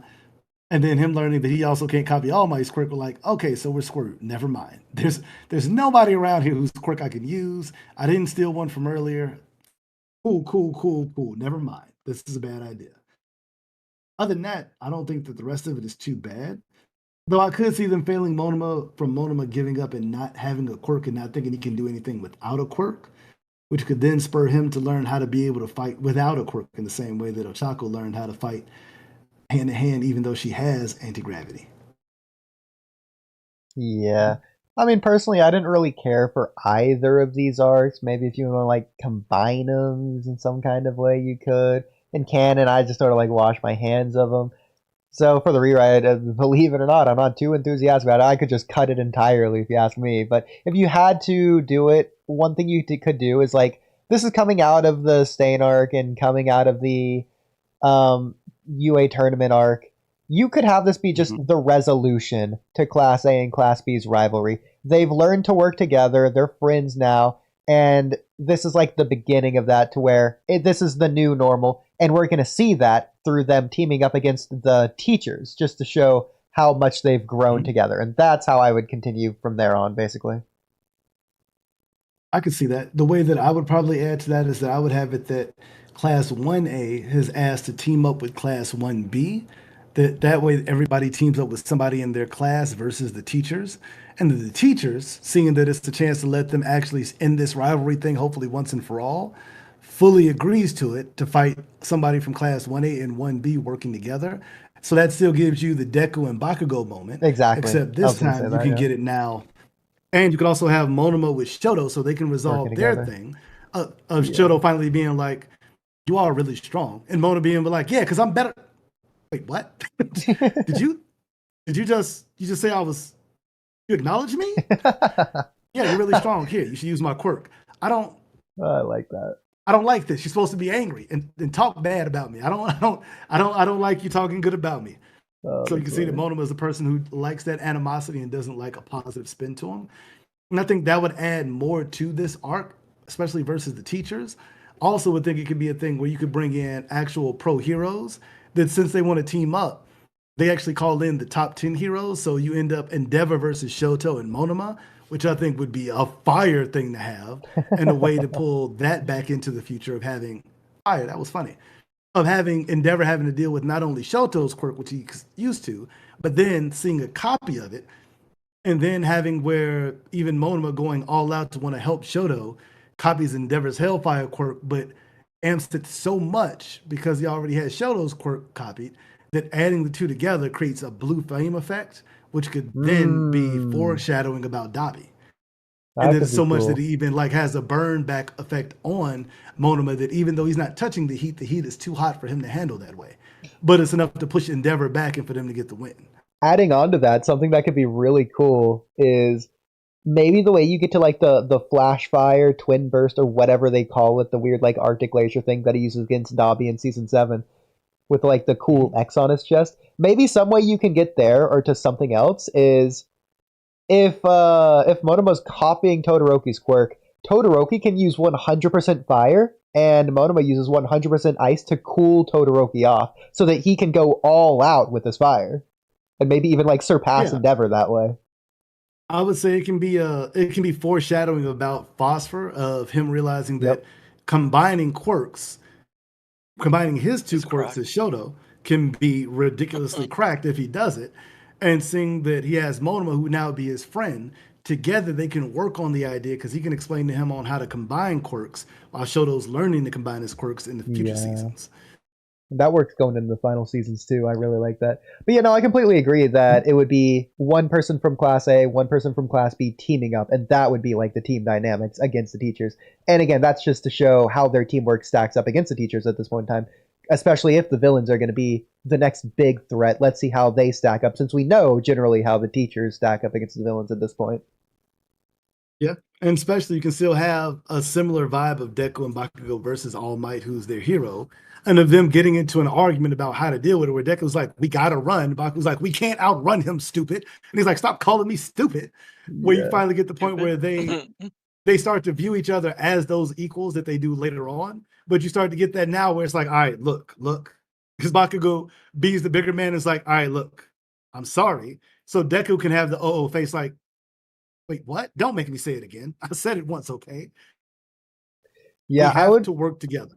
I would also add that the teachers being the villains here is important. They're voluntarily placing themselves in this role for the first time ever.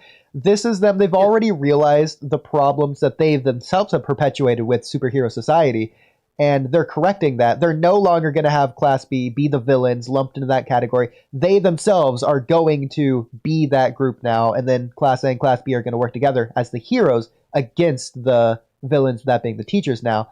And that's their way of like atoning or beginning to atone, which is important going forward, considering what they're going to do with the villains and the world.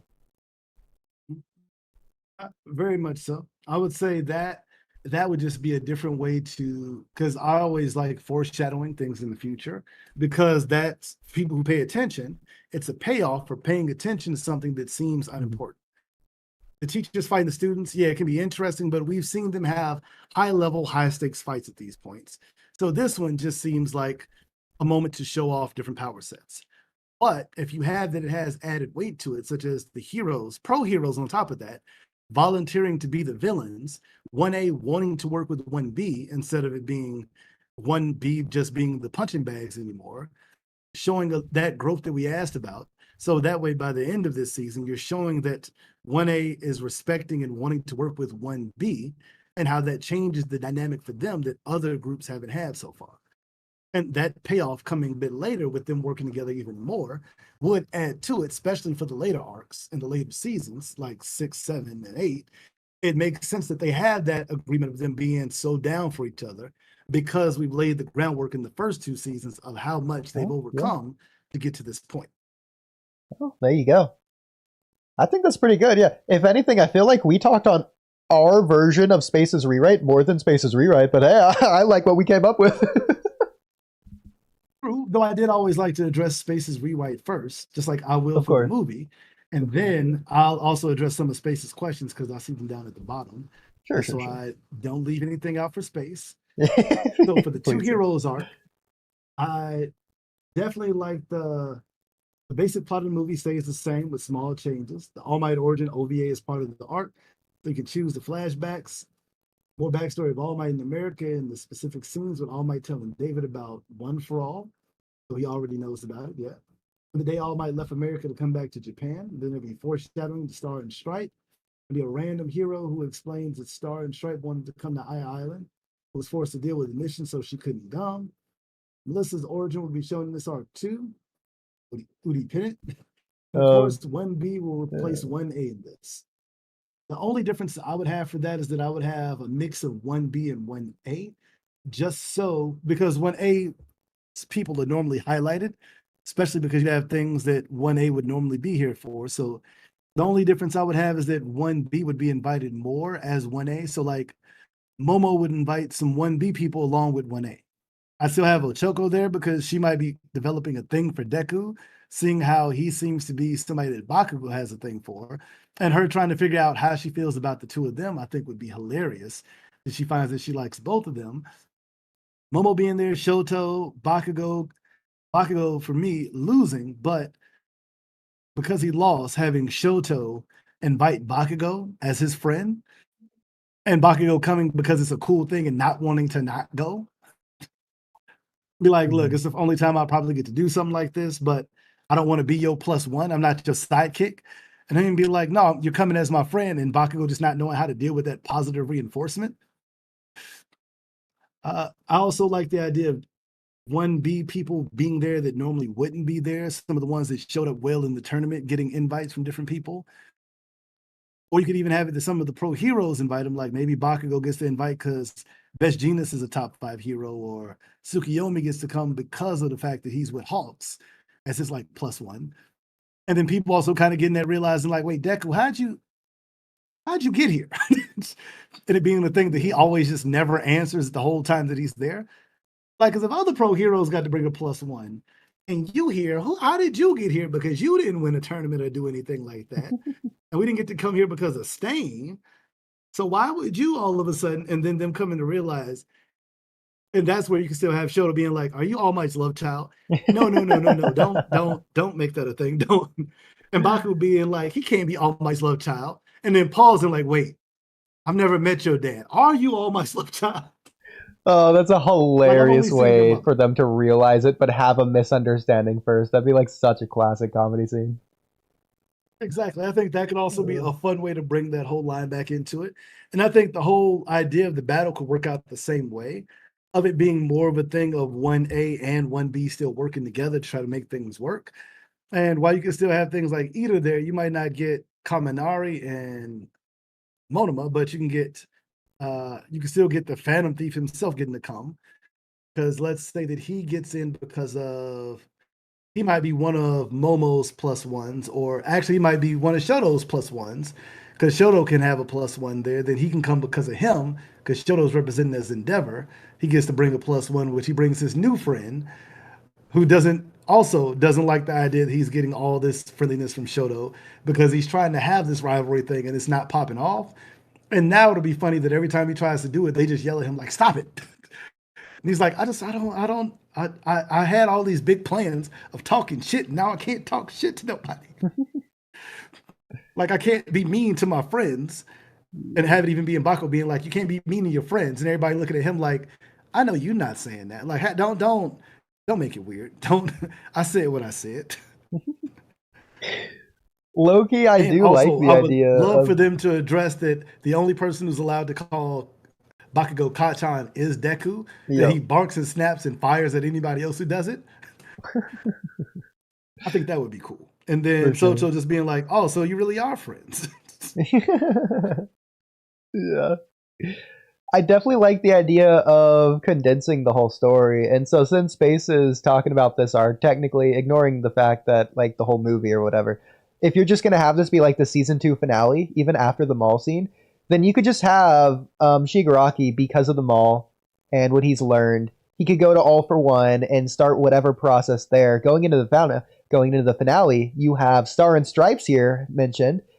You could just have the Star versus Shigaraki fight be the season 2 finale, and then season 3, if that's the last season, just go into the final war arc. I mean, if you make it that way, you could. But what I would probably say in that situation is that instead we have Star fighting somebody that you find was sent by All for One, just because he wanted to make sure to keep her away from this island. because he knew that whatchamacallit, the other guy was coming here. Because since we know that he makes chess moves, you can see him doing the chess moves behind the scene and realizing that somebody's been pulling strings on him all this the whole time. And I think that would be more terrifying, especially because if you get like a moment of hearing about this devastating battle that she had, and then you could have that as like a little, you could have that technically as a special movie where it shows Star and Stripe from the flashback growing up to be this amazing hero and all the things she does. And then she fights a powerful, ridiculous villain, but she's able to win using her broken ass power. But she gets badly hurt in the process. So that way she's not around for a couple of months while she recovers and everything goes from good to terrible. Yeah. Like, I know I'm technically just cutting out seasons 3, 4, 5, and 6, but I kind of like the way that we sort of like structured the direction of this to where I feel like this could actually pretty easily work going into the star fight and then the final war arc if we just do it that way from this point onwards, based on how we've had the dynamic between the rivalry and friendship now of Class A and Class B, and what that's looked like for like the world and society, the rigid structure, how that's changed, and how the villains have interacted from the beginning to the end. Like, I feel like this just works as like a natural transition towards the finale, just early. True, but I don't want to skip out on those seasons because while a lot of people say season 4 and 5 are the worst for My Hero Academia, they are some of my favorite because without 4 and 5, you don't have the payoff of 6, 7, 8, 9. It doesn't hit the same if you don't have those beats in 4 and 5 that are slower. All the rapid action that comes in 6 and beyond doesn't make as much sense to me. And I'm a story guy. I need that story to enjoy a story fully. That's why Ruby is one of my favorite ones because a lot of their story building is there, even when the animation is low budget and janky because it was 1 or 2 people doing it at first. I still go back and watch the first 3 seasons of Ruby because I feel it's one of the best 3-season arcs of any anime, period. From where it starts to where it starts to where it ends, it takes you on a full journey that leaves very little to be desired. Now, what they do after that part does get a little bit into pacing. We don't want to issues. talk about that. We can move on. Right. I was going to say the pacing drop and issues and all that happens, but even I can still appreciate what they were trying to do there to get back to where they ended up going, which then pays back off. So you don't watch it for nothing. The payoff is there. They just could have structured it differently, which they even admit, hey, we were trying some things that didn't work out and we shifted gears and it came back. Yeah. I'm okay with you admitting, hey, we could have did this better. We didn't, but we appreciate y'all for sticking with us and letting us work through it. Because they had something happen, which most people would never have happen, and they powered through that to remake something great. And I'm just saying that because I specifically left that fandom to avoid this exact conversation that somehow found me here. So I just wanted to point that out. You know it is fully well. If you don't say it, then it just goes away and nobody ever talks about it again. But it's still some of my favorites. So I think you could still do that. And I think that the only thing I would change for those seasons is the way that they're paced and set up, which a rewrite fixes all of that. Because some of that we've already touched on for season 5 with the 1A versus 1B stuff. So you don't have to go about that in the same way, but you can then showcase what the villains are up to and more of society in this next one. So you could probably condense 4 and 5 into one season that leads right into season 6 where that picked up. You could do it that way for sure. What I was saying, I wasn't necessarily saying that season 4 and 5 are bad, and you know that season 6 is my favorite season, I'm pretty sure. Season 7's really giving it a run for its money, though. But yeah, I definitely love those seasons, and I completely agree that you need season 4 and 5 and everything before to properly set that up to give that satisfying payoff. I completely agree. What I was saying is basically, you said that this is offering a full. What was it? It was You were saying Ruby offers a full experience, a full package, a full present, something full. I was gonna say I call Ruby for most people seasons 1, 2, 3 the best trilogy in anime. From where it starts to where it ends, it gives you a full story. An almost complete story where it could end as an anime. Yeah, okay, so that's what I was gonna say, and I appreciate that it doesn't. But you could watch, you could watch season 1, 2, and 3 of Ruby, and if you stop there, it's a full anime experience. Yeah, so what I was saying is that if you go into the star fight at the end of season 2 and you have season 3 or season 4 to be the final season, then I feel like it's still telling a full story and like a nice little bow that's all like concise and all that. So that's not to say season 4 and 5 would be bad, but that you could get away in this rewrite with just leaving it there. And it's still telling a full story in like a good kind of way, in my opinion. I think it'd be pretty good. Yeah, I was gonna say, ideally, you could change it that way. I just feel that with My Hero, you don't have to take that out. You can just condense some of the stories. And the way that I have it, because to me, season 6, 7, and 8, and all that beyond don't hit if you don't humanize the villains, which at this point, we've only seen them through the eyes and context of the heroes. And after this, for Island and all that, you could basically have the movies be, well, if you make them their full-on arcs, they can be arcs that are going on while the villains are going through their thing. So that way you get the villains doing something, but you also get story on what the actual students are doing and dealing with. So that way it all more comes together in a quicker version altogether. Compromise? And My Villain Academia is a movie, canonical movie, that takes place between season 2 and season 3. Okay, how about this? I will counteroffer with, you can keep My Villain Academia as a movie, put it between seasons 4 and 5. Actually, put it between seasons 3 and 4, and then you use season 4 because we're still going to have the battle with all one and the quirk training and all that for season 3. Season 3, there's nothing much I want to take out of it, and we just land where it ends at. But you put the movie after that because that's the villains dealing with people coming at them and trying to make it a thing. But then you're also looking at moving Overhaul out of the way. So if you add Overhaul as part of My Villain Academia, along with the Liberation Army, I think that gives you a full busy ass movie of an all-out battle of villains to see who's in charge. You could throw that out there and have that, and not spend as much time on it. And then you still get the other arcs of the other movies as the training that Class 1A is doing, with little beats in between of time skips of them training and doing stuff while you see the villains going through it. So when you come out of it on the other end of things, you can then actually, no, I'd put My Villain Academia after season 4 then. So that way you get the villain movie explaining exactly what the villains have been doing, because we won't see the villains really through most of season 4.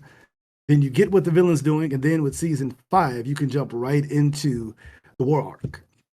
I feel like you could. I agree, it would be a really busy movie. You could sort of combine it. My problem there is that it would feel like not an A story and a B story, but just two A stories that are fighting, competing for the screen time that they both equally deserve to be the primary story and can't be. That'd be my big problem there. It would feel really busy. But it could work if you're having Izuku parallel Shigaraki in this case. As Izuku's fighting against Overhaul, you could have Shigaraki fighting against, I forget the guy, but the big nose guy, you know. Mm-hmm. That guy. The big nose. Yeah. The big nose guy. So like that could work. I would say that would be hilarious to have that done. Oh, and what I meant between season what I meant between season 2 and season 3 is not season 3 in the canon, but like season 3 in mine, which would be like the final season, if not the first work. So that would be to say that season 2 would end with the star fight. In that case, understandable.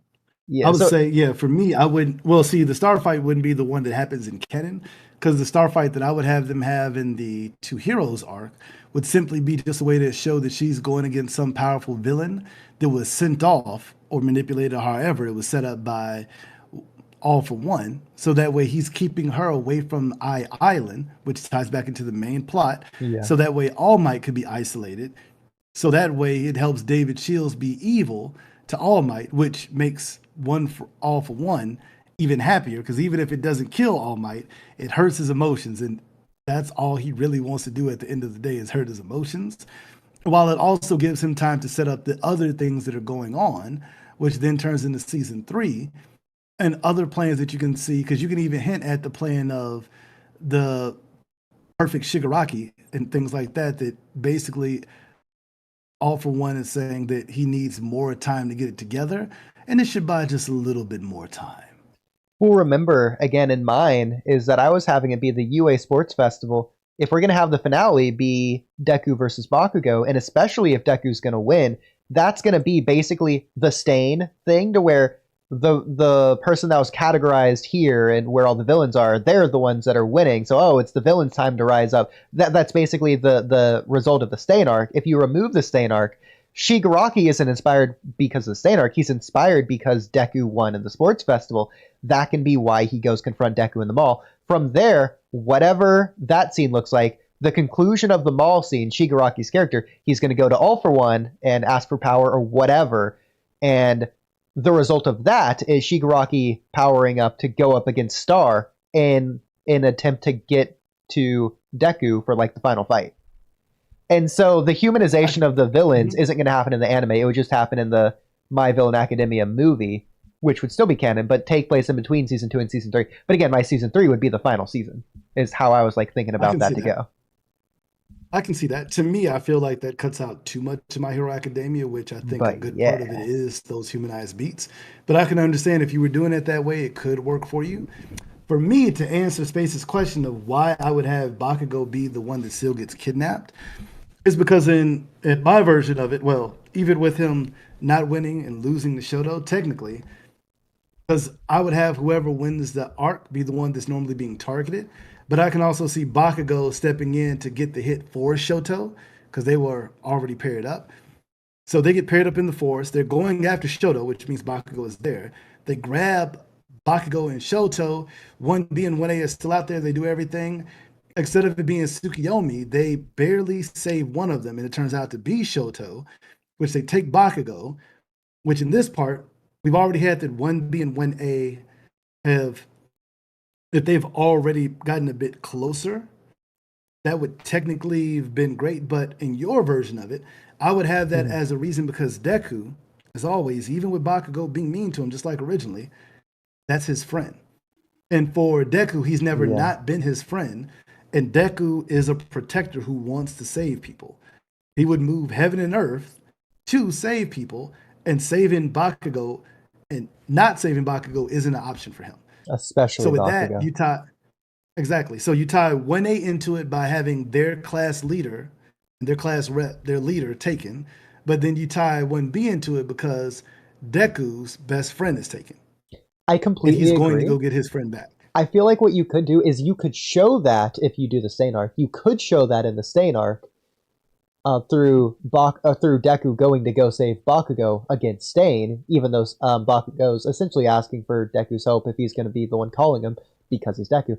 But in this case, you could flip the dynamic, maybe even have Bakugo pay Deku back by Bakugo is the one who's going to go save Deku because Deku was captured. So that's one way that Space could argue it. But for the most part, I do agree with what you said, and that is more preferable in general for that dynamic. Yeah. I mean, ideally, you could switch the rescue arc with them going after Izuku and it being the same thing, that Bakugo is leading Class A into it and Class B is doing it because that's their leader. It works with the same dynamic either way. I just like it more because Bakugo has always been more about defeating the villain, whereas Izuku has always been more motivated to defeat the villain to save people. So Bakugo defeats people that ends up saving people. Deku saves people by defeating the villains. Yeah. Again, I feel like normally go with it. I feel like if you are going to do the camp arc, it should be the arc following UA rather than having a season and a half and like 3 or 4 different arcs in between. But just me personally. Well, also to add to Space's point, I can see it for Space's point. He has that 1B and 1A are still antagonistic, and Bakugo has basically just been shown as a bully to Deku, so they wouldn't want to do that. But what I also think is that Deku, as the leader that he is leading by example, that Bakugo might not be the nicest person to him. But I feel like this is where he would tell them that they grew up together, that they were childhood friends, that Bakugo was always the one to protect everybody in the group from the older boys. Doesn't matter what the odds were, Bakugo would fight them and Bakugo would win to save everybody, including him. That even though he might have been harassing him, he always allowed him to come along, and that he didn't used to be that way to him at all. that they got their special All Might cards together, which he would then show them that he always carries his All Might special holographic edition card around with him. Always, because that's what he does. Yep. Same way that Bakugo always does it. And in that same vein, he would explain to him that I get it that Bakugo is not a nice person to me now. But I'm a hero, and he's my friend. I'm going to save him. And they might not agree with that. He might go with the people of 1A instead. But I think that because of who Deku is, he would inspire them to want to save people, even those that they don't think that they should save, as that's the type of hero that he is. Even villains, they're going to try to save. He's going to defeat them, but he's not going to kill them. He's going to save them because that's what a hero does. And technically, heroes don't kill, so he's going to go out of his way to save them. Even somebody who treats him like Bakugo, which with that emotional guilt trip would make them feel like we really are, might have the Stain philosophy come back around, like, are we really heroes if we pick and choose who we want to help based on how much we like them? I'm not gonna save him because he's a hero. I'm gonna save him because he's my friend. Mm-hmm. I love it. Yeah, the Stain dynamic definitely could come back here. I don't know. I see everything that you're saying, and yeah, for the most part, I agree that if you're gonna do this arc, then sure. I feel like for the most part, we've already adjusted Bakugo and Deku's relationship, how we both like it. So yeah, I would say go just speaking on Space's version. That's how I would go about it if that's the case that you want to keep it that way, because they have that antagonistic relationship. So you would have to have that conflict resolved or addressed directly by Deku of why he's doing this, because they wouldn't understand because they're against it. Though I would think in the different rewrite versions that me and Oodie have made, that conflict has been addressed a little bit earlier. So they're in a different place now where the classes wouldn't even question that. They would want to do that save because of doing that. Yeah. And if you have it that Izuku is saving Bakugo after Ida dying, Izuku is already a crash out when it comes to saving people. There is no telling him he's not going. The only question is who's coming with me. As he would let class 1B and 1A know, even after the pro heroes say do nothing, he would immediately look at everybody in the bed and say, I'm going to save Bakugo. Who's coming with me? No questions asked. For our rewrite, you could still have that there just to re-emphasize the point, just for the cool moment, even though technically we already know. But it would just be nice to have it just so bluntly, directly stated. I mean, I would say even for ours, if Bakugo is sad and he's and asking him why to do all that, because some people would be about we need to follow the rules, such forth, and you can still have him give that speech of this is who Bakugo was, but I'm a hero, and even more so, that's my friend. I'm going to save my friend no matter what. I like that too. Yeah. Enough said. Hey, you know what? Say less, because I feel as a viewer, to me, that's the same level of him looking in the camera and saying, I'm going to save my friend, is the same way of All Might saying, I am here. True, true. That's you know what? I got it. Because when he pulls up, he would still have that type of energy that he's going to do that until All for One pops off and it's like, you know what? Maybe I shouldn't raise my voice in this man's presence. That's disrespectful. I should be quiet because I feel like if I say or do the wrong thing right now, I'm going to die. That's what's going to happen. You know what? Okay. Which is still if we're one doing of the best intros for a villain. If we're doing this arc and season 3, then I'm going to have... Yeah, okay, so either Bakugo or Deku gets captured, whatever. That's how you go into the War Arc Part 1. All for One is there anyways. You could just have like some weird Shigaraki connection there. Maybe even they fuse in that arc. And then that's how you can just get there. Just they go save the kidnapped person, and then they just do an all-out war. Fast forward to season 8. Yeah, well, I was thinking season 6, but you could do season 8 technically. Just like lump that into season 3 when they gotta go save him, and then All Might's fighting All for One. Just whatever there. That'd be a full war instead of that fight. True enough, you could pull that off. I think that's interesting in space because Izuku is already a heavily self-sacrificing hero in a self-sacrificing hero society, and you want to add more to that? I think that would make him almost ready to take his own life just from the insanity of trying to keep up with that. He's cutting his own leg off to save Bakugo. Right. So the Dark Hero arc already hits hard. Cold opens on the All Might fight. You know what? The way I would do it, as I would probably have it start. The way I would have it start is not a cold open. I would have it just playing One for All's music or All for One's music at the end of the movie, because the movie would lead into this. And then with that, have it as like a quick flashback of you just seeing All Might standing there, somewhat depleted in a ruined area. And then having it as a flashback of him standing there against a suited figure that he's been fighting. The original fight that they had, which of course devastated everything, of having him sitting there with a huge gaping wound in his side as he's kind of sitting there, hearing this ominous music, and then hearing All for One say, "Where's your smile, friend?" Because All Might wouldn't be smiling at that point. Yeah. And then having All Might wake up, and then having that go into the season. Ooh, so that way, when we see it, we understand exactly. Because we're not going to pretend that All Might doesn't remember vividly and dream of that point, the same way that All for One says that he still has nightmares about that all the time, of having his face literally punched off. Funny enough, you don't just have that happen and let it slide. I was thinking, the way you could do it, that All Might versus All for One fight, you could just have All Might replace Hawks, technically. And so then it's like the Endeavor and Hawks versus All for One scene in season 7, but you're just moving that to season 3 with All Might and Endeavor versus them, and you could just go from there for the finale. I mean, I could also see that. Though I do like the idea of Hawks as a character, because I like Hawks being absolutely. One of those heroes showing off that hero society, that they're, of course, in a hero society like this. It's just like To Be Hero X. If you have a hero society with humans in it, there are going to be people that manipulate the public opinion on a regular basis to their benefit and eliminate people that they think are an issue by any means necessary, using superpowers. Yeah. It's going to be exactly what happens today.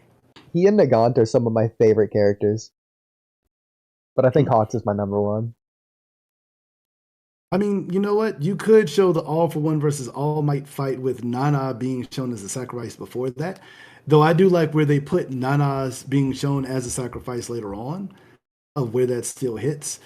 Because me personally, I think that for that to be impactful, All for One showing him facing off against all of the different wielders, I think that's the part that hits the most, is that All for One basically has been the last evil villain boss at the end of the game, but the fucking player continues to start over and play that shit back and keeps coming back no matter what you do. They pop right the back up like roaches. Every time you kill one of these, All for One has to then kill another one, because One for All just won't go the fuck away.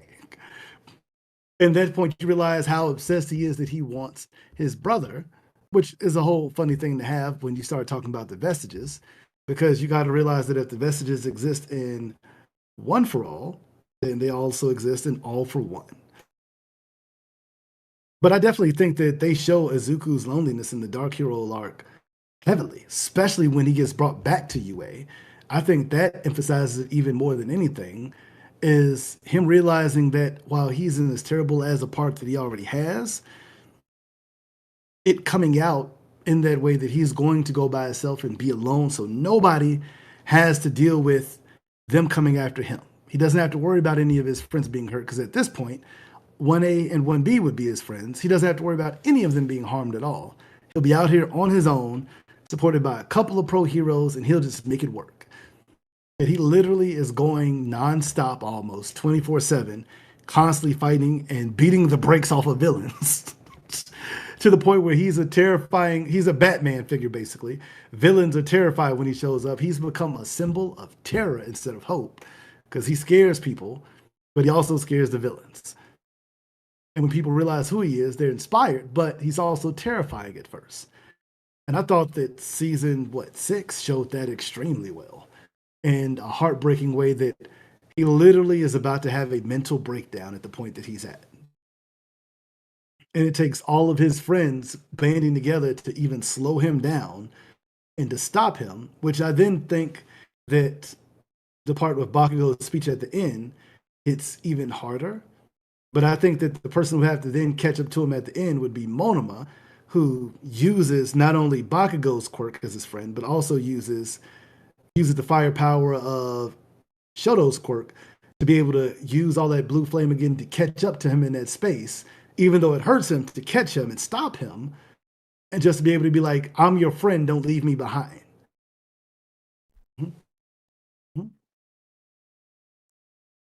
Yeah. Hmm? I mean, I like it. What? I was gonna say Deku is one of the most self-sacrificing heroes in all of anime, as his literal first thing is to run in at a villain, barehanded with no powers, to save his bully.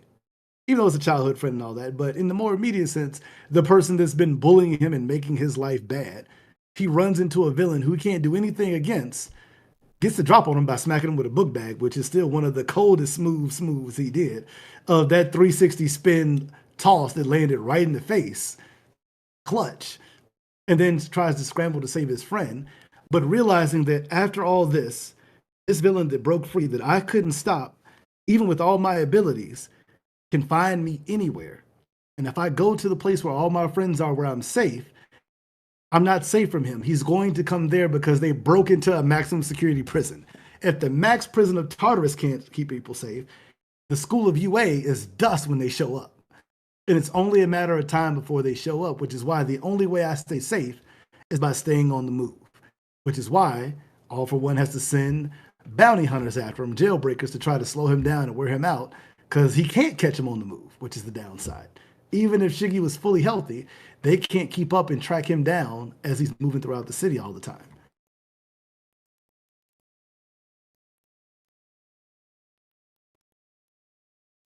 I feel like there's a lot of thoughts that we could keep saying on all of this, but we could also You would love to do that for the next 2 hours.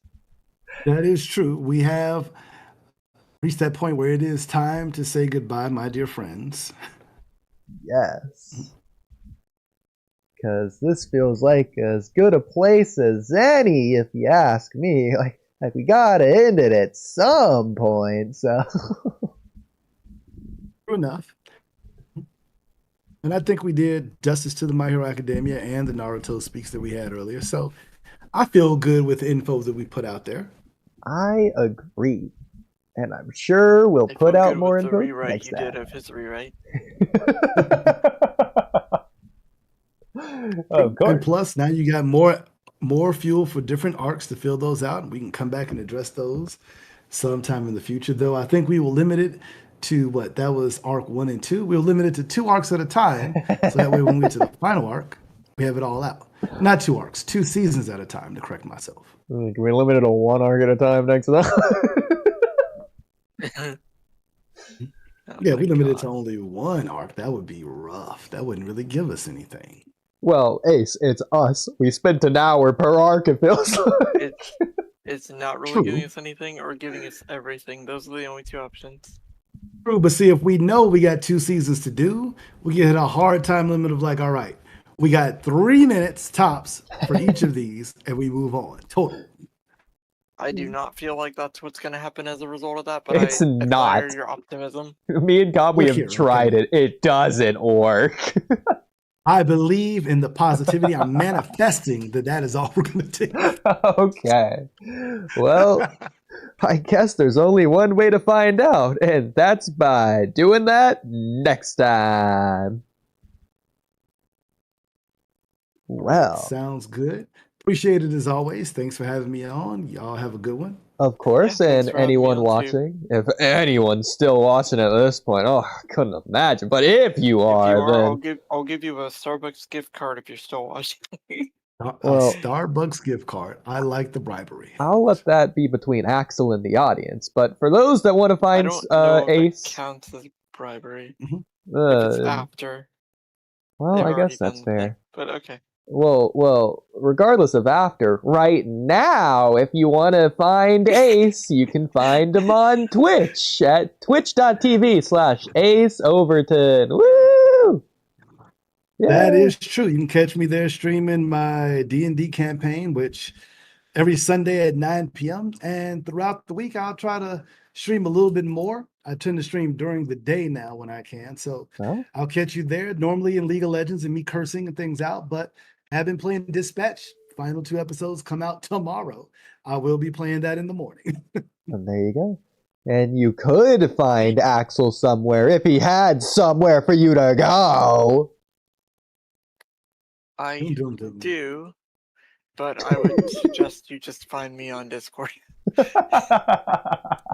You know what? I respect it. There you go. All Most right. of my socials are outdated. Well, this stream's outdated because it's ending. Catch y'all later. Bye. That's it. Later.